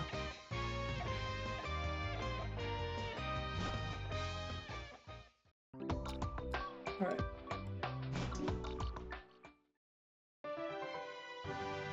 Route 19.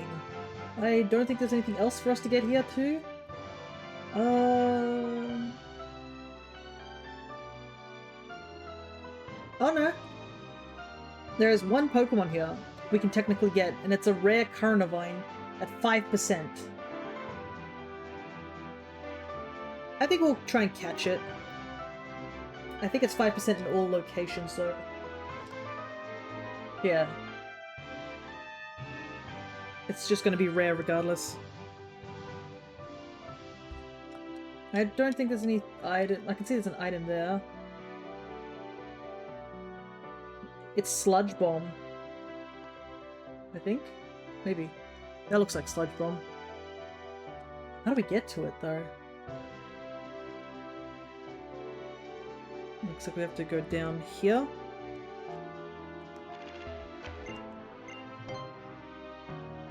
Looks like it's going to be just a bit of a trek to get to it, but Sludge Bomb might be handy instead of Venoshock. So I think I'll try and go for it. It's like the one TM where it would be handy. Venoshock is cool, but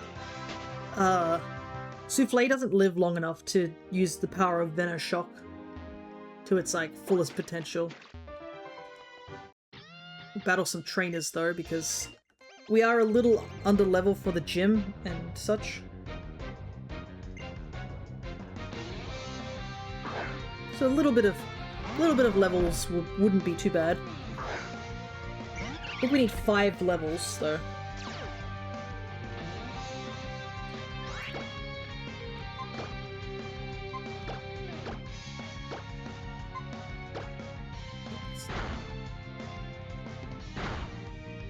double in the Tauros. Oh my goodness. I cannot believe I survived that.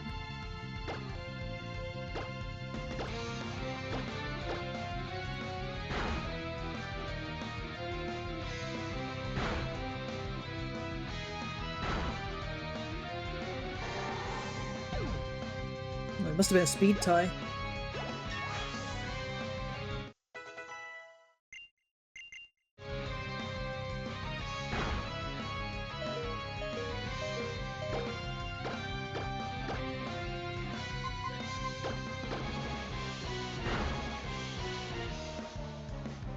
Okay.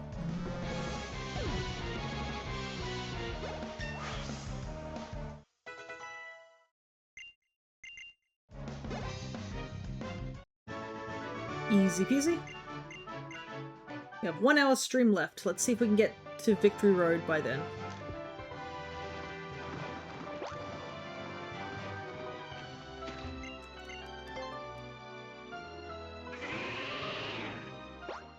Thankfully this is like a major detour.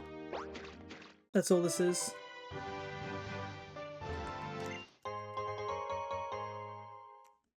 Picking up some items along the way.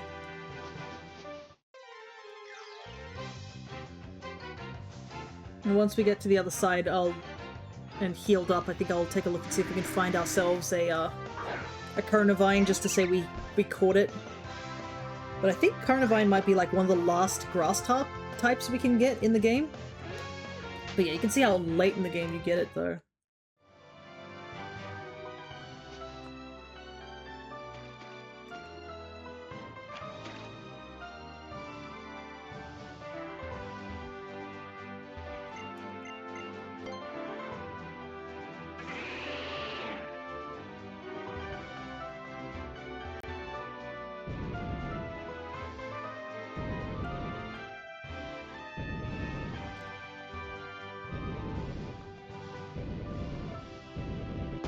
Easy. Toxic plate. Actually handy. We can put that immediately on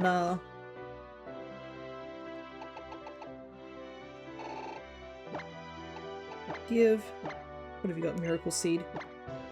Give that away. Miracle Seed, we can give that to who what have you got? Amulet Coin. Yep, can give that to you.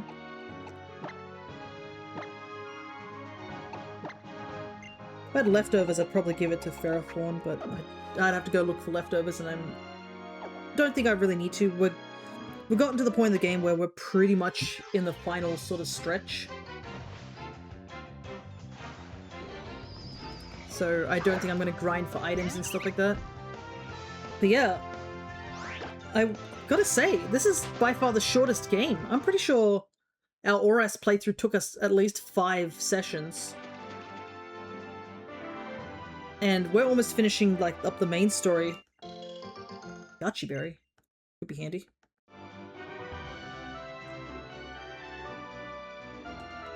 Yeah, all that running around just to get this TM. Good thing I checked, because this is actually a really good TM. Oh, interesting. Chestnut can learn Sludge Bomb.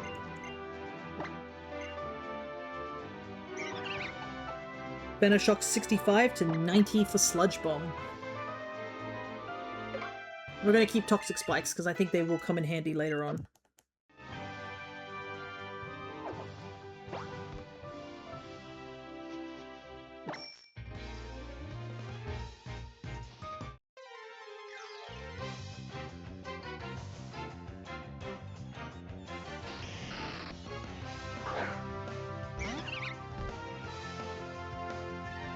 To get this Pokeball, we're gonna run all the way around. Nah, let's just keep going.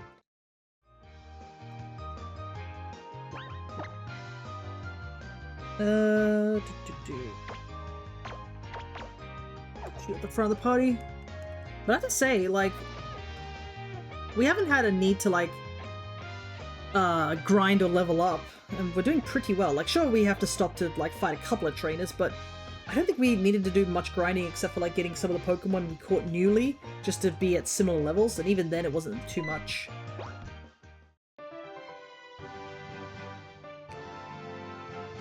Hey, do you know what's about to happen? Of course. That's right, we're going to battle. We are Pokemon trainers after all. Alright. Time to battle Shauna. By the ways, I'm pretty sure this is the last time you fight a couple of your rivals in this one area. This is the final stretch.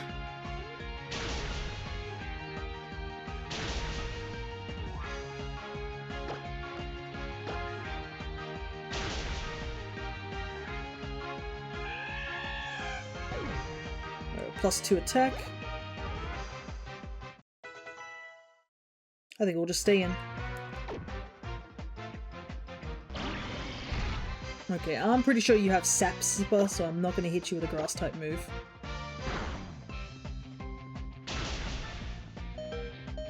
Oof. Thankfully we didn't get poisoned there.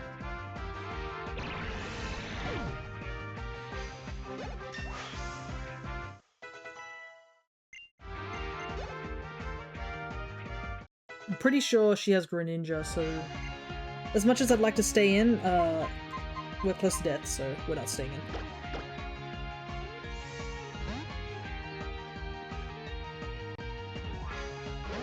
Imagine if we did get an X and Y remake. Do you think they would allow some of these kids to have Mega Bands?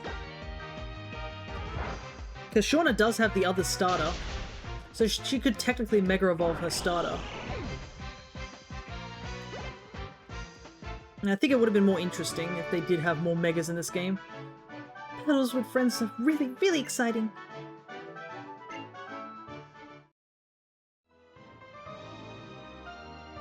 That reminded me of our battle in Aquacord Town. That was the first time for both of us to battle with our Pokemon. Hello, streamer. Hi, Shauna. What are you two up to? Nothing big. How about you guys? Why, the same thing as you, Shauna. We heard about Streamer from the professor and we came running as fast as we could. Hey, Cryo, good to see ya. Streamer! Can we have a Pokemon battle? Oh, sorry to just throw that at you. But yeah, this is the final time you get to battle all, these two particular rivals as well, Tyranno and Trevor. Ooh, that's bad.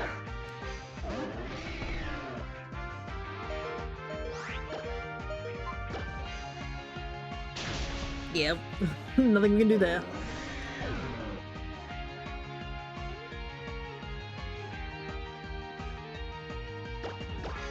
Kind of in a bad position here.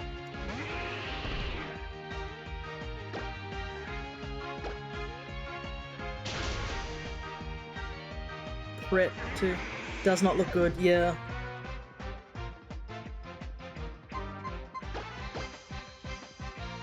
The thing is, I don't think the rest of his team is too threatening. It's just this Talonflame.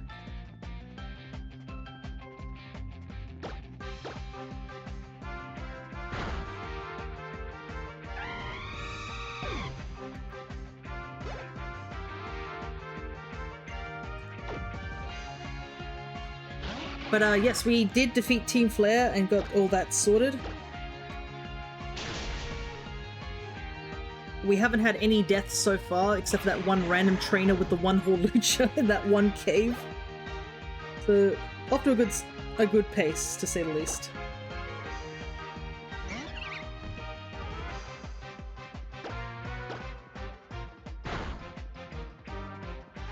Fun fact, you can tell the difference between, I think the Rose Raids gender by the, I think it's either the flower on the top of the head or the cape's length. Ah yes, Rose Raid with only Petal Dance. Yep, Rose Raid with only Petal Dance. His Talonflame doesn't even have a fire type move, it's got acrobatics. Well, at least all of his Pokemon have a dance move, it just probably should have had something else. Alright. It's weird, but I don't get that down when I lose to you. Also, that Talonflame got wiped out by Sludge Bomb. Toxic Plate Sludge Bomb, like, plus a stab. I didn't realize how powerful it was. Wow, Tyranny asking someone to battle. What's up with that? Geocentre Town made me think. If Streamer hadn't been there, I wouldn't be dancing now, that's for sure.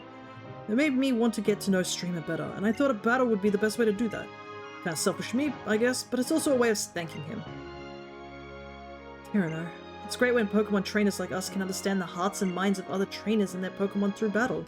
But before we do anything else, we should heal out your Pokemon. And now it's your turn, Streamer. I think I will follow the crowd and be your opponent as well. But this time, it won't be about the Pokedex. It will be a Pokemon battle. Alrighty. Now for the final fight against Trevor, but thankfully, this kid actually gave us a bit of a heal before then.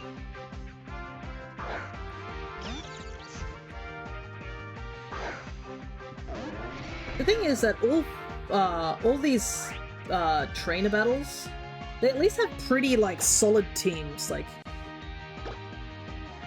their teams are all quite varied. I think if they had like access to Mega Evolution or stuff like that, actually, yeah, Trevor actually has a chance to be able to use Mega Evolution if you think about it.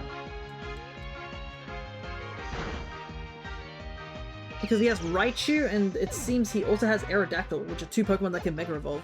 It's just Tyranno that can't Mega Evolve. Macaron wants to learn Leaf Blade. 90 power, 75 power with healing.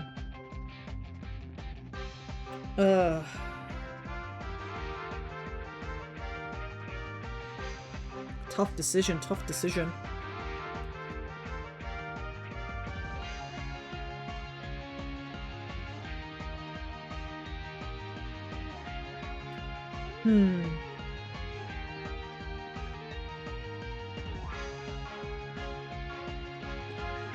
I think I'll keep Hornleech. The healing does help, so since I don't have a means to heal. So I think, yeah, I'll keep Hornleech. As much as I'd like Leaf Blade, I think Hornleech has a bit more healing benefits.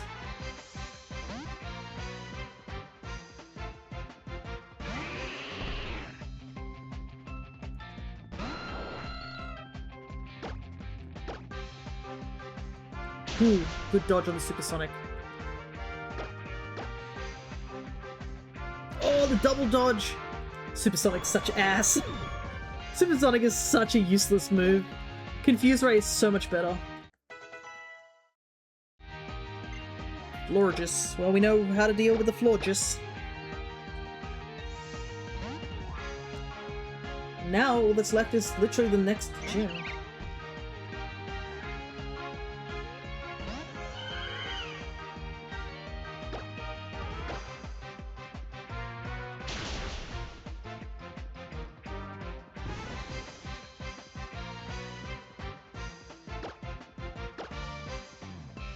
It's so funny, I always thought Florges was a grass type. Nope, pure fairy. Maybe it's a good thing that it's not grass type, it'd get eviscerated by poison. We're even stronger than I thought. As the world's pink around us.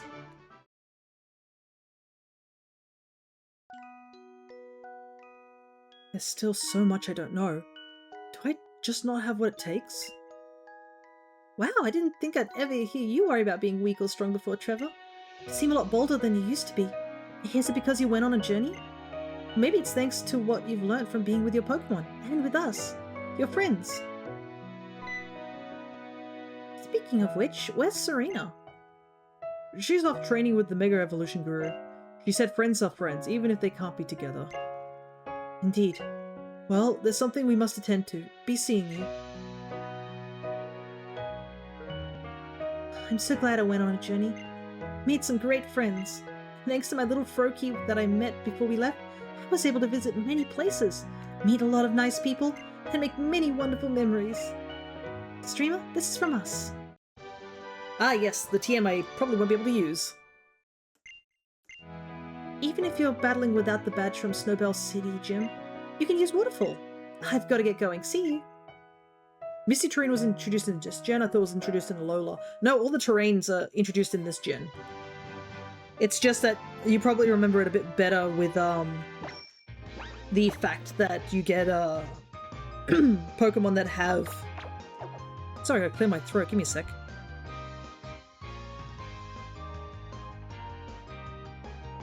Yeah, okay. It's because you get the Tapus that put, like, terrains on. But I'm pretty sure all the terrains were introduced in this game. Ah, Snowbell. Snowbell City's theme has been used so many times in the anime. Because I'm pretty sure they actually use it during Alola as well, during the Litten arc. And god, does it hit you in the heartstrings, that...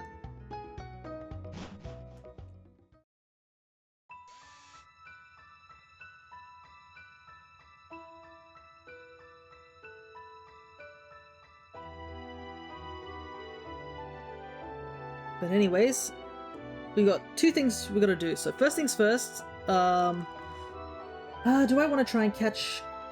Yeah, I'm gonna try and see if we can see a Carvanha.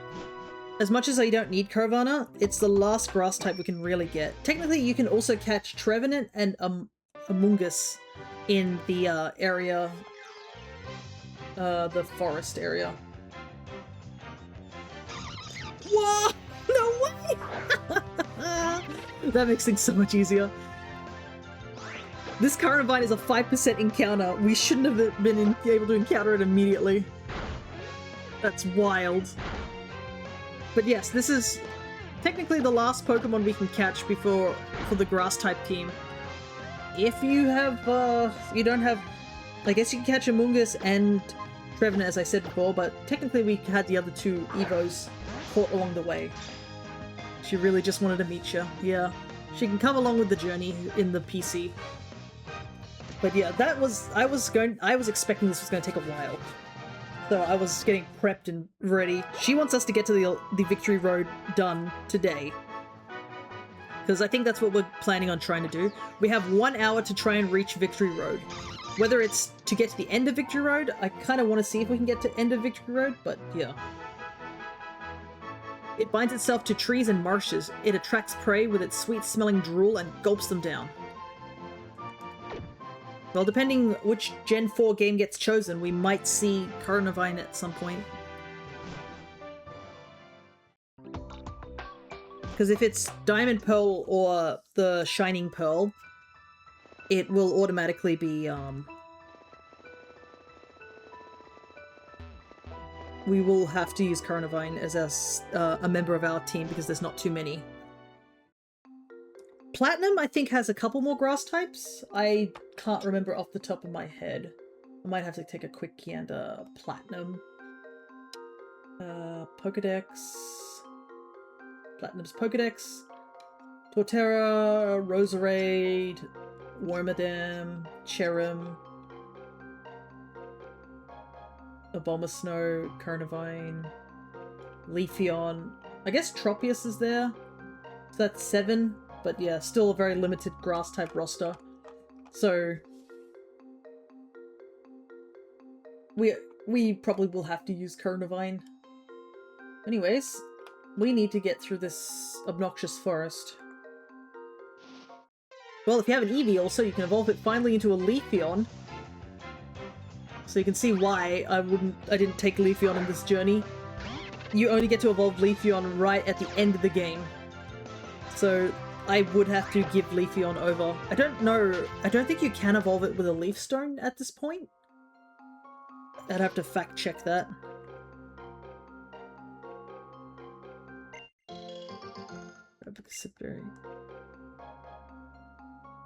Now you just need a Leaf Stone nowadays, yeah. But yeah, the Moss Rock is just here. So yeah, if depending on what version of Gen 4 we get, will determine whether we use... Well, we can always do a vote if we should use Leafeon. But, because technically you can use Leafeon, but yeah. Not until Sword and Shield, yeah. Makes sense. Which is more of an issue? I think they're both an issue. We should probably just barrel down on one of them, though. Ooh, nice crit. Yeah, I would have to trade the Eevee to a different game in order to evolve it to Leafeon at this stage. Woodhammer. 120 recoil.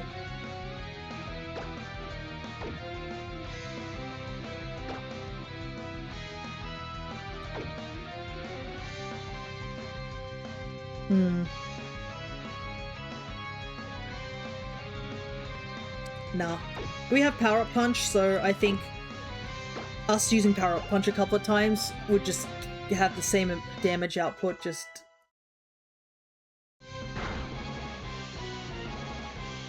without the recoil. If I could use healing items, I would consider it, but can't use healing items, so not gonna.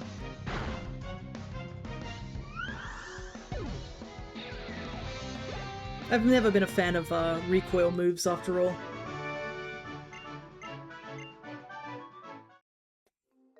I wonder if the reason the fairy girls... Yeah, I bet you this is the reason why the fairy girls have that weird hat design on the top of their heads. I think the fairy trainers are actually recolors of these trainers, because they have a bun on the top of their head, and it looks almost exactly like the little hat that the fairy type trainers have, and that would make sense if they were just reusing assets.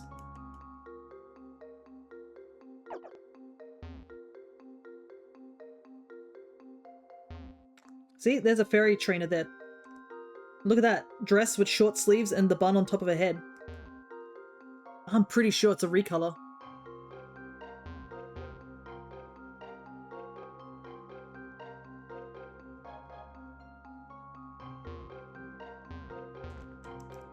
Anything here? Or it's just a tree?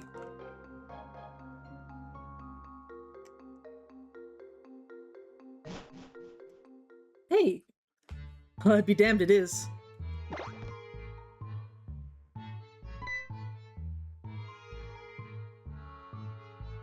You know what this place is? Welcome to the Pokemon Village. This place is a secret, you know? Most of the Pokemon here are runaways, escaped from bad people who did awful things to them. It's a shame how many heartless trainers who can't bother to care for their Pokemon are out there. Some of these Pokemon though, some of them are just too strong and found they didn't really have a place in the outside world. They came here. I see. Your Pokemon sure seem to think highly of you. You've had some good times together, haven't you? Hey, you all can come out now. This one's alright. Sometimes I get worried and come here to check on everyone. Oh, excuse my manners. We haven't even had a proper introduction yet. The name's Wolfric. I'm usually over at the gym in Snowbell City since I'm a gym leader and all. Let me guess, you want to challenge me? That's right. I thought so. Sorry to inconvenience you like this. I'll be waiting for you back at the gym then. Before you come by, I think it'd do you good to spend some time with the Pokemon here. Yeah, I had a bit of a stroke there for a moment. Oh, this Pokemon has something in its mouth. A Choppleberry.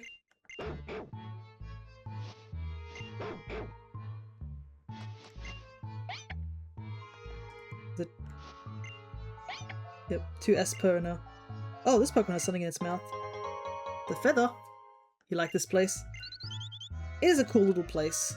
And it's so funny that, I mean, it's sort of like makes mention to, I guess, Lysander's situation of people mistreating Pokemon and whatnot. Oh, there's a Snorlax under there. Anyways, I guess we should just keep moving. Because I don't think there's anything we can catch in the Pokemon Village either. That's a grass type. It's just a Mungus. Oh, I guess technically you can surf and get Lombre. I don't think we caught Lombre. Where's the surfing spot here, though?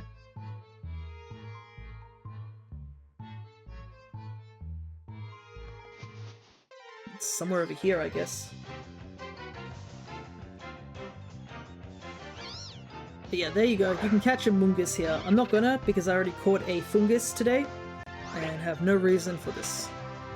I do like there's a second Snorlax if you missed the first one. Yeah.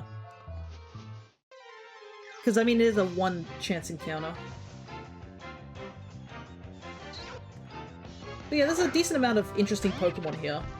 This is also where you can catch Ditto, if you need Ditto. And apparently in the garbage cans you can find Garbodor, and on Thursdays you can find B-Net. Which, if you think about it, so these things. You realize how messed up it is that you can find B-Net in the trash cans, considering what they are.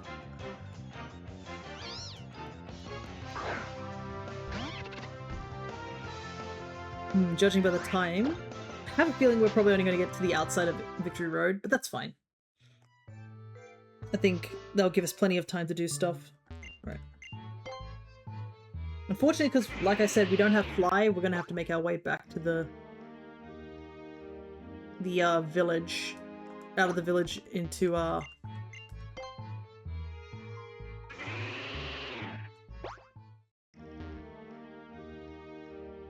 There's a Pokeball there. Pixie Plate. Unfortunately we can't really use that. One Pokemon that could use it, which would have been Jumpluff, needs no items in their inventory to have a full strength acrobatics. Okay, let's see if we can get the 60% Lombre here to show off. I can't remember if I caught a Lombre or not.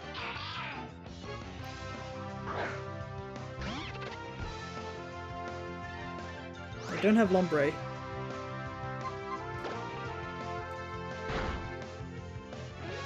But yeah, if you need water coverage, this is your guy.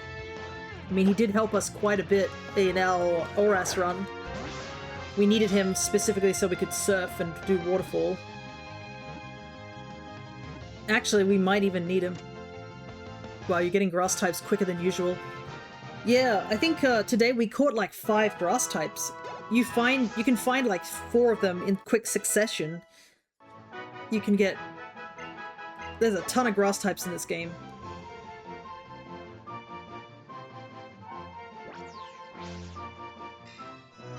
We've got Lombre. It has a mischievous spirit. If it spots an angler, it'll tug on the fishing line to interfere. Which is funny, because you can't catch it via fishing. Right. But yeah, if you need a water type, there it is. You know what? We probably will have to put it on our team for the,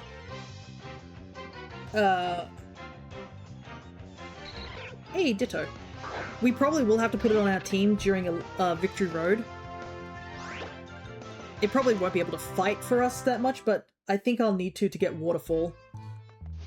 If I need to evolve it, I also will do that too.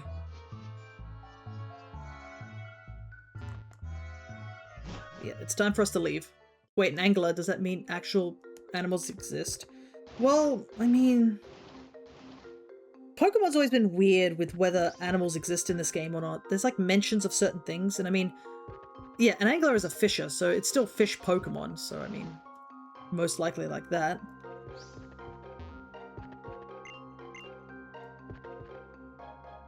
Was that the hint to tell you about you can look at moves in a Pokedex? What? In the box? How far are we into this game? I think that tip should have been mentioned a bit earlier. Angler is another way to say fisherman. True. This isn't fishing, this is advanced fishing.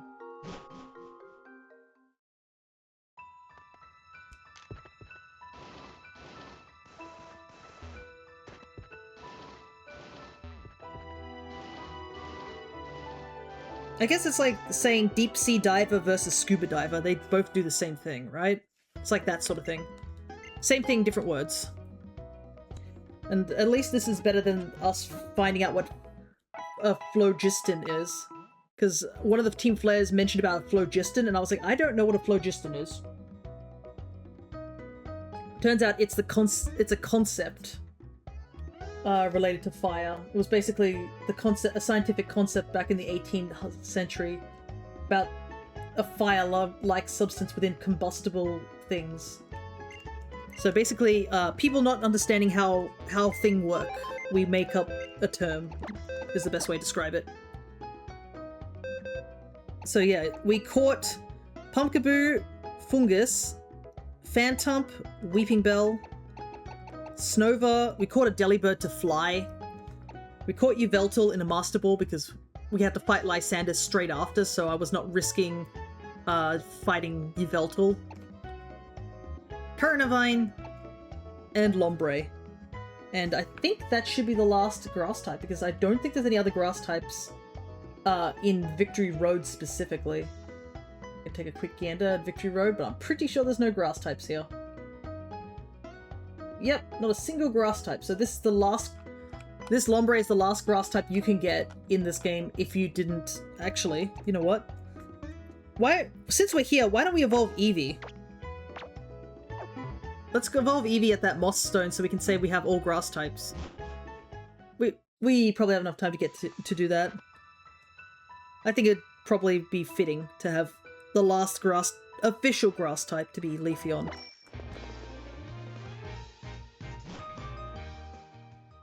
But yeah, compared to Alola, I think we've had more Pokemon available.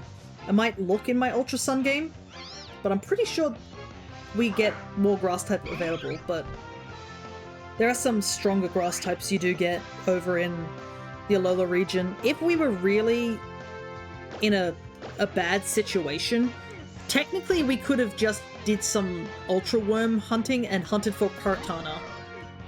Like, we had Kartana as an option. But I think I didn't want to waste too much time looking for an Ultra Beast, especially since it would have been randomized on what Ultra Beast we would have been able to get. But the benefits to the Ultra Beast is you can catch multiples of them.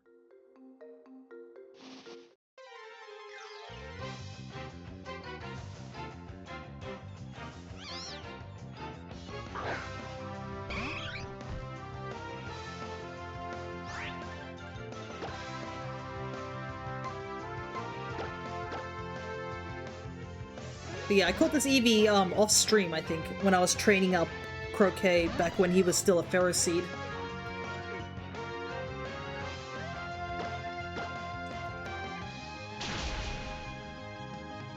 Also, it seems our team is pretty even leveled.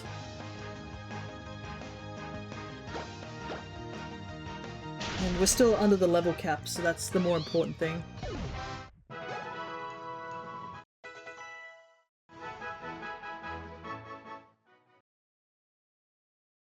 There we go.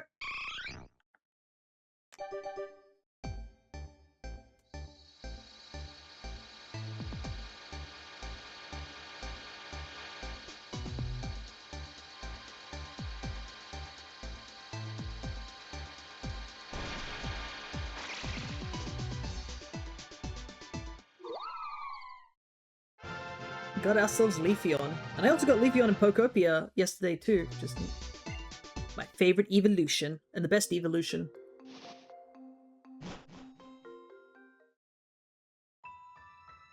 Alrighty. Now all we have left to do is challenge the gym and get ourselves stationed outside of Victory Road.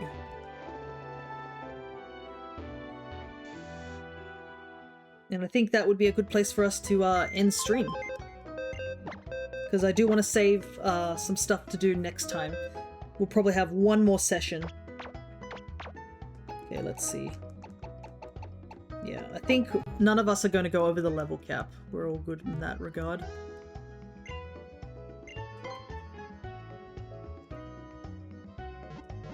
And even if any of our Pokemon do go over the level cap, the only two Pokemon I think will be fine. I think it's just Ferrothorn and Blanc have to be the only two that don't go over the level cap, essentially.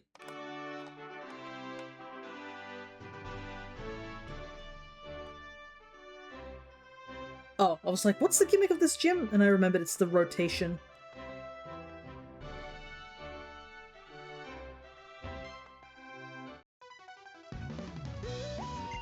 The rotation of the devices. Rotation, circulation.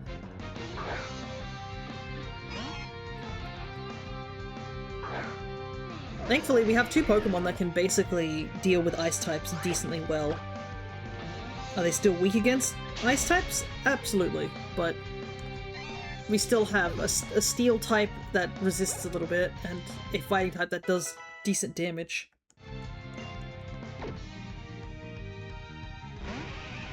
Oyster.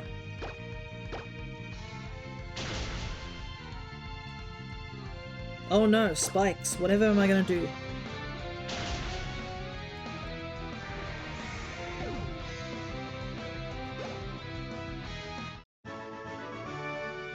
I probably am gonna just have Blanc do most of the fighting here, because Blanc hasn't really had a chance to do too much, truthfully.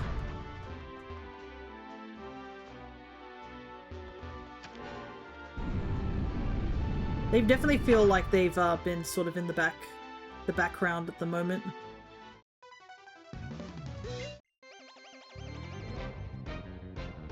So I do want them to have a little bit of time in the sun.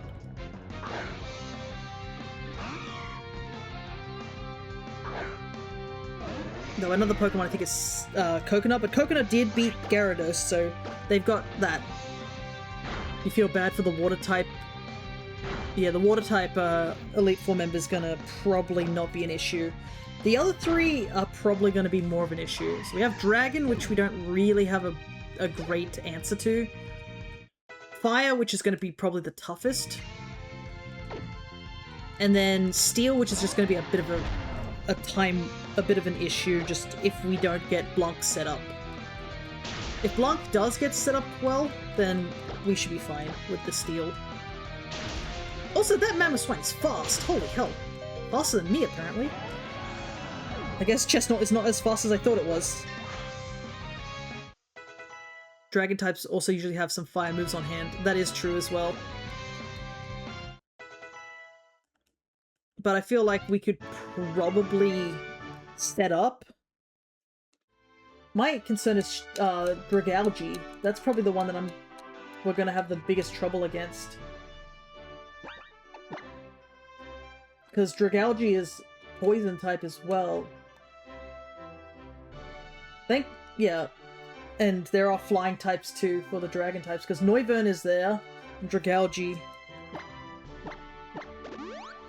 So, but because we're probably going to end before we go through Victory Road, Ferrothorn should be fine for that. That is true for Dragalge. I think it's just Noivern a little bit. It's going to be a bit of a pain. Because Noivern has Flamethrower. So I could Curse, but I don't know how far that will take me. But I will have, yeah, I will have time to think about what I want to do.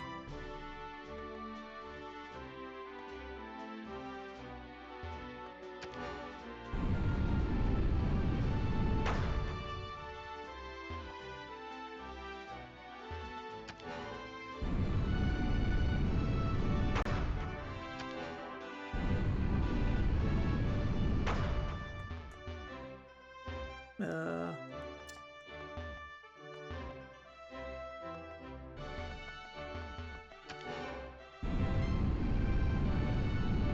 we go.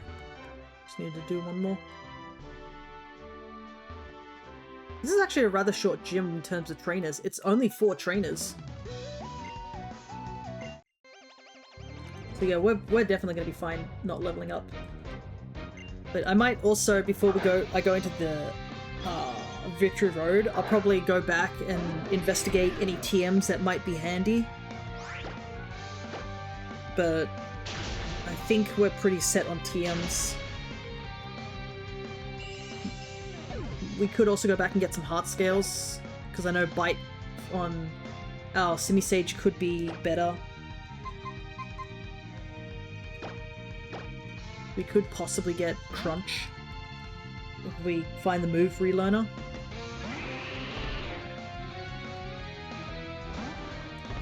And I'll probably also do a little bit of level grinding as well.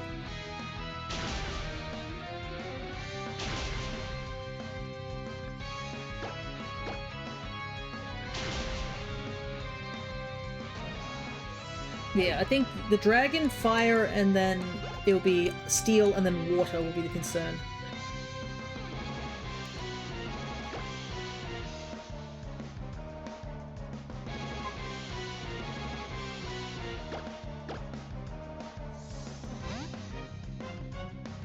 And then obviously the champion. champion's strongest mon is level 68. So we need a... We at least have freedom to level up all the way to technically 68 if we really want to. It'd be funny if the water was the one to sweep you. That would be funny. But I feel it's more going to be fire that's going to be the issue. But like I said, we can technically level up to 68. But I don't know how I'm going to do it. I feel like... let's see what all the other gym leaders... All the other gym leaders' strongest mon is 65. So I think maybe the idea would be to get everyone up to close to 65 and then count that as the sort of like the check there. This game takes you back. Welcome, Shuckle. Yes, we're doing a mono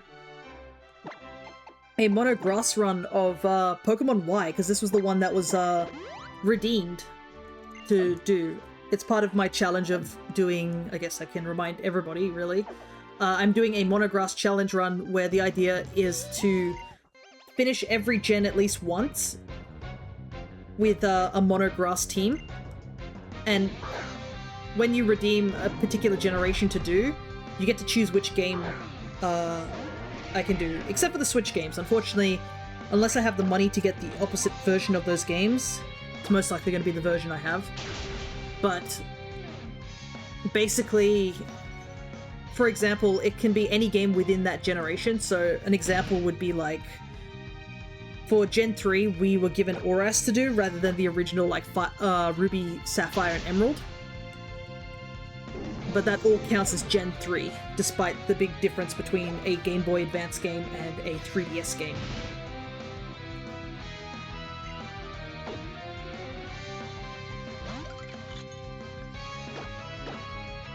This should be the last trainer. Oh no! It wasn't enough! No! Unfortunate. We'll send in Coconut. Surely you're faster than a Vanilluxe.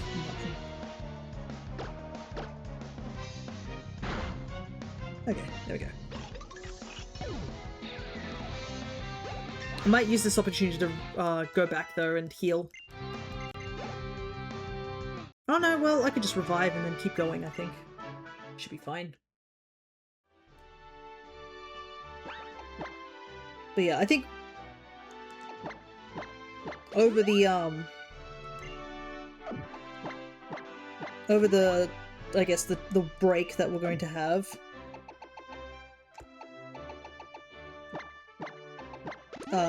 I will probably train up my Pokemon a little bit so that they're strong enough to deal with the Elite Four. And then decide from there. Okay, that should be fine. Just the green one now.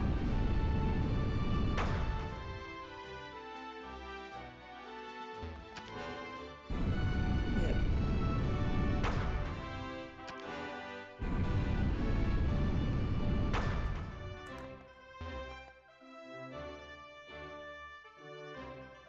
Alrighty.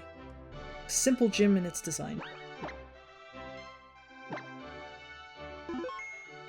But yeah, I am curious to see what game gets chosen next. Because, let me double check. Doop-a-doo, where is it? It is... We have Gen 1, 2, 4, 5, this is 6, 8, and 9.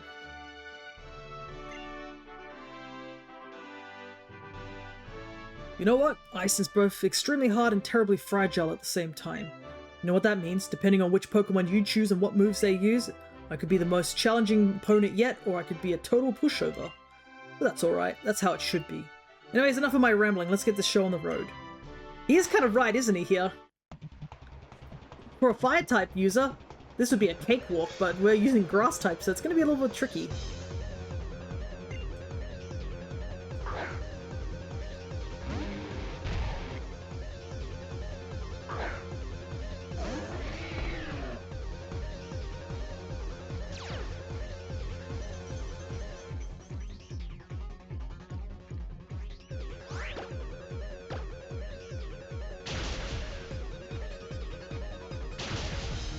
Owie. My bones.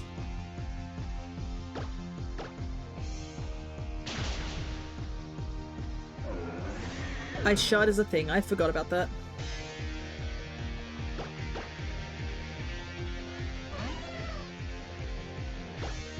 Please. Okay, apparently Abomasnow didn't want to go for double Ice Shard. Because Ice Shard would have probably done a lot more damage, but they probably were looking for a kill on a different move. Alright, I guess it's all up to you, Croquet.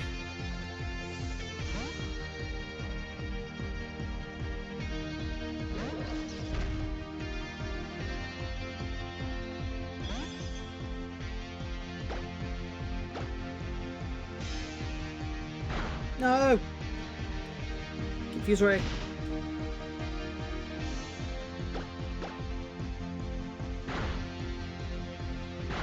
No! Oh no, we might- oh thank god the hail stopped. Because I think we would have died from Ice Beam again.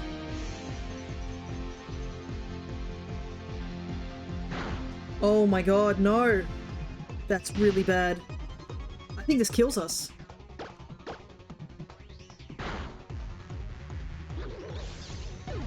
Oh no. Just incredibly bad roll there.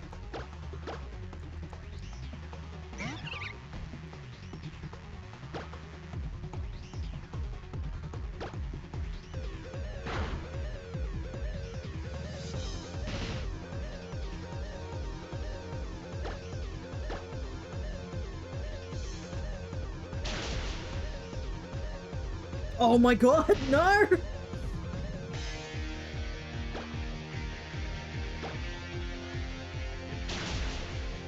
You'll like it to end eventually. It certainly did. Alright, Toxic Spikes is up. Is this a Nuzlocke? No, thankfully not. Because it would already be hard enough being, like, stuck with only one specific mon. So this is just a type run, so I'm only allowed to use grass types. Okay, he has to set up the hail again. That's understandable.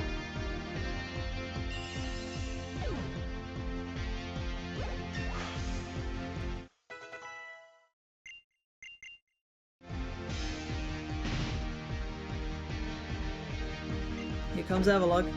They really love hail, yeah. I guess they want Blizzard. Alright. We just have to survive. That's it.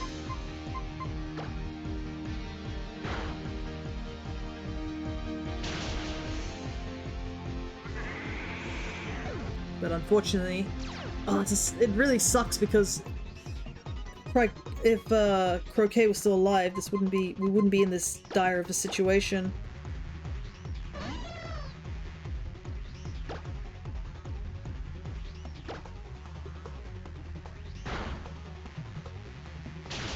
Yeah, I think this is a wipe.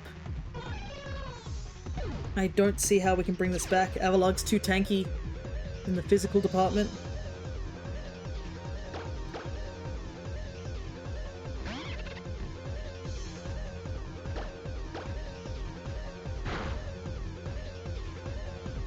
Oh, flinch.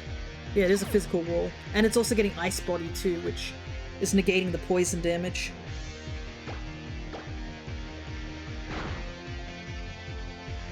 Crit. I do not know why it went for Curse.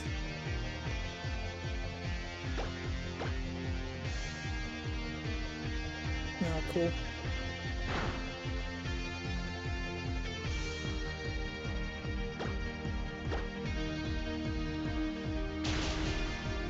Yep. Nothing we can do there. There's our second loss in the run. Man, that confusion on that Cryogonal just completely screwed us over. Like, there was nothing we could do in that situation. But we know it starts with Abomasnow, so I might lead with Rose Raid this time. And that's another thing too, with Rose Raid dead, Avalugg was able to just wall us. It's also probably why they used Hail, was for the Ice Body. Anyways. Unfortunately, we gotta go through this gym again, the entirety of it, so... Because I think all the buttons resetted.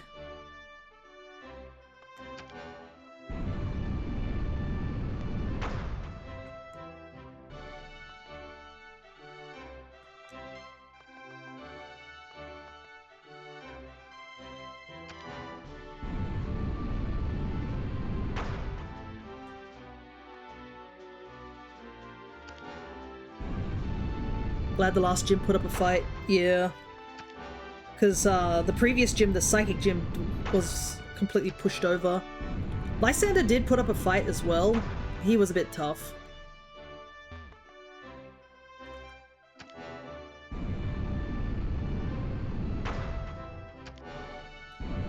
Because of that pyro gave us a bit of a scare.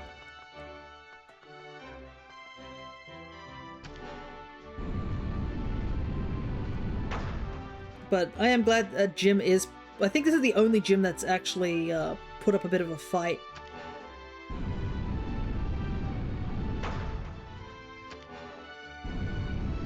All the other gyms have not done that.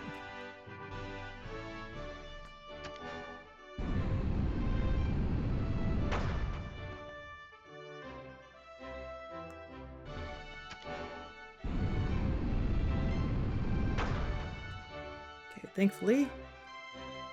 Last gym did his job. And I think it's at least... Puzzle gym is at least not an ice puzzle, I know. Thank God. Okay, I think I have Rose right at the front of the party this time. Yeah. I don't know if I would have won if luck hadn't been so against me, but... Because, I mean, a freeze and 3 confusions in a row did not help. But that's what Pokemon's for you. It's not... There is an element of chance. At least his Pokemon are putting up a fight, unlike some of Team Flare's Swallots. There were so many Team Flare members who had Swalot, and they did nothing.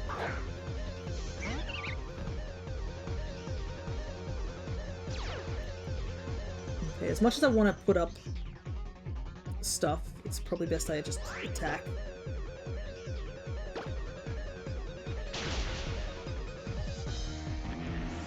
Get rid of that Abomasnow. Immediately.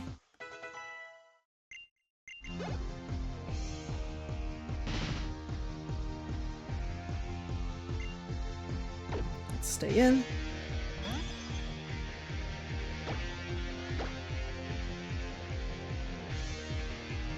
Fuse Ray.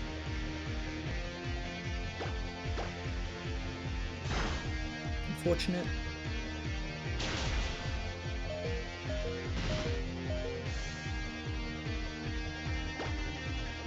I want to see if I can get Toxic up. Nope. Was worth a try. We're gonna at least get Poison up.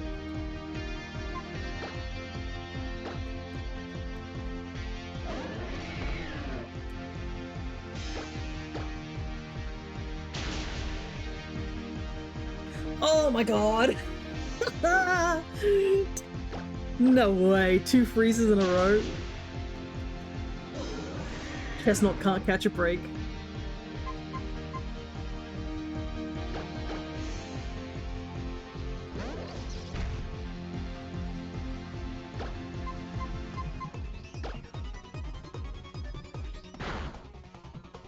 This Cryogon was actually putting in more work than anything else by sheer blind luck. Come on, Croquet. Have I hit myself in confusion like 4 times? I think I have. Okay, there we go. We're still alive, but... I don't know if... Isn't it lovely the cold is beautiful? Cold is cheating. Like, it would be a bit unfair if the cold wouldn't be such a butt with all this nonsense of confusion and stuff. Right.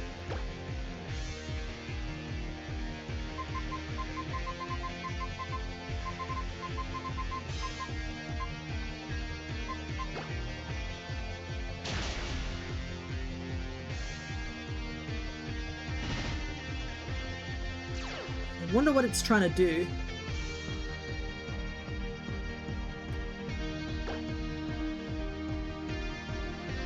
You know what? 2 can play this game. I'm gonna curse as well.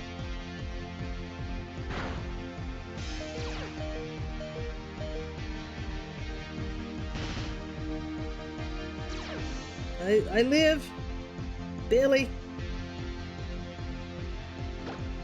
Take this!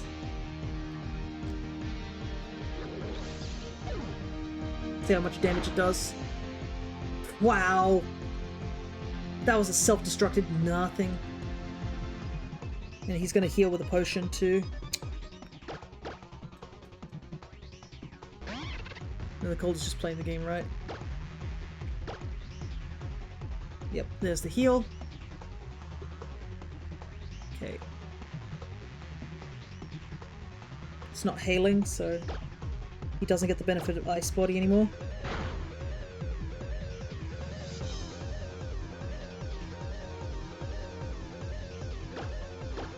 Could have gotten Toxic, but oh well.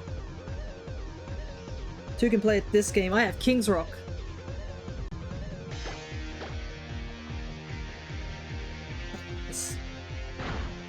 He's saving all these potions for this one mon.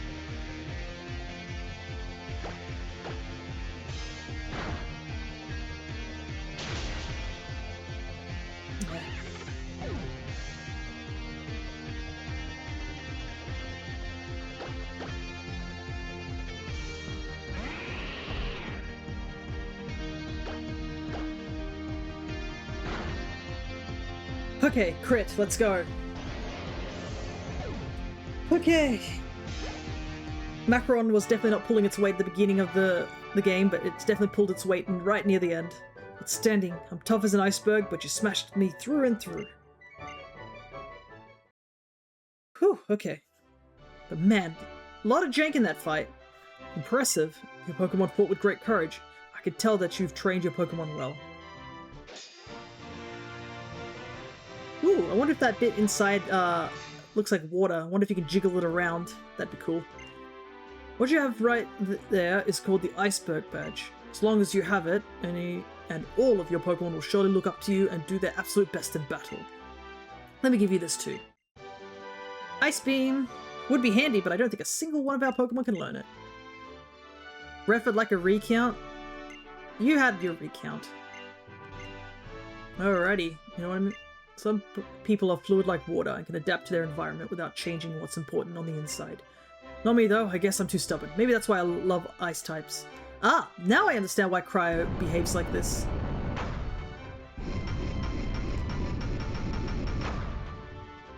The ice type beeth stubborneth. Whee!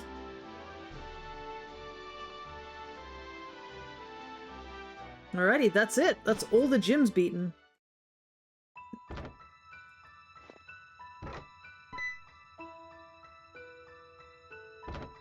There's the future champ I know and love. Looks like you've trumped our old gym leader. It's never a bad thing to test the limit of your strength. Am I right or am I right? And since you're such a star, I guess that means you're off to the Pokemon League. You know what? You have all the gym badges now, so there's really only one thing left to do. Time you headed off to the Pokemon League. Listen up now. Trust in your Pokemon and there's no limit to what you can achieve. And that I absolutely believe. That's sounds about right. But, I mean, with somebody as stubborn as me being a Grass-type user, even though we have so many weaknesses, we're pushing through these challenges. Heck, we beat Alola, and that was by far the hardest challenge we've had so far. So if we can beat Alola, we can easily beat Kalos. Alrighty. And I believe all you have to do is just go over here, and I think that leads straight over. Also, might as well head to the boutique one last time. See if they got anything anything of interest. Got t-shirts.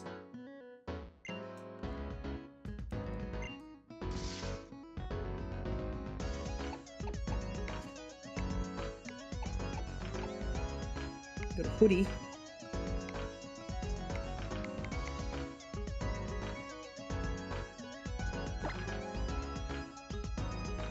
Yeah, why not? A blue hoodie. Not the usual color I wear, but let's see. It's a bit too bright for the pants though. This is a grey color that I'm usually wearing. Orange.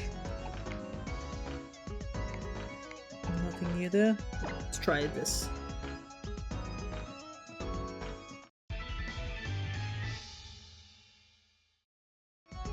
Yeah, why not? I think it looks a bit better than the current t-shirt I had. The current t-shirt wasn't bad, but it was just the wrong color. I do find it funny though, you can't access certain like boutiques unless you have a high enough fashion.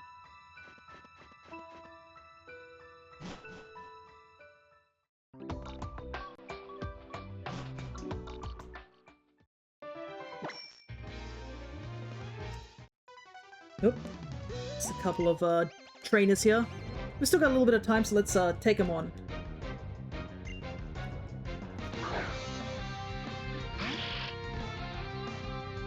And then I guess we'll be Victory Road. We'll wait for next time. Actually, I can check something whilst I'm doing this.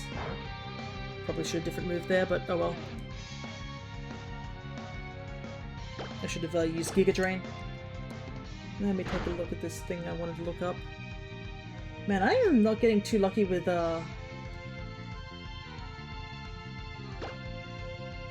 these confusions. Oops, I forgot to rename my VOD from yesterday. I'm gonna do that. I'm just curious about my Pokemon runs. On the grass. Yeah. This will be our shortest run. Because the Oras took us 6 episodes to complete. And Ultra Sun and Moon took us 9 episodes to complete.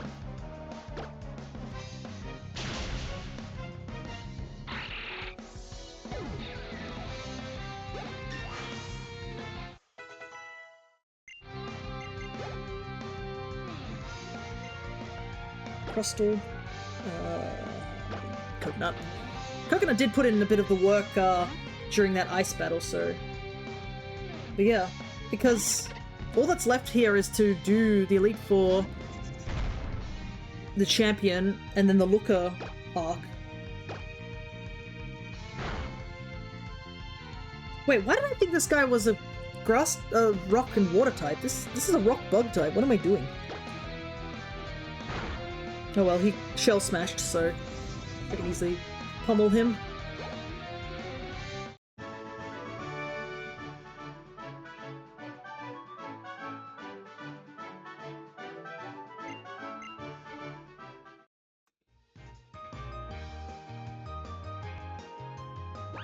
Another trainer here.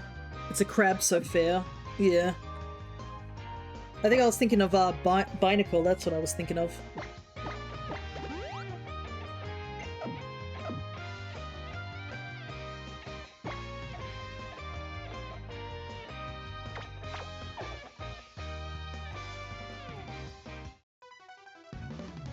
And Clorf is like rock type, I think. He's just pure rock. And he's crab shaped.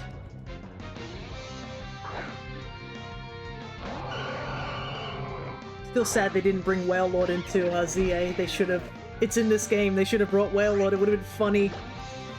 I would have absolutely loved to have seen Alpha Whale Lord.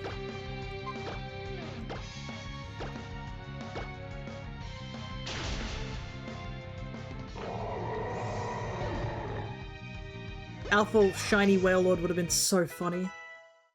The games are cowards.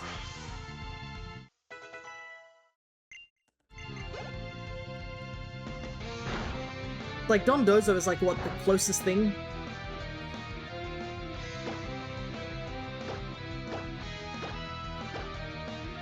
The power-up punch.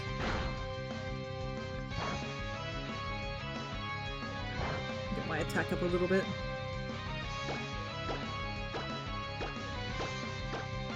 Should be enough.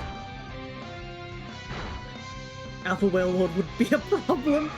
Yeah, Dondozo is kind of like the biggest thing I think of, even as an alpha, of giant fish. But still sad. Still could have been funny. The moment Alpha Whale Lord exists, everybody would be hunting for it. Let's not kid ourselves. This gate is the entry to Victory Road. Only Pokemon trainers who have collected all 8 badges may pass. Your total number of badges is 1, 2, 3, 4. Wow, you have all 8. Well then, allow me to test your abilities. Also, this is like one of the few times that the guy at the gate fights you.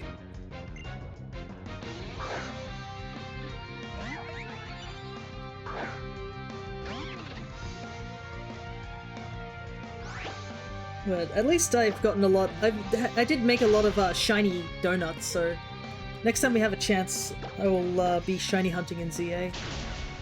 Because there are a couple of Pokemon I think I looked at and I was like, oh yeah, it'd be easier to get them in ZA, or I can only get them in ZA. I know Furfrou is a big one that I want to get. Macaron can learn Milk Drink. Unfortunately, we have Strength. Milk Drink would have been cool though. I don't know if Macaron's fast enough.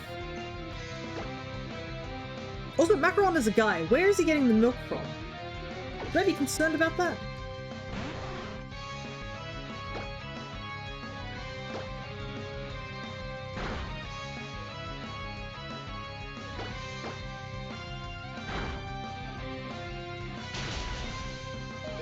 Oh, monkey!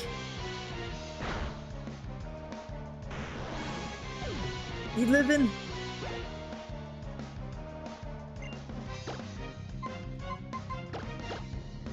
Don't ask those questions, they're not pleasant. Maybe the milk drinks can be like, you know, the Lon Lon milk where he has just little bottles tied to the side of him. Because I mean, Go-Go's supposed to be like a ride. Like, I think, imagine him like a Monster Hunter situation where they just have like a little saddle. You have little bottles. That would be cute.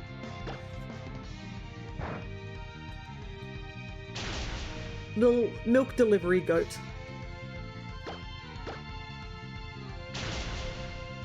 Wow, we're faster than Raichu after one speed drop. That's crazy. Raichu's fast.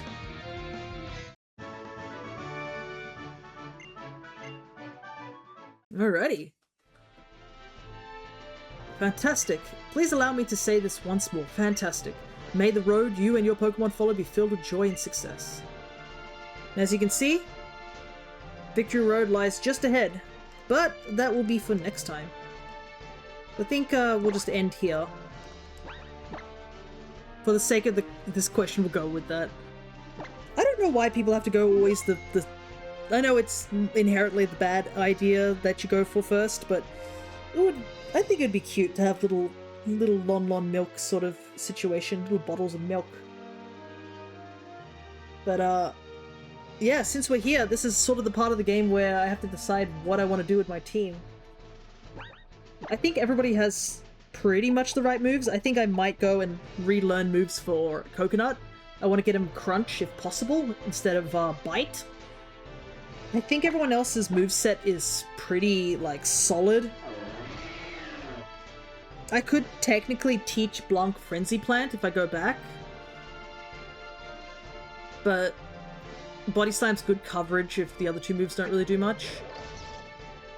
Croquet I think is pretty much all good to go. Power Whip's there for just coverage, but we'd probably be using Iron Head more often, and we do have Self-Destruct if everything doesn't go right.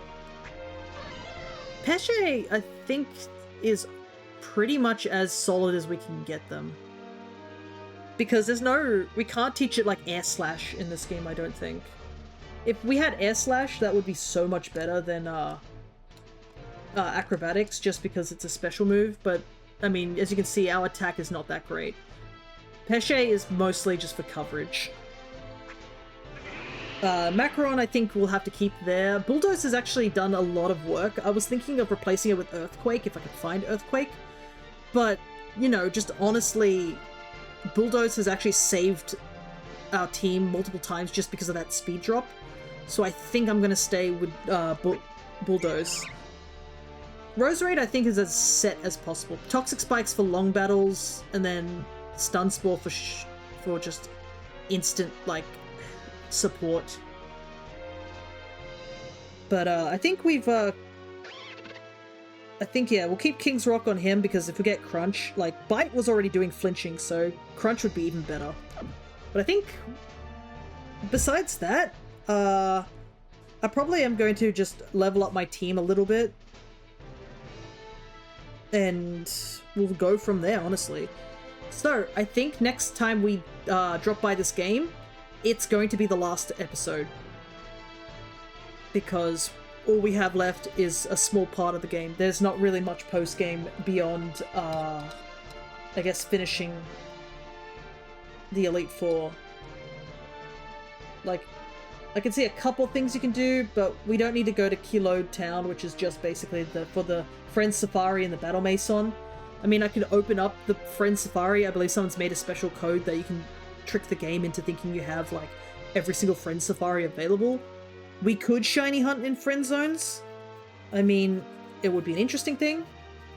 There are a couple Pokemon that you can get there, but pretty much it's just the Looker Bureau that's the only thing that we have to do in post-game, and most of it's just running around.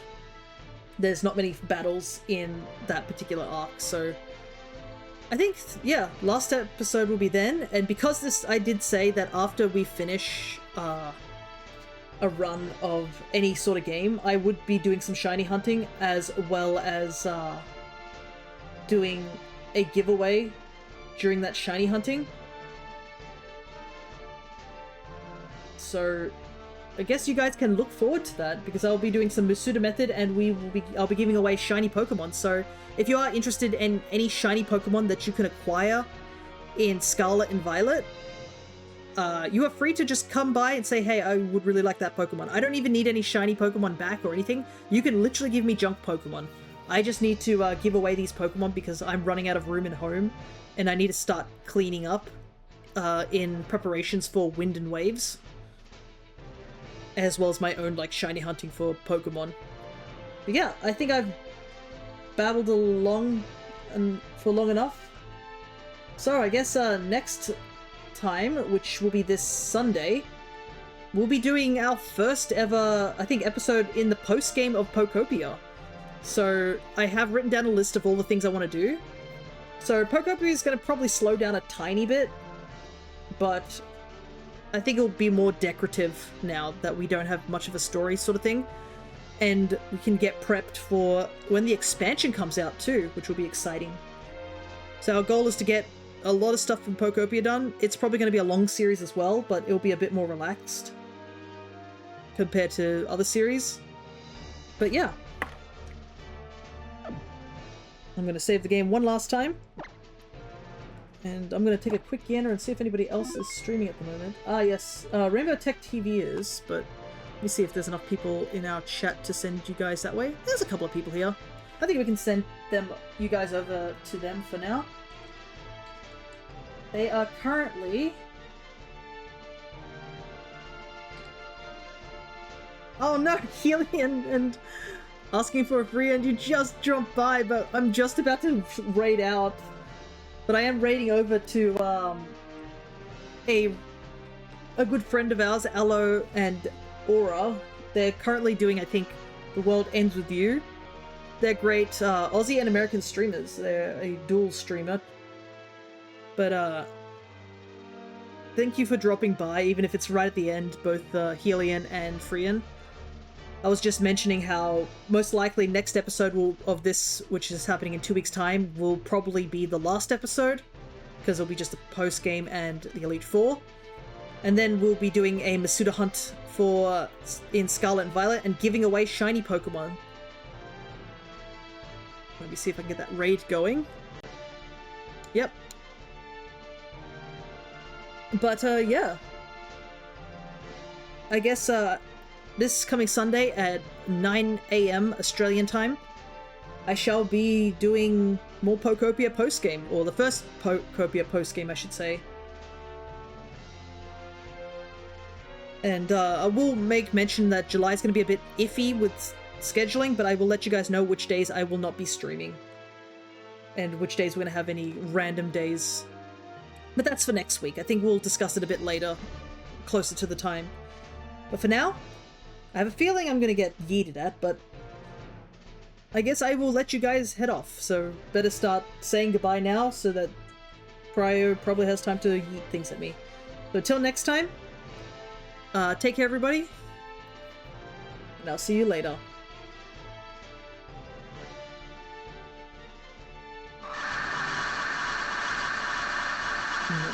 See, I told you.